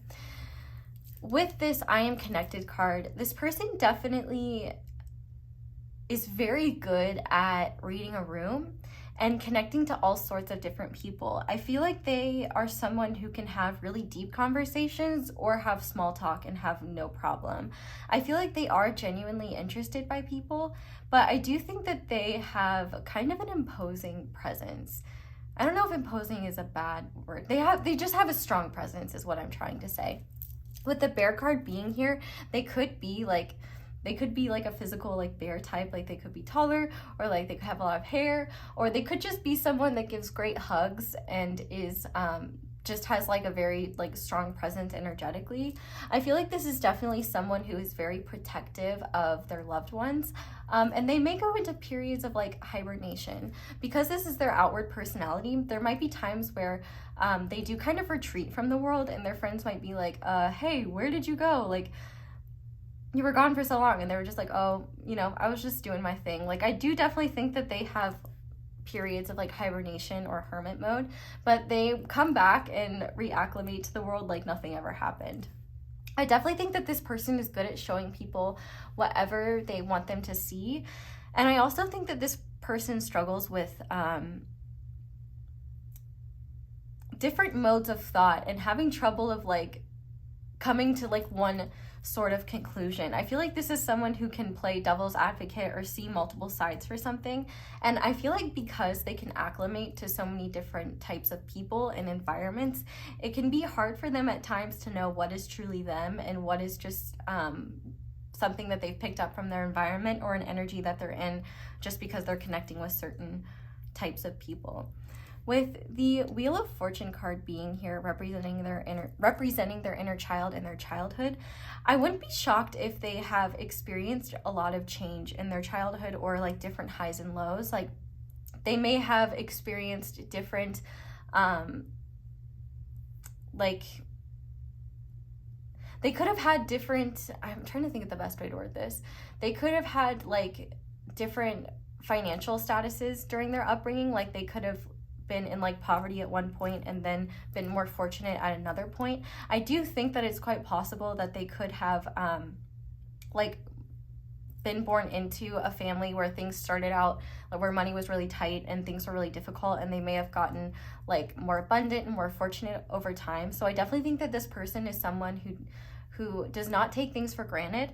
And I also think it instilled them with this sense of ambition. I definitely think that this is a highly ambitious person, and I think they're really driven to have either the finer things in life or to just have a life that they feel like is something that they aspire to. I feel like they've always had really big dreams, and I feel like they've always been a huge go-getter. Like I feel like they are someone who is willing to put themselves out there and take risks and put themselves in situations that make them uncomfortable for the benefit of their growth.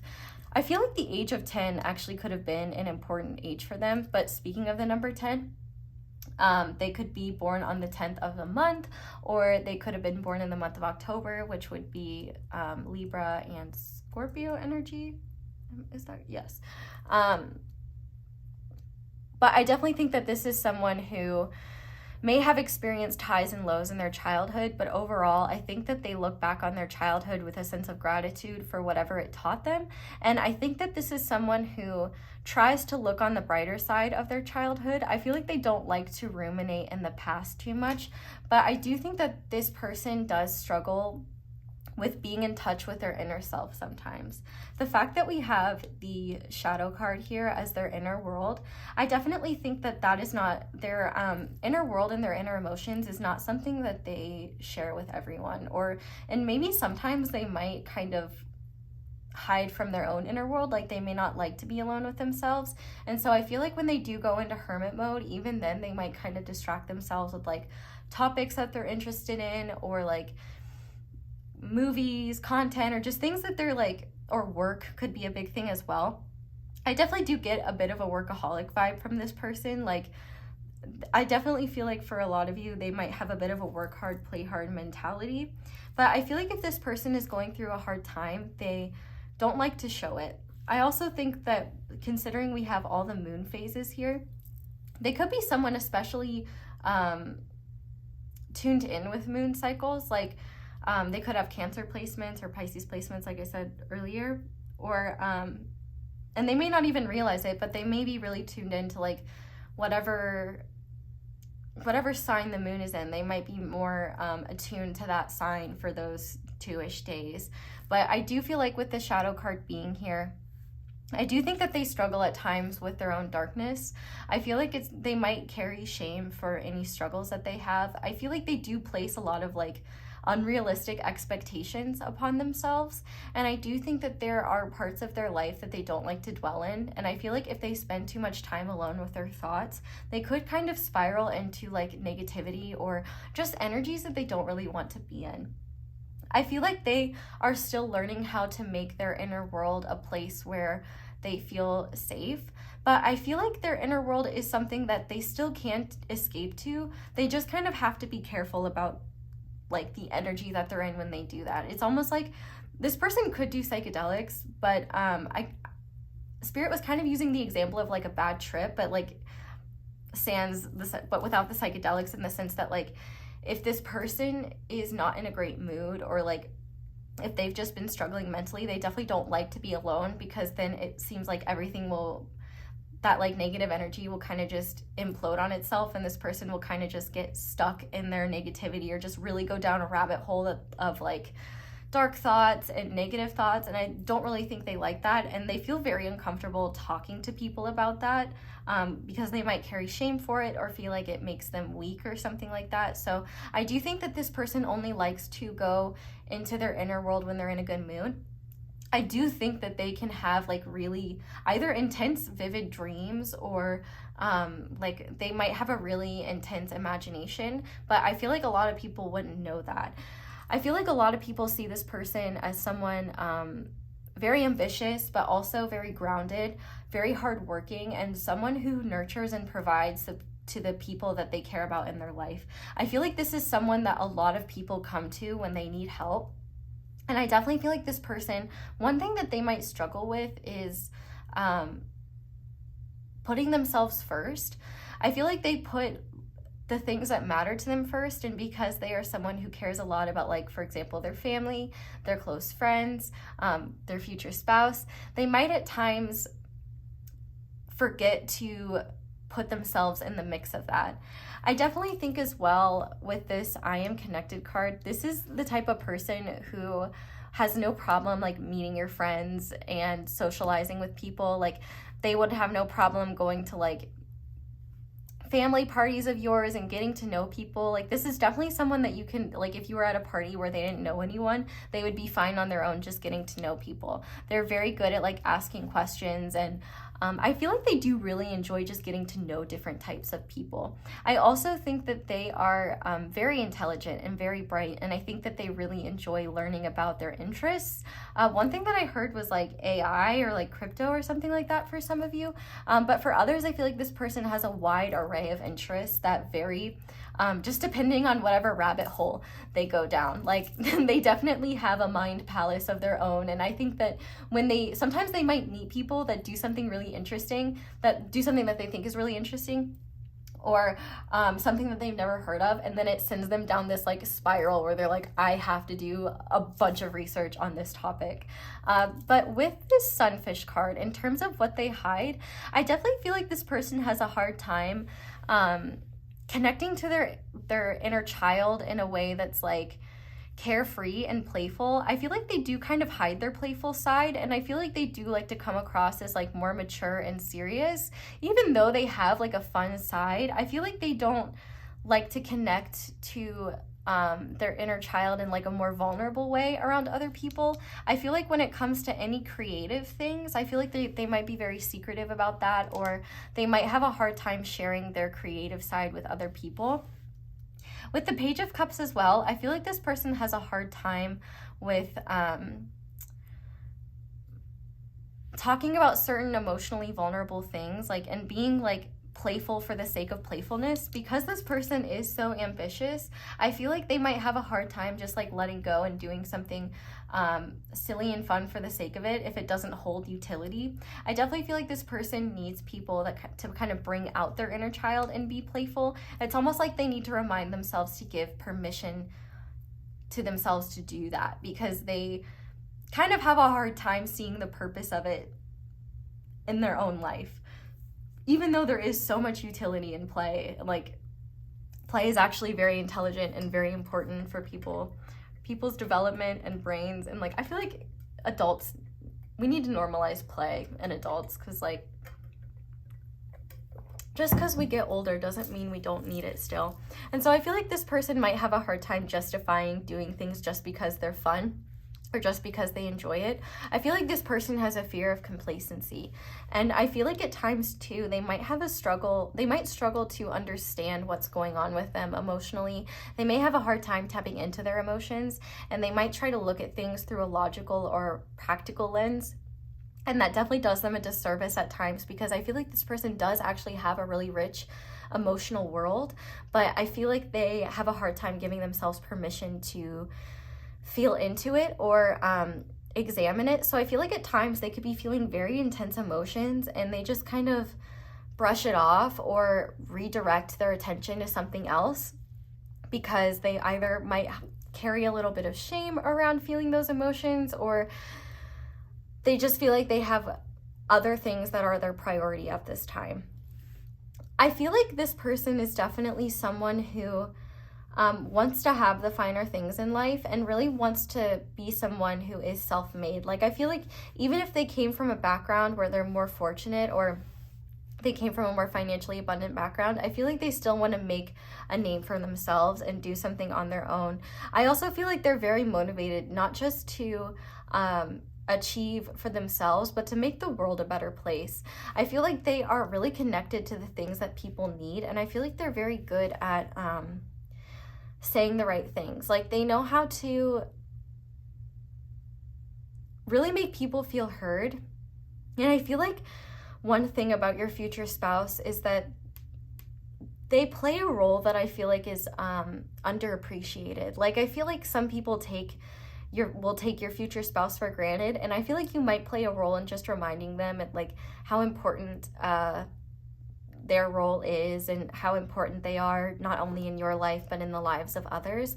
I feel like this is someone who does like the practical things that people sometimes take for granted, like maybe cooking meals, or paying the bills, or reminding you or people like, oh, hey, don't forget about that appointment, or, you know, just doing those small things to make sure that other people are on track and that they're taken care of. This is definitely someone that puts other people above themselves, and I feel like maybe one of the things you'll help teach them is how to prioritize themselves as well as others.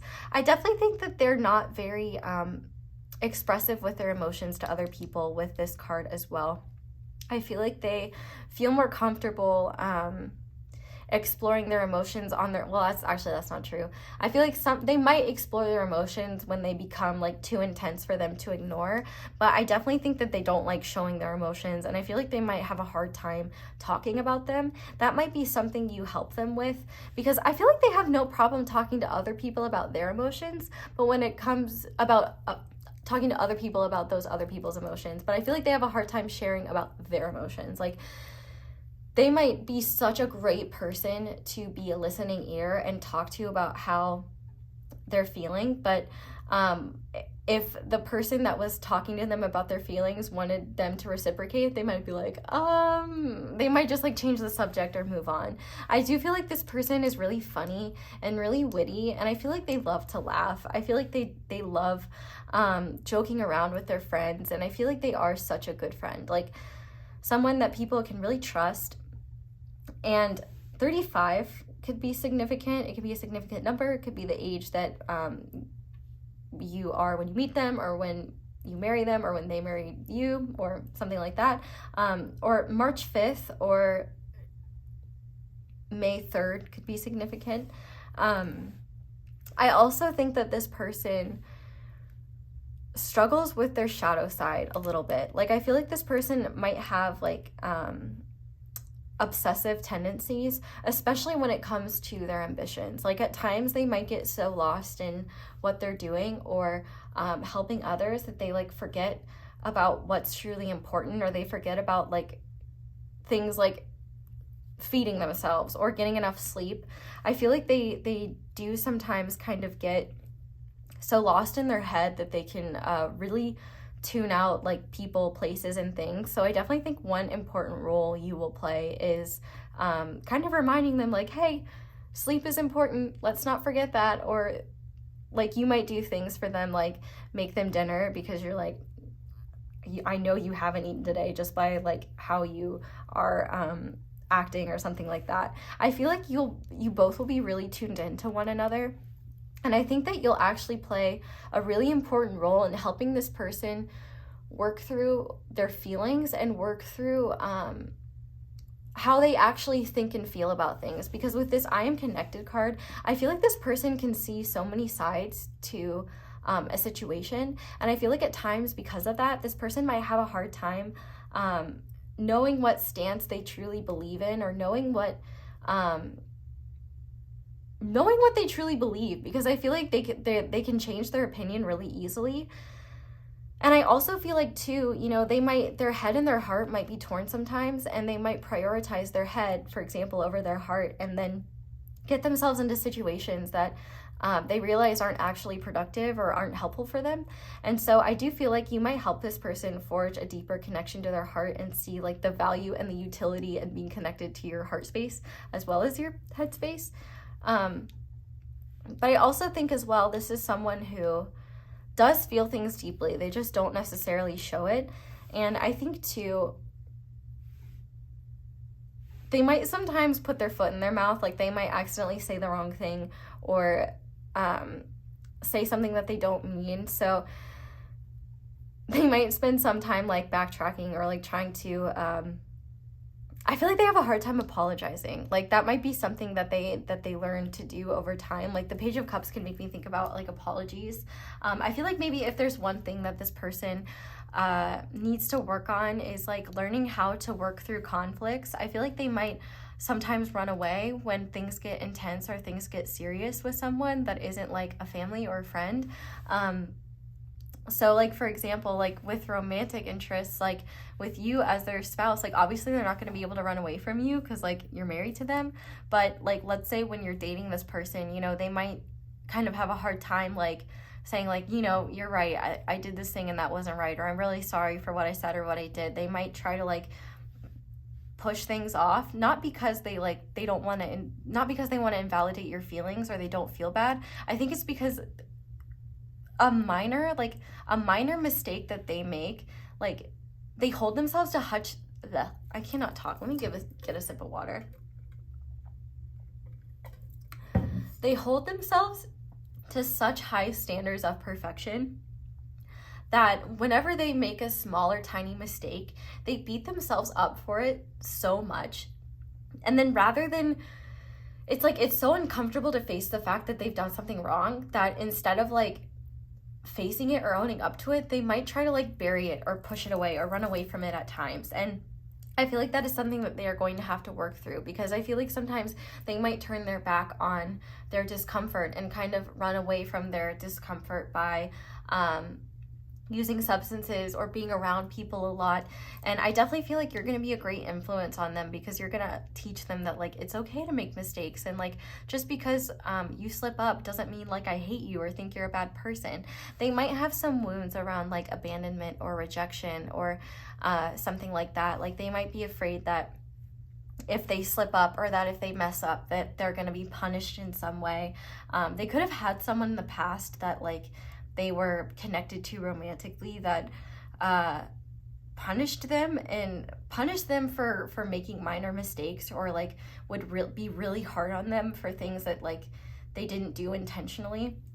I do feel like they are a bit of a gentle giant, even if they're even if this person is not very big physically. I think they can have a very big, larger than life personality, but I feel like at times their emotions are something that they have a hard time coping with or feeling or recognizing. So I do think that if you're someone who is more emotionally sensitive, you may be a really great influence on them, because you'll help them realize it's okay to feel their emotions. It's okay to connect to their emotions, and they don't need to rationalize their emotions. Like this gives me like Gemini moons. Like they might be like a Gemini moon or like a Virgo moon or something like that, where they analyze their emotions rather than like feeling them. And I feel like you might help them recognize that it's okay and totally safe to just like feel your emotions and not place a value judgment on them or try to explain them. Like they can be just whatever they are, and you don't have to judge yourself for them.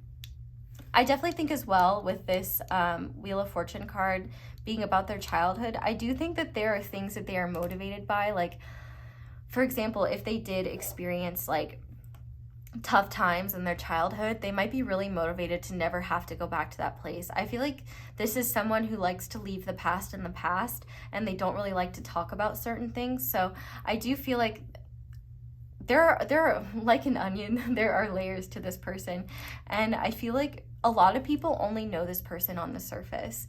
And I think that you will have the beautiful gift of being able to see, you know, kind of what they hide from others, which is their emotions, their heart space, their deeper feelings, their soul. I feel like that is something that they're less comfortable with, and I feel like you're going to really help them clear a lot of stuff, which is actually really interesting that you guys chose the clear calcite, because I do feel like clear calcite is a great stone for kind of clearing karmic things and clearing out energies that no longer need to be there. And it also, I always feel like this looks like ice. So I feel like you might warm up this person's heart. Like maybe before they kind of considered themselves to be like emotionally distant or kind of cold, and I feel like you'll help defrost their heart or something like that. But I definitely think that it's not that this person doesn't feel emotions or that they don't care. It's just that they may have been taught that expressing emotions makes them weak, or they might just feel embarrassed or silly having emotions. They might feel like that makes them they might feel just like very vulnerable and out of control when they're expressing their emotions. And if they do have a lot of fixed placements, it might be hard for them to change the way they view certain things. But I feel like you'll definitely help them with that. But I do think as well, there is a huge divide between their inner world and how they express themselves. And I feel like a lot of people know this person's outer self, but I feel like one of the things that's going to set you apart from the others is the fact that you're going to see through their outward persona and into their soul. And that might actually be something that makes them really uncomfortable, because it's almost like you might be I feel like this person kind of will have this mindset of like, especially when you meet them, of like, if I don't acknowledge it, then it doesn't have to be real. And you seeing those things, I think, will be incredibly uncomfortable for them. And that might be something that they run from or like try to deny, because they don't want to like look at those parts of themselves. I feel like they may have built up some tough walls, and kind of, especially because like this person might actually be really, really sensitive emotionally. And so their way of coping has maybe been to put up this really intense wall and kind of like distance themselves from their emotions. And I feel like they're kind of going to go through cycles with slowly but surely learning to be more comfortable with their feelings and their emotions. And I think that you're going to play a huge role in that, because I do think that that considering this is your future spouse, they're going to feel for you in a way they've never felt for someone. And I feel like you're going to pierce straight into their like soul in a way no one else ever has. And I feel like that's going to be really uncomfortable and disarming, but at the same time, once they realize that that you're safe and that you're not judging them, you're just seeing all of them, they'll realize that they're going to be actually be really grateful for it. And I feel like you're going to be a very healing influence on them. And I feel like just with these outer cards as well, if you're a more introverted person, they may kind of be like your lifesaver in certain ways where, you know, if you have to be like, if you're at a party with them, like, I feel like they'd be very considerate of you. Like, they're not just gonna like leave you, but they might help you. Like, for example, you know, if you're in a new place and you're at a party with them, they're gonna pay attention to the people at the party who they feel like you might get along with. So, you know, if they do want to go around and talk to a bunch of people, they'll introduce you first to like someone that they think you'll really get along with and be like, you guys have this in common, and kind of like get the conversation going, and then be like, are you good? Like, can I go like talk to XYZ? And like, they'll check in with you. I definitely think that you and this person will be really, really connected to one another in all ways. And I think that you'll be able to read and tune into one another really well. And I feel like this person's intuitive abilities will become so much stronger when they start acknowledging their emotions, because I feel like now, I feel like claircognizance is a huge psychic ability for them, where they just know things about people, they just know the right things to say. And I feel like they will definitely use this to their benefit, especially in the world of career and in the world of like socializing. Like, I feel like they can make anyone their friend. Like, someone might go in like not liking this person and they will leave like being their best buddy. Like, they can be friends with anyone. And I feel like sometimes, and this is someone who can find friends anywhere. So this kind of reminds me, like they have similar energy to like my older brother, for example, does this, where like we could be anywhere and somehow he just like makes a friend. Like, he's just talking to them or whatever, and like we'll be kind of confused, like, do you know this person? And he doesn't. He's just making polite conversation and ends up getting to know someone. So I definitely think that this person's conversational abilities are really powerful, and I think that they are really good at figuring out what motivates people and using that to their advantage, in the sense of, you know, if they're trying, like, for example, if this is a business owner, they're really good at like getting investors, or motivating their employees, or finding the right people to do the right job. They're really good at seeing like what types of people they want to have in their life. And I do think maybe one thing that kind of works against them is the fact that, considering they have trouble connecting to their emotions, they might have gut feelings about people that they brush off because they don't have any logical reason to believe that. And so they might be the type of person to be like, damn, I should have trusted my intuition about this person or about this situation. Like, I could have saved myself a lot of headaches. But I feel like at the same time, this person does have like a really fun, playful side that just doesn't come out very often. It definitely doesn't come out with like people they don't know, or even a lot of their friends, because I do feel like this person is a bit of a leader and likes to be more of a I feel like they like people to see them as strong and someone not to mess with, and someone not to mess with their loved ones either. Like, they will go full bear if like someone is insulting someone they love or something like that. Like, they do not mess around.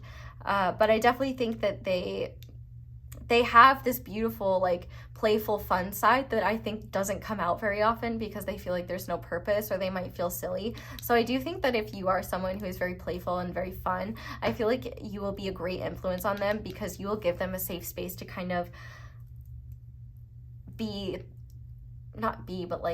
in that energy for themselves. I feel like they don't get that very often. They're highly motivated, highly ambitious, and a bit of a workaholic. So I feel like a lot of that stuff usually comes first. And so, you know, they're like, I'm not gonna draw pictures because that's not gonna make me money, or that's not gonna help me with what I need to be doing. And I feel like this person, one thing that they do struggle with is like being present, especially if they do have a lot on their plate, or if they like have like a big meeting or like a big thing happening in their work life. I definitely think that will be something that like they have a hard time being present when that is consuming their mind. But I also think that this is someone who never stops growing. Like with the Bear card, I feel like people are very shocked by how this person evolves, like especially when they go into those like hibernation modes. I definitely think that they spend that time trying to better themselves, and I do feel like this person is always trying to be a better person, and I think that their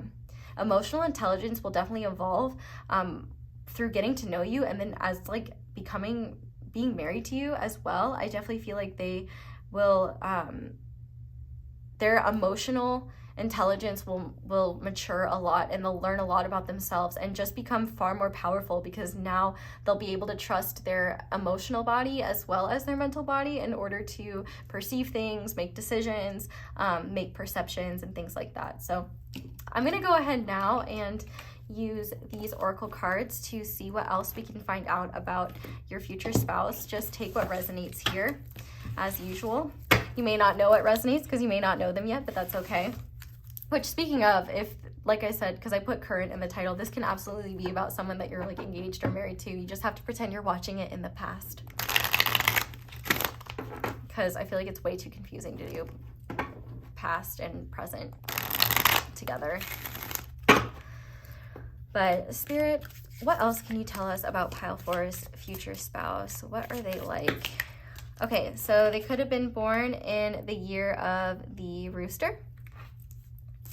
And we have gold, expensive, luxurious, abundant, heavy. So yeah, they definitely could be someone who likes the finer things in life and is very fortunate. I definitely think that whatever they do have, they worked very hard for.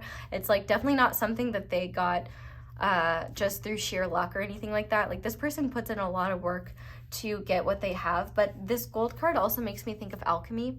I feel like they have a heart of gold and they are afraid of sharing it with people. Like I feel like they have such a big heart, and it has been exploited or abused in the past by people. And so I feel like as a result, there is someone who can talk to anyone, but to truly get to know them is like, it takes time, work, and trust. And I feel like they have alchemized a lot of their negative experiences into life lessons that they carry with them. I feel like this person does not like to make the same mistake twice, and if they do, they will beat themselves up for it so hard. And definitely any challenges they go through and any mistakes they make, I feel like they do learn from. I feel like the biggest thing is just one of the biggest areas for growth in this person is like taking accountability and acknowledging that, because I do feel like their ego at times has a hard time admitting fault or taking accountability for things, not because they know they did something, not because they don't think they did anything wrong, but because they're so ashamed. It's really painful. I feel like they'll definitely take accountability with you, but I feel like maybe in the past they could have been guilty for like running away from certain people or certain experiences because they just didn't want to face themselves. They didn't want to face those experiences. And I feel like they've learned and grown from that and become a better person, at least by the time you've married them. What else though, Spirit? We have Aquarius energy, free-spirited, unconventional, and eccentric and quirky. Yeah, I feel like this person definitely has like this forward-thinking mind. Like I definitely think that they do definitely value their independence, and if you're a more independent person or ambitious person, I definitely feel like they'll find that very attractive.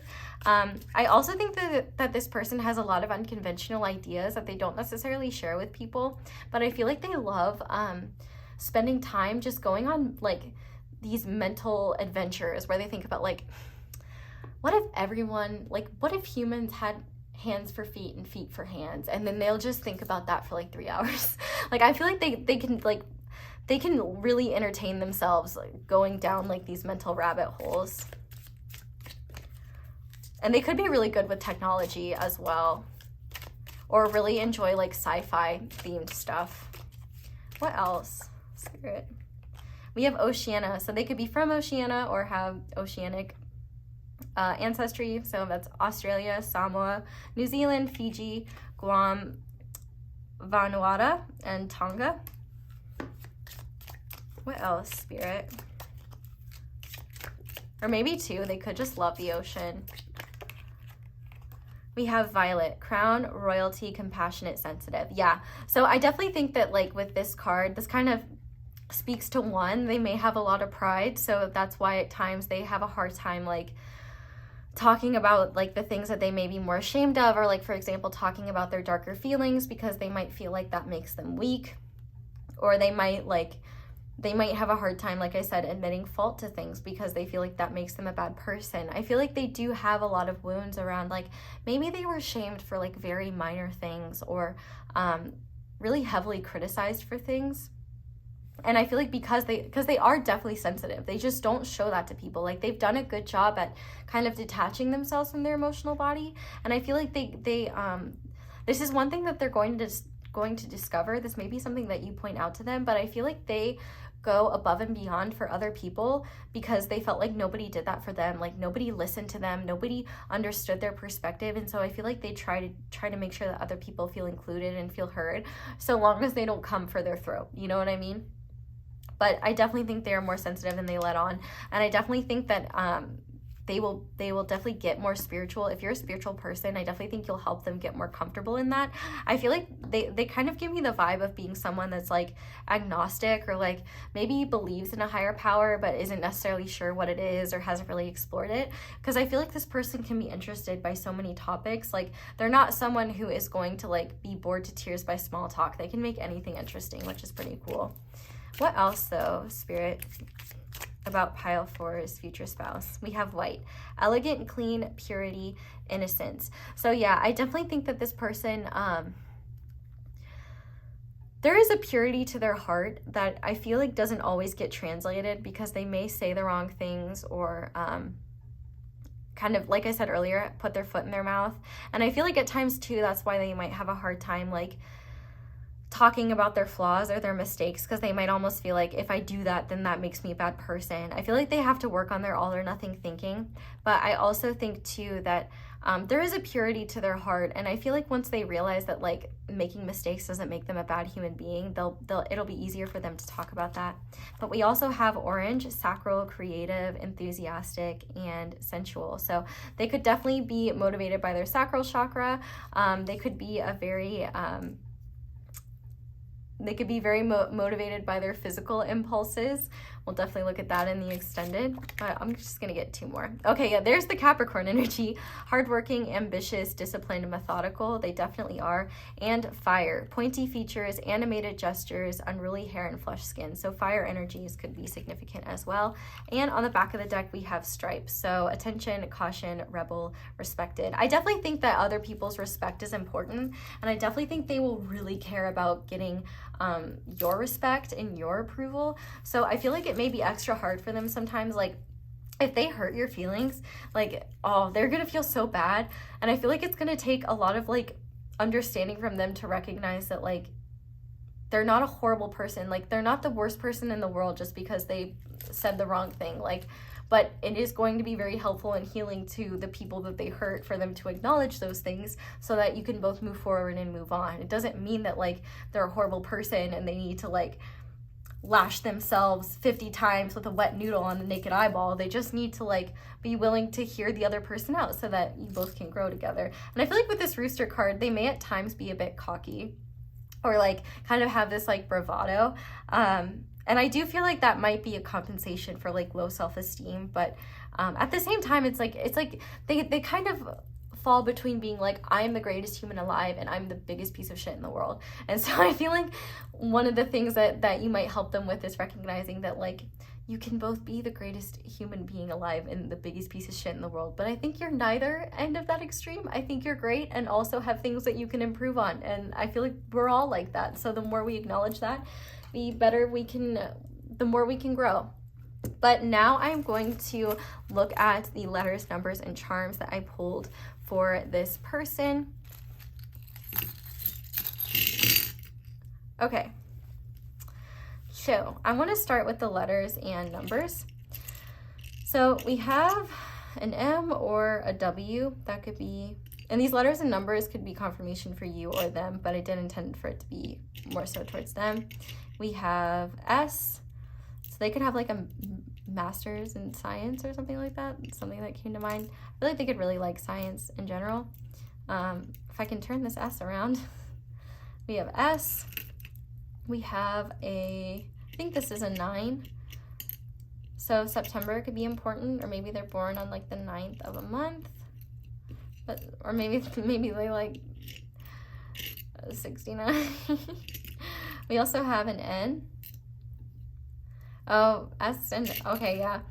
Spirit, save this stuff for the extended. Because we're getting steamy over there. Oh, we have a W. So MW could be significant. 2 W's or 2 M's could be significant. They could have repeating letters in their names. We have H. We have a 3. So March could be significant. That's Pisces and Aries energy. Let's see. We have an F. If I can turn it around. F and C. F and C. I feel like is that an acronym for like a sports league? That could be significant. Oh, we have 2 C's. So could live in a C place, or like I said, repeating letters can be important. They might like cappuccinos. I don't know why that came through. We also have a T. Let's see, are there any others? Oh yeah, we also have a P.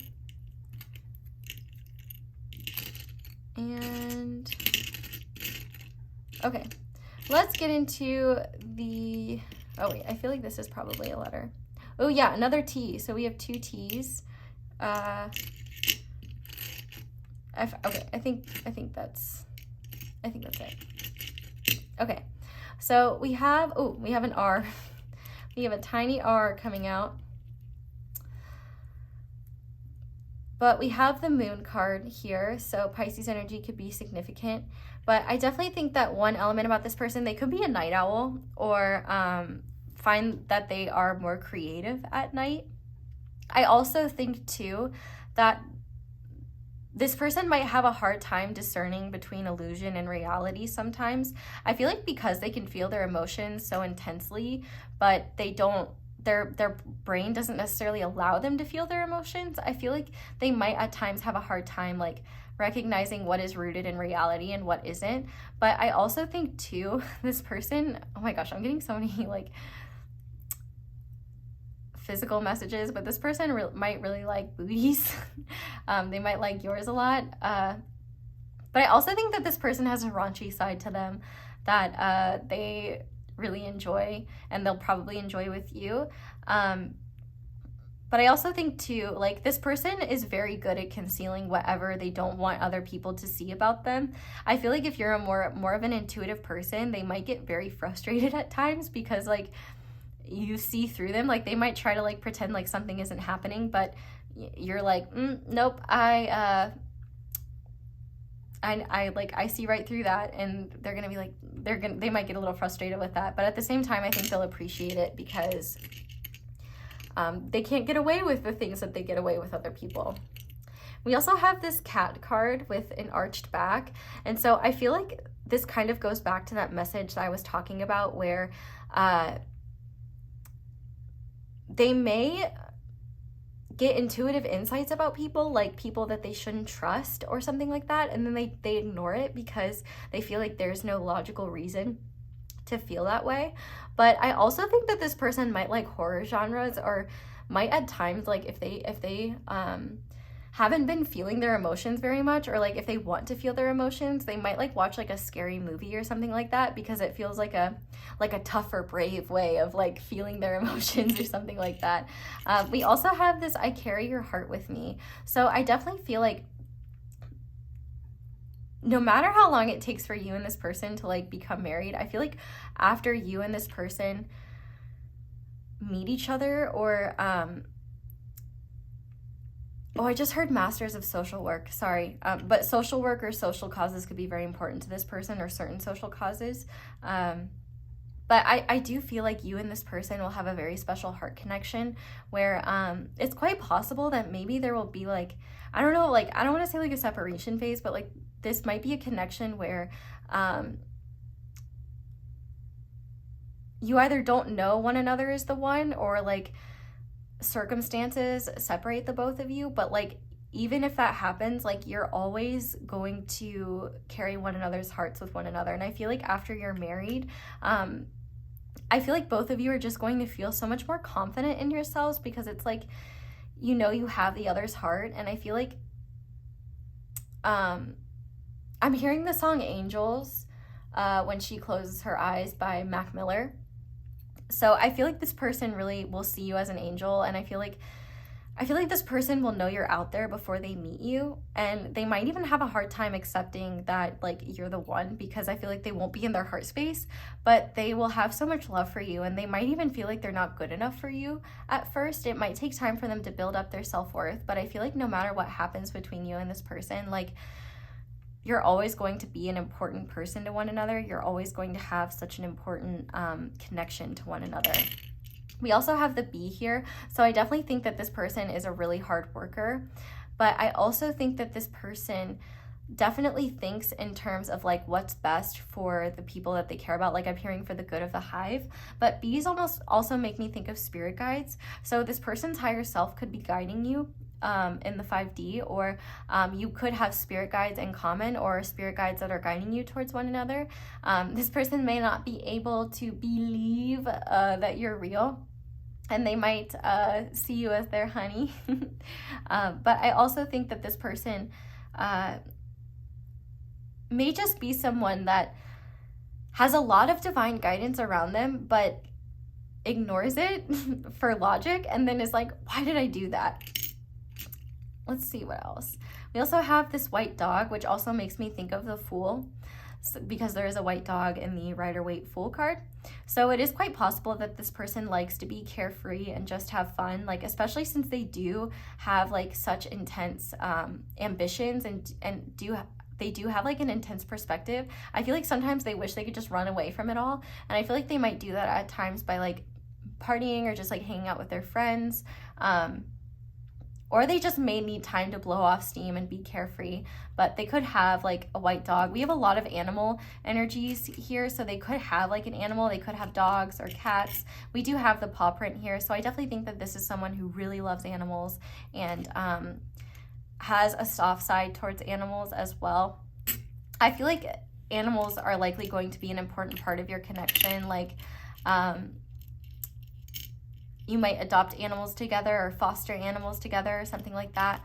We also have this iridescent charm. So I feel like this person maybe has a hard time being clear about things, or you might have clarity about this person before they do about you or something like that. But I also think that this person, even though they're so intuitive, they may need things like communicated to them very, very clearly. Like, mean what you say and say what you mean, because this person is going to take what you say like at face value, because I feel like they don't trust their intuition. They don't trust what their intuition is telling them, and I feel like for them it's just easier for them to be like, I feel like this person, like honesty and transparency is very important to them, and I feel like that's why they might have a hard time at times like being honest about their emotions, or being honest about like how bad they might be feeling, like if they've done something wrong. Like for example, like it could be something small, like maybe they like maybe you guys had plans to hang out and they got caught up in their work, and then like take this as like when you're dating or something, or I guess like let's do a married example. So like maybe you're planning on having dinner, and like you made dinner and stuff like that, and they get caught up at work and they completely forget. Like, you know, this person would not want you to like be like, oh, it's fine if it bothers you. Like they would want you to tell them like, hey, it really hurt my feelings that like you like were late to dinner or something like that. And I feel like they'll be like, I'm really sorry. Like they might like they might be like, I never meant to hurt you. It did not, like it was not intentional. Like I feel like this person like really needs you to like tell them when you're feeling hurt, when you're feeling upset, because not only do they not want you to do that, but I do feel like it's important for them to grow, because I feel like this person, like I said earlier, has a hard time sometimes admitting when they're at fault, or if they might worry that they've hurt someone's feelings, they won't worry about it if that person doesn't bring it up to them, because they feel like they've got enough in their mind and on their plate. They're not gonna like spend a bunch of time worrying about that stuff. Like I feel like this might be someone who does struggle with anxiety and things like that, but they've learned techniques to kind of just like focus their energy on what they can control. And I do think control issues might be something that they have, like letting things go to the universe might be something that they have trouble with. But this is someone who doesn't give up, and I feel like once they are determined to do something, they will keep going. And I feel like this person too, like if they do ever like hurt your feelings or something like that, they will go above and beyond to try to like make up for that. I feel like they are someone who really does not want to take the people they care about for granted. And I feel like they have a hard time weighing their priorities, but I feel like more than anything, this person does not give up. And I feel like when they are determined to do something, they will do it. Like they will get there, even if it takes them 10 years, 20 years, whatever it may be. And I feel like this is definitely in terms of work. Like I feel like this person might do something that requires a lot of time and energy invested in their work, but like they have this uncanny ability to like just keep going even through like burnout and stuff like that, which may not be the healthiest thing. So I feel like you may be good at kind of helping them tune into themselves and be like, do you need a nap, or do you need just some time to take a break, take a rest? I feel like you give them clarity, and sometimes they may need someone to bounce off of to get clarity about certain things. But we also have this teddy bear, and I feel like they do have like a beautiful soft heart. I feel like they give really good hugs. Like this is definitely someone with really good like bear hugs or something like that. And I feel like too, like I said, they probably have things that they probably connect to their inner child through like movies or like video games or like certain activities. But I feel like you will help them connect to their inner child, and I feel like you will give them a safe space to be more playful, be less serious, and things like that. I also think that any obstacles that you and them face together, you will be able to work through. I feel like you both will gain a lot of maturity through this connection, and I feel like you both will be very dedicated to each other and your family. I also feel like Ganesh could be blessing this, Ganesha, sorry, could be blessing this connection. And I do feel like you both, I'm dropping all of the charms today. But so maybe one thing that like you both work through are certain obstacles, and I feel like you both will be stronger together. Like this is a connection where you are a really strong unit, and I feel like you make up, like you both have different strengths, and so when you come together, you're like super powerful. I don't know why, it's like making me think of Zack and Wheezy from Dragon Tales, even though they're siblings. In this case, like I feel like you both just are like, I feel like once you two are committed to one another, you will really be attached at the hip. And I feel like, you know, it's kind of like this two heads are better than one vibe with you both, and maybe green and purple will be significant colors. We also have the octopus here. So I definitely feel like this person is not only very intelligent, but I feel like they can get themselves in and out of like very like tight or sticky situations. Like I said earlier, they are very adaptable, and like I'm pretty sure octopi can like change their some of them can like change like the color of their skin to like or I don't know if they have skin, like whatever their outer and whatever their like meat and stuff are encased in, it can like change color based on its surroundings. So I feel like this kind of reiterates the fact that this person can kind of be in any environment and fit in any environment and kind of like interact with all sorts of types of people. But I also think that this with this card here, this person might need to learn better boundaries when it comes to letting people make their own mistakes, because I feel like this person can get themselves in sticky situations where they try to save people from their own mistakes, or like this person is the person that always bails their buddies out of jail. Like this is the person that always like helps people get out of tight situations, and I feel like they might have an ego attachment to like feeling needed and feeling useful. So one of the tough lessons that they might have to learn is that like they have to be willing to let people make their own mistakes and learn their own and fight their own battles. I feel like they might just really care about people and not want them. I feel like because they have so many inner battles that they choose not to face, or they feel uncomfortable facing, they almost kind of cope with it by like helping others with theirs. And I feel like they will have to learn like better boundaries, especially when it comes to protecting themselves and protecting their energy and space, because I feel like they can really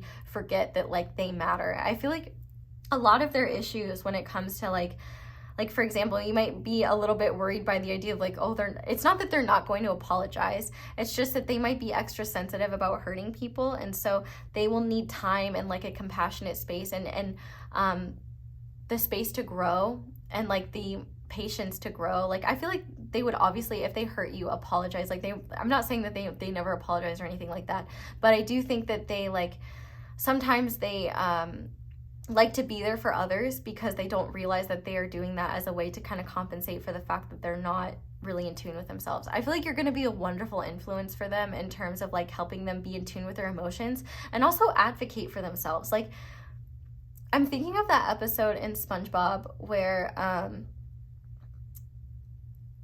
Plankton is teaching SpongeBob how to like, I can't remember if it's like be meaner, but honestly, really what I feel like what he's teaching him is better boundaries. Like there's this one part where SpongeBob is like getting an ice cream cone and some guy like takes his ice cream cone and Plankton's like, let him have it, SpongeBob. And so he's like, you can have it. And I feel like you might be Plankton in that situation where you like teach this person to advocate for themselves more. It's like, even though they're such a powerful person, I feel like they have a hard time recognizing what they deserve and their worth. And I also feel like with this acorn card, I feel like you both are going to grow so much together, and there's some sort of like divine intelligence here, like where this situation is going to grow far bigger than either of you ever imagined. We actually have acorns on here twice, so I don't know if acorns are significant. We have another 9, so maybe this person is born in like 99 or 93 or 92. We did have 93 with the year of the rooster. But with the acorns here, we have 2. So let me find it. We have I love autumn. So you could meet this person in the fall, or maybe your name is Autumn, or maybe you will get married in the autumn or tell one another like I love you in the autumn for the first time. I definitely think that I just heard like in my head, like there's that meme that's like, you know, British people like say like call the fall autumn, and Americans are like, we call autumn fall because leaf fall down. I feel like you guys will be really funny and have a great sense of humor with one another. But I also think that this connection will be one where the seeds that you plant will grow to be very fruitful, but also I think that you will help one another let go of things that don't serve you, let go of patterns that aren't useful to either of you. And also I feel like you both are going to help one another come out of your shells and be more vulnerable and be a safe space for one another where you don't have to hide your heart, you don't have to hide your emotions, you don't have to hide your truth, you don't have to hide your sensitivity. But we also have intuitive with the Pisces charm here. So like I said, Pisces energy could be significant. Pisces season could be significant. But I also think with intuitive here, you both will definitely have an intuitive connection where like you could just give each other certain looks and you'll know exactly what the other is saying or something like that. We also have the door here. So I don't know why, but this is making me think of like the song Standing in the Doorway by, well, I know why, because it's a door, duh, ASO. But like Standing in the Doorway by, I believe it's Bob Dylan, is like kind of coming into my head. And I feel like that's because like when you two come together, it's like you're crossing a threshold that you'll never come back from, like in a good way, where it's like you're closing the door on a lot of painful cycles in your life, a lot of painful chapters, and yours in their life. I feel like you both will also build a really beautiful, happy home together. And I don't know why, but maybe you guys will have like a really beautiful front door in front of your home, or like your front door will be something where like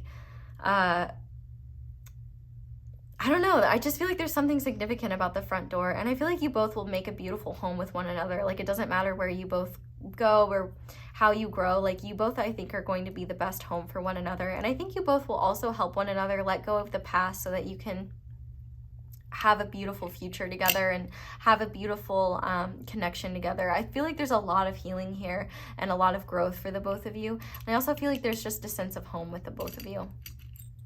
But we also have the stopwatch here, which always makes me think of divine timing. So I definitely feel like this situation will unfold with divine timing, and it's quite possible that like maybe you will know this person is the one, but they but you and them don't like come together like in a relationship and then in a marriage before like immediately. Like maybe it takes time, maybe you're apart from one another at some point.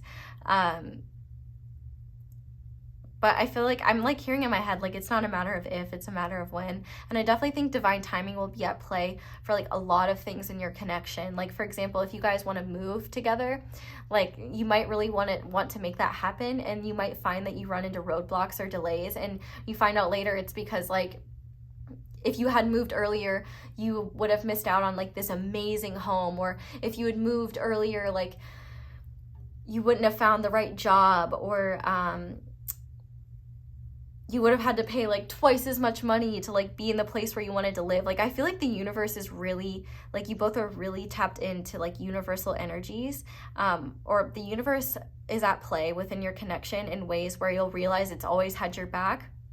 But it will, like, it might be frustrating sometimes because you think like you're being denied something or something is not being given to you, and it's just that it's coming at like the perfect time.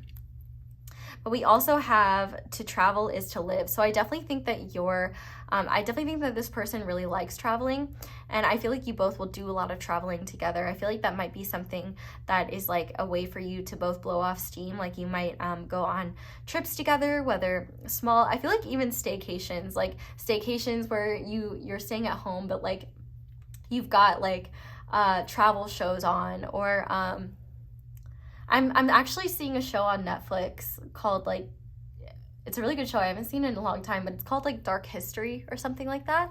And the guy in the show just goes and travels to different places. Like there's one where he just travels to different places and like explores like darker parts of life and of history and things like that. Like for example, in like one of them, he travels to Japan, and he goes to where I believe it was in 2011, like where the nuclear disaster and then like the tsunami was, and like so he was going on like radiation tourism and all these things. So point of that being that I feel like you guys might do like eccentric things when you travel. Like you might really enjoy like going on like tours to places most people wouldn't go, or like I feel like you guys are both two people that don't like to do touristy things. I feel like if you're traveling somewhere, you want to like experience what the locals experience. You want to get to know local people, especially this person, because they can talk to anyone. So I feel like definitely like when you guys travel places, you might make friends without even trying to, and they end up becoming like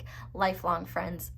I feel like you both will travel not just in physical ways, but in mental, emotional, and spiritual ways. Like I feel like you both will travel to places you never thought you would, like in an emotional sense, in a spiritual sense. Like I feel like you both will have experiences that you never imagined you would on your own, but together you give one another the bravery and the sense of confidence to try different things and to explore things you never would. And I feel like that's just really beautiful. I love that for the both of you. But we also have, we have pink. So the color pink, and this just makes me think of unconditional love and like rose quartz. So I definitely think that you and this person will have a relationship based on unconditional love. And I think the beautiful thing about this unconditional love is I think that you both will be one another's best advocates. Like this person will recognize when maybe you are not being fair to yourself. Like for example, if they see that someone isn't treating you right and you're like making excuses for it, they're gonna be like, no, like that is not right because XYZ, and you might do the same thing. I also think just the color pink in general could be significant. Yeah, this is just really beautiful energy. And we have the Four of Swords. So this is technically the Four of Spades, but in a typical 52 card deck. Spades are considered swords if you were going to divinate with them. So with the Four of Swords here, I feel like there's definitely going to be a lot of healing in this connection, especially when it comes to both of your mentalities. Like I feel like you'll help one another work through things. I also feel like sleeping and just being in bed together might be like a really important part of the connection. Like I feel like you both might really just enjoy like doing nothing with one another, and like maybe when you travel to places, like you'll have a day where you both just like stay in the place wherever you stay, and just stay in bed with one another and just be lazy together. But I also just think there's a lot of healing, a lot of growth here. And I also think that you will feel just very like at peace with one another and like very rested. And I feel like whenever there are challenges, because like obviously all relationships have challenges and room for growth, I feel like they're just the challenges that you do work through together will always bring you closer together in the end and bring a lot of healing and awareness that you wouldn't have had before. So I feel like this is really beautiful. I think you guys probably got the most charms, but that's okay. We love that for you. It's pile 4 anyway, and I totally just knocked down all the cards for the extended, but that's okay. I'll pick them up later. So speaking of the extended, while I shuffle, it is going to be 18 plus, and they have been quite interesting so far. If you want a full breakdown, there is one in the intro, but we are just going to be looking at a lot of different aspects of your physical connection together, like the energies you bring, the energy you'll have together, as well as like what your future spouse's fantasies / kinks are, things like that, and looking at how your connection will evolve over time. So if you're interested in that, that will be linked down below. But we're gonna go ahead now and get into the tarot. So to start, I want to see how your future spouse will know that you are the one. And I just knocked over more cards. Let me just grab it, because as I moved it, one of the cards fell on the ground, and it was North America. So you or them, or both of you, could be from North America or something like that. Maybe you live in Oceania and you moved to North America, or you're from North America and you moved to Oceania. But anyway, okay, let's see how your future spouse will know you're the one. Spirit, how will pile 4's future spouse know that pile 4 is the one? We will have the 3 of Wands. This is so interesting because the 3 of Wands actually came out in another pile. I won't say which, and they may not be connected, but I feel like this is so beautiful because I'm kind of seeing it in the same way. Like, I feel like this person will know you're the one because they will see a future with you. I feel like they'll be really excited because there will be a sense of home with you that they haven't felt with anyone else. And I feel like for some of you, this person might not immediately know you're the one, and it might be through exploring and through growing, and maybe you both meet when you're really young, so it's like it's just not the right time yet. But like, I feel like this person is going to know you're the one because they feel a sense of home and peace with you that they don't feel with anyone else. And I also feel like they're going to feel this sense of like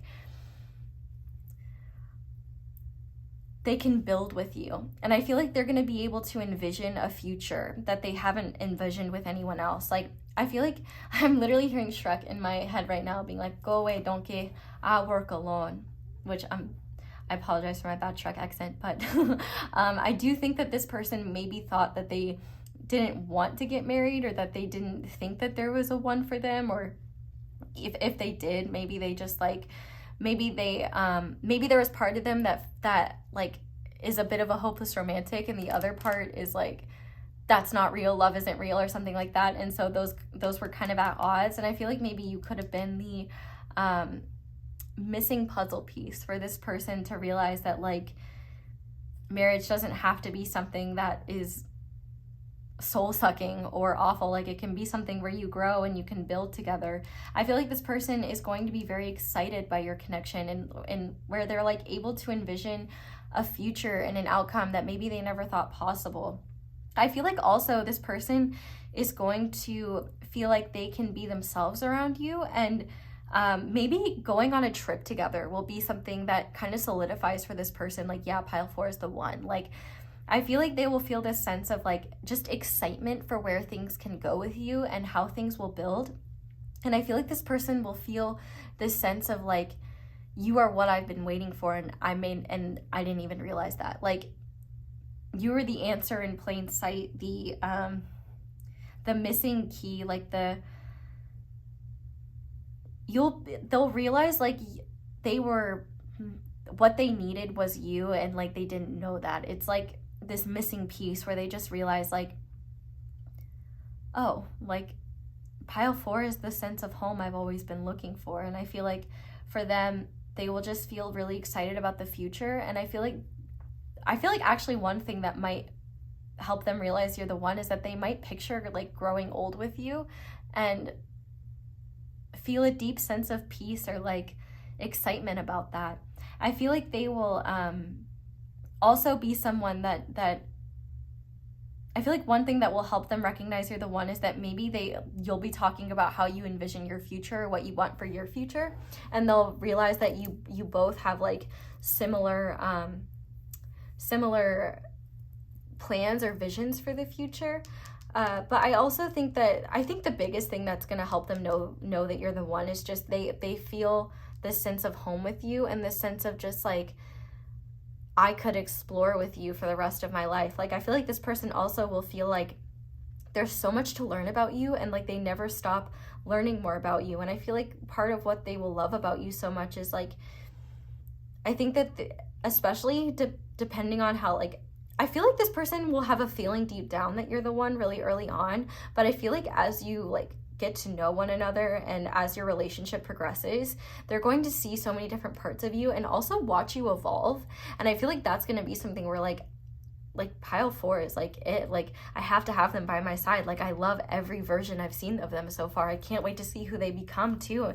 And I feel like they're also going to fall in love with who they become around you. I feel like because this person can shift their energy in so many different ways depending on who they're around, I feel like they're gonna love the version of them that they are with you, because they're gonna realize that's the truest version of themselves, and that they're the person they always wanted to be in their heart when they're with you. That's so beautiful. That almost makes me want to tear up.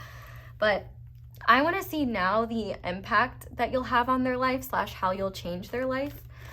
So Spirit, how will pile 4 impact their future spouse's life? We have the 6 of Pentacles. Oh, this is so cute.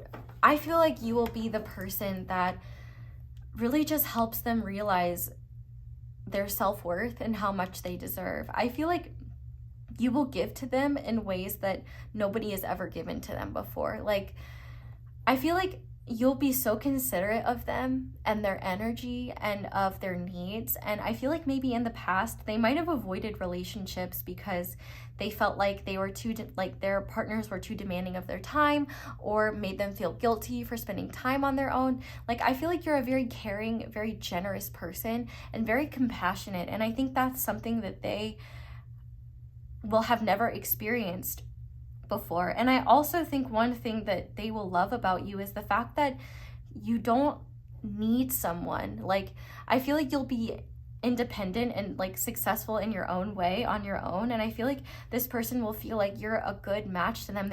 I feel like for a lot of you, they might wonder if they're even good enough for you, and that might be something that they kind of have trouble with. Like, they might have trouble like receiving kindness or receiving support, because they might have this energy of hyper independence, or this belief that they have to do things on their own, or if they receive help, or if they receive like care, that they're weak or they can't do things on their own. And I feel like you're gonna come in and be like, no, like, I don't give to you because I want to receive. I give to you because I love you. Like, I give to you because I care about you. And I feel like you'll help this person realize that it's okay to receive, that it's okay to have support.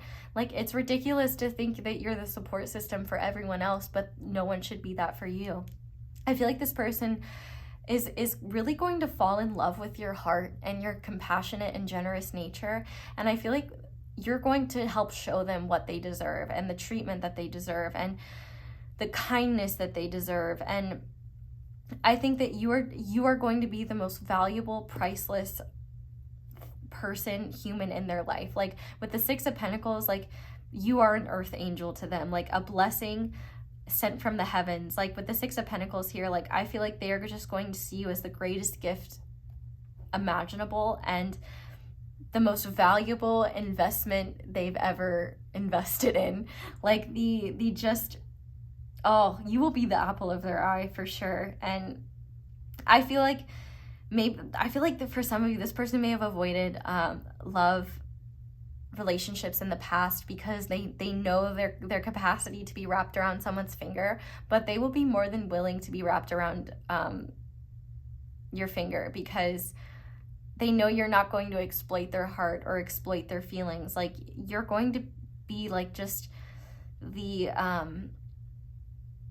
the answer to their prayers, and like the support system they never had, and the safe space that they never experienced. And I feel like they're also just going to be so proud to call you theirs. Like, I feel like they are definitely going to see you as like, I feel like they're definitely going to want to show you off and make them feel proud to be who they are. Like, the fact that they bagged you, like, they're going to be like, oh my God, like, I'm like the luckiest person alive. I am so grateful, so blessed. And I feel like too, you're going to help this person feel a deeper sense of gratitude, and also be more generous with themselves. Like, I feel like you're going to give this person a safe space to be open, to be real. And as a result, I feel like they are going to heal in so many different ways, because you're giving them a space that they didn't have before and didn't even know were possible. I also think too, you might show this person the value in like giving to others, and like the concept of abundance, and like infinite abundance, and the idea that like we receive the most when we give, and like the value of giving to others. And I feel like you're going to show this person that not everyone gives because they want something in return. Like, you're going to be that person that gives to them because you love them, and that's going to show them that they don't need to be something in order to be valuable. They don't need to prove who they are in order to be valuable. Like, you're going to show them that who they are is enough, and that you're giving to them because you love them, not because you need something from them. And I feel like that is going to be the most healing thing in the world for them, and recognize that not everyone has ulterior motives, if that makes sense. But now I want to see the impact they will have on your life. Okay, wow. So the Empress and the Emperor falling out together, I think, is really significant. I definitely feel like this person is going to help you heal both your feminine and masculine energy. But I definitely think that this is going to be an Emperor-Empress type connection, where I feel like, you know, they're going to help you feel more confident to like take the lead in your own life, to stand tall in who you are, and to take decisive action, and to stand up for your beliefs and be proud to be who you are. But also, they're going to help you feel more confident in your heart space, and who you are as a person, and love who you are, love your body, love your appearance. I feel like they're going to make you feel so good about yourself. But I also think, you know, this is definitely going to be the most significant connection you have in your life. And considering both of these cards, I actually haven't had any cards come out as like multiples. So the fact that these two came out together, I feel like you're going to know this person is your counterpart. And I feel like they're going to teach you so much about life, about love, and about connection. Like, I feel like they're going to be your person, and I feel like you are going to come into balance and heal so many parts of yourself. I feel like the parts in them that you admire, you will cultivate within yourself, and vice versa. And the parts of them that you wish were different, you're going to realize they are within you as well. I feel like this is going to be the most powerful connection you ever have, and I feel like the same for your person. But I feel like you might be aware of the connection before your person is, especially because with the Six of Pentacles here, you might give to this person solely because you love them so much, and they might be like, why? Like, I don't deserve it, or I'm not worth it. And I feel like they're going to show you your worth, and vice versa. But really, more than anything, how are they going to impact your life? They're going to be your life partner. They're going to be your counterpart. They're going to be your everything. And I'm literally hearing the song Lifetime by Justin Bieber, which, don't fucking hate. It's a fire song. Like, there's this part in it that's like, you are my everything. I'd give up anything. Show me the darkest part of your heart. I ain't gonna run. Every dance is slow. Every kiss is woe. They say when you know, well, I know you're the one. And I feel like for you guys, like, that is just definitely going to be the case. I feel like this person is going to help you become the best version of yourself, the most empowered version of yourself. And I feel like that you both are going to create an empire together. And I feel like they're going to be the person that helps you see just how powerful you are, just how strong you are, just how beautiful you are, just how incredible you are. And they're going to value you. They're going to see all aspects of you.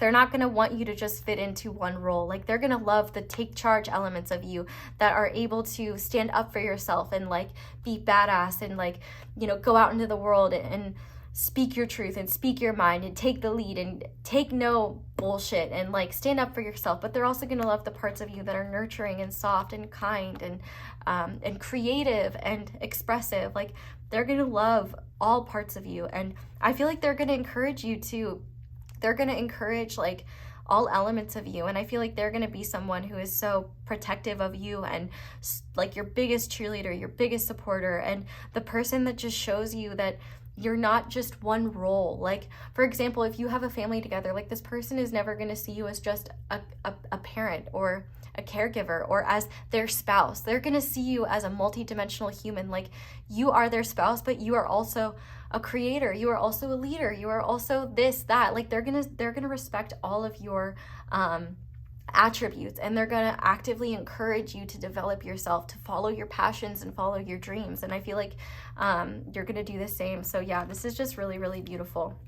So now I want to see a blessing that will come from your union. So Spirit, what blessing will come from Pile 4's union together? We have the Queen of Cups. Yeah, this is really beautiful. So like, I feel like you both are going to be each other's emotional safe space. I feel like you guys are going to have a psychic connection unlike any other.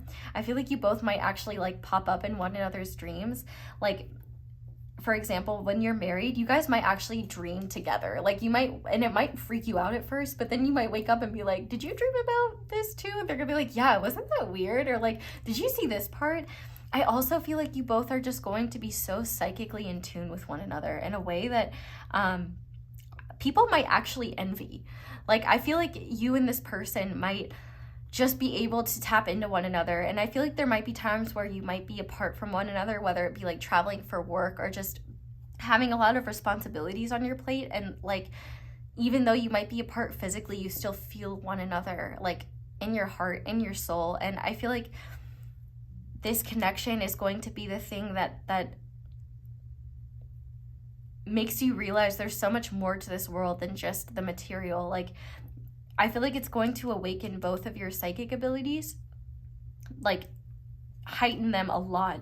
And I also think that like you just are going to have an intuitive connection that is unlike anything you've ever had with anyone else. I feel like people are going to be kind of freaked out by the way that you can kind of read one another and pick up on one another's energy. It's honestly really beautiful. And I think too, especially for this person, like they're going to develop so much emotionally with you, and you're going to give them that safe space that they've never had. And I also think that for you, like they're going to be so caring and nurturing with your emotions. And I feel like, especially if you are more spiritually inclined or things like that, I feel like you both are going to develop your spirituality. And I feel like you both are going to have this emotional safe space where you can have irrational emotions or get upset with one another or be upset in general, and it's going to be okay because like neither of you will take it personally. I feel like you both will hold space for one another's emotions and just be so nurturing and caring with one another. And I feel like the respect that you have between the two of you is going to be something where you're just so grateful that you have one another. Like, I feel like you both are really going to respect one another. And I'm thinking of the traditional Queen of Cups where she has like a lid on her cup. And I feel like, you know, neither of you are ever going to be looking in anyone else's direction once you two are together, because like the connection between you is so deep and so strong. It's like anything else would pale in comparison. And I do think that there will be people that are jealous of your connection or might even, I don't even want to say this, but like I feel like there might be people that try to like sabotage this connection, not in like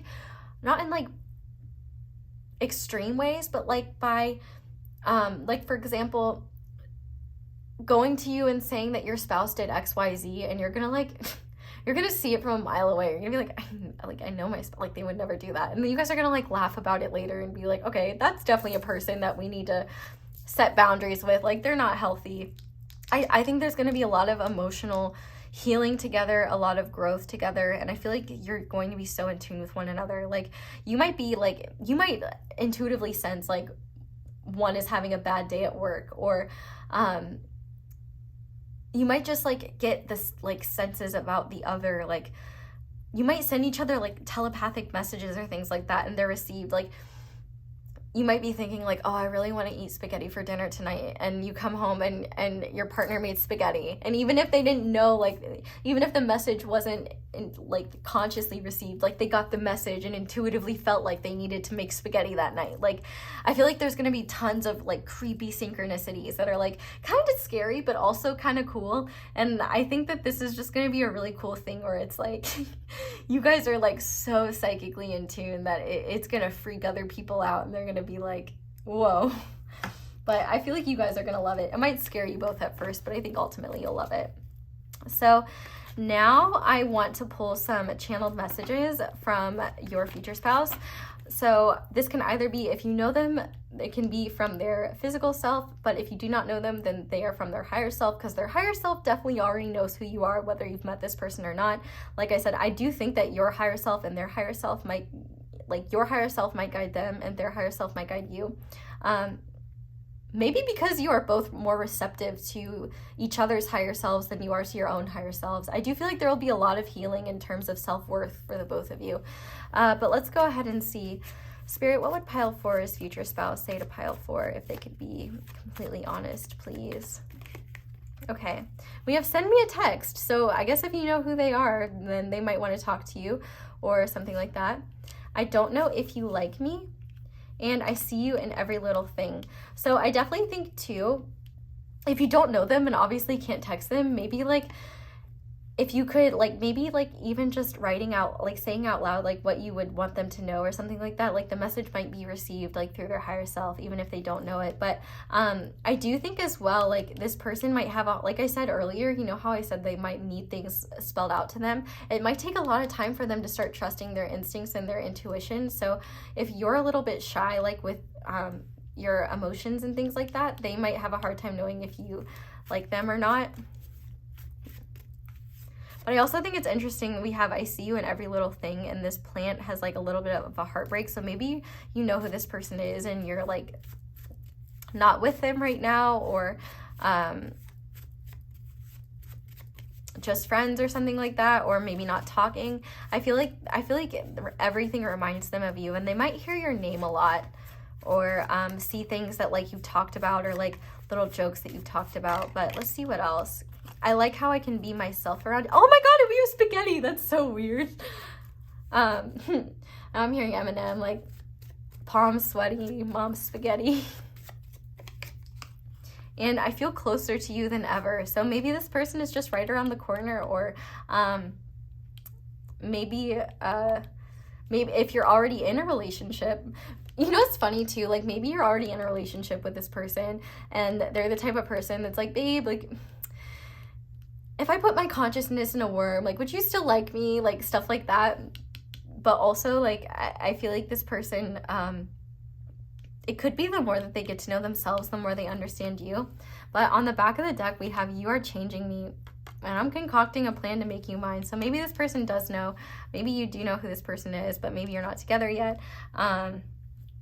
Or maybe you are together and this person is changing in positive ways. But I definitely think that both of you, like you both will definitely be a positive influence on one another. And it's interesting that we have that pink here. So it almost makes me wonder, like, if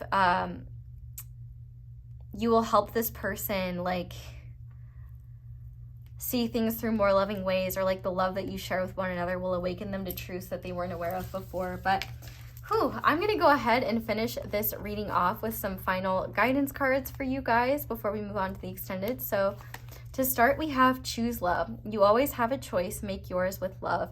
Yeah, I definitely think, especially if you are like struggling with this connection, or if you and this person like trigger each other or something like that, I feel like Spirit is asking you to look at this person through love. And I think also if you are like, I will say there is a lot of love guidance that's very like egoic based, and I'm not knocking that. Like, I think everyone should do what feels right to them.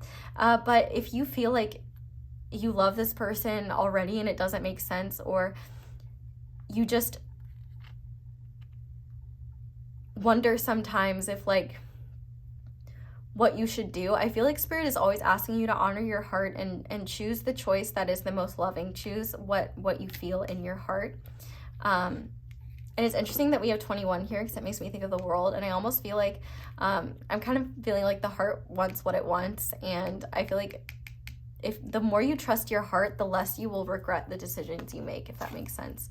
Obviously, don't do anything that impacts your physical, mental, emotional, or spiritual health or well-being, but that's not this person. Like if there's anything that's like remotely abusive or anything like that, that's not this person. Like, we do not approve of that. I do not channel that. This is definitely someone who would never, ever, ever want to hurt you intentionally. And I think that if you do have a history with them or you do know them, like, that is something that they carry a lot of guilt for and have a hard time coming to terms with, because I feel like they feel you very deeply and like they want you to see them in a good light. We also have, you are abundant in all areas of your life because love is influencing your decisions. Yeah, I feel like the more you choose from love, the more you will be abundant, like not just in your love life, but like in your career life and in your friendships, in your family relationships, and everything. We also have purpose. You possess the determination and dedication to consciously demonstrate love. Like, I feel like you might feel like this connection is a part of your purpose, which, considering it's your future spouse, I definitely feel like it will be partially that. But I also think that this connection will give you motivation and purpose to grow in ways that you never would have before. We also have my beloved. Though we may be physically apart, spiritually we are always united, for love transcends space and time. Nothing is missing. So whether you don't know this person, or you know this person and you're not together, or you are with this person and you guys are long distance or something like that, just know that you are always together in spirit. And maybe you guys do even live in the same place, but sometimes you both are, busy or something like that. Just know that, like, you are always together with them in the spiritual realm. And like, when you feel them in your heart or feel them next to you, I feel like it's because you are connecting in that way. But we also have transformation. Your love with one another is about to deepen. Love conquers all and transforms all things. So yeah, I definitely think that there is change coming to this connection in a good way. Or if you're going through, like, for example, if you haven't met this person and you're going through some sort of physical transformation, well, it doesn't have to be physical. I don't know why that came out, but that could be a thing. If you're going through a transformation of any kind, it could be that this transformation is getting you ready for this person. Or if you know who this person is, but you're not together in the physical, like, the transformation that you're going through could be preparing you for that. There's a lot of different things, so just take what resonates. But pile 4, that is where I'm going to leave this reading. Thank you guys so much for watching and for letting me read your cards, and also for letting the ads play in the background while I read, or letting the ads play in the background while you do something else. That's what I meant to say. That is one of the simplest and easiest ways to support me and give back to me and show appreciation for what I do. But if you'd like to do that in other ways, you can like this video, which is super helpful. Comment down below, let me know how it resonates, and subscribe if you haven't already, and click that little bell notification to be notified whenever I upload a new reading. You can also check out my social media, which will be linked down below, though do beware of scammers pretending to be me. Just know I don't offer personal readings, and I will not slide into your DMs offering you personal readings. So if that happens, it's 100% a scammer. Also beware of them in the comment section. And I also have merch, but that's all I have for you guys. Thank you so much for watching and for letting me read your cards and for being here. I hope you all have a wonderful day or night whenever it is that you're watching this video, and I hope you'll come back and see me again soon. Bye!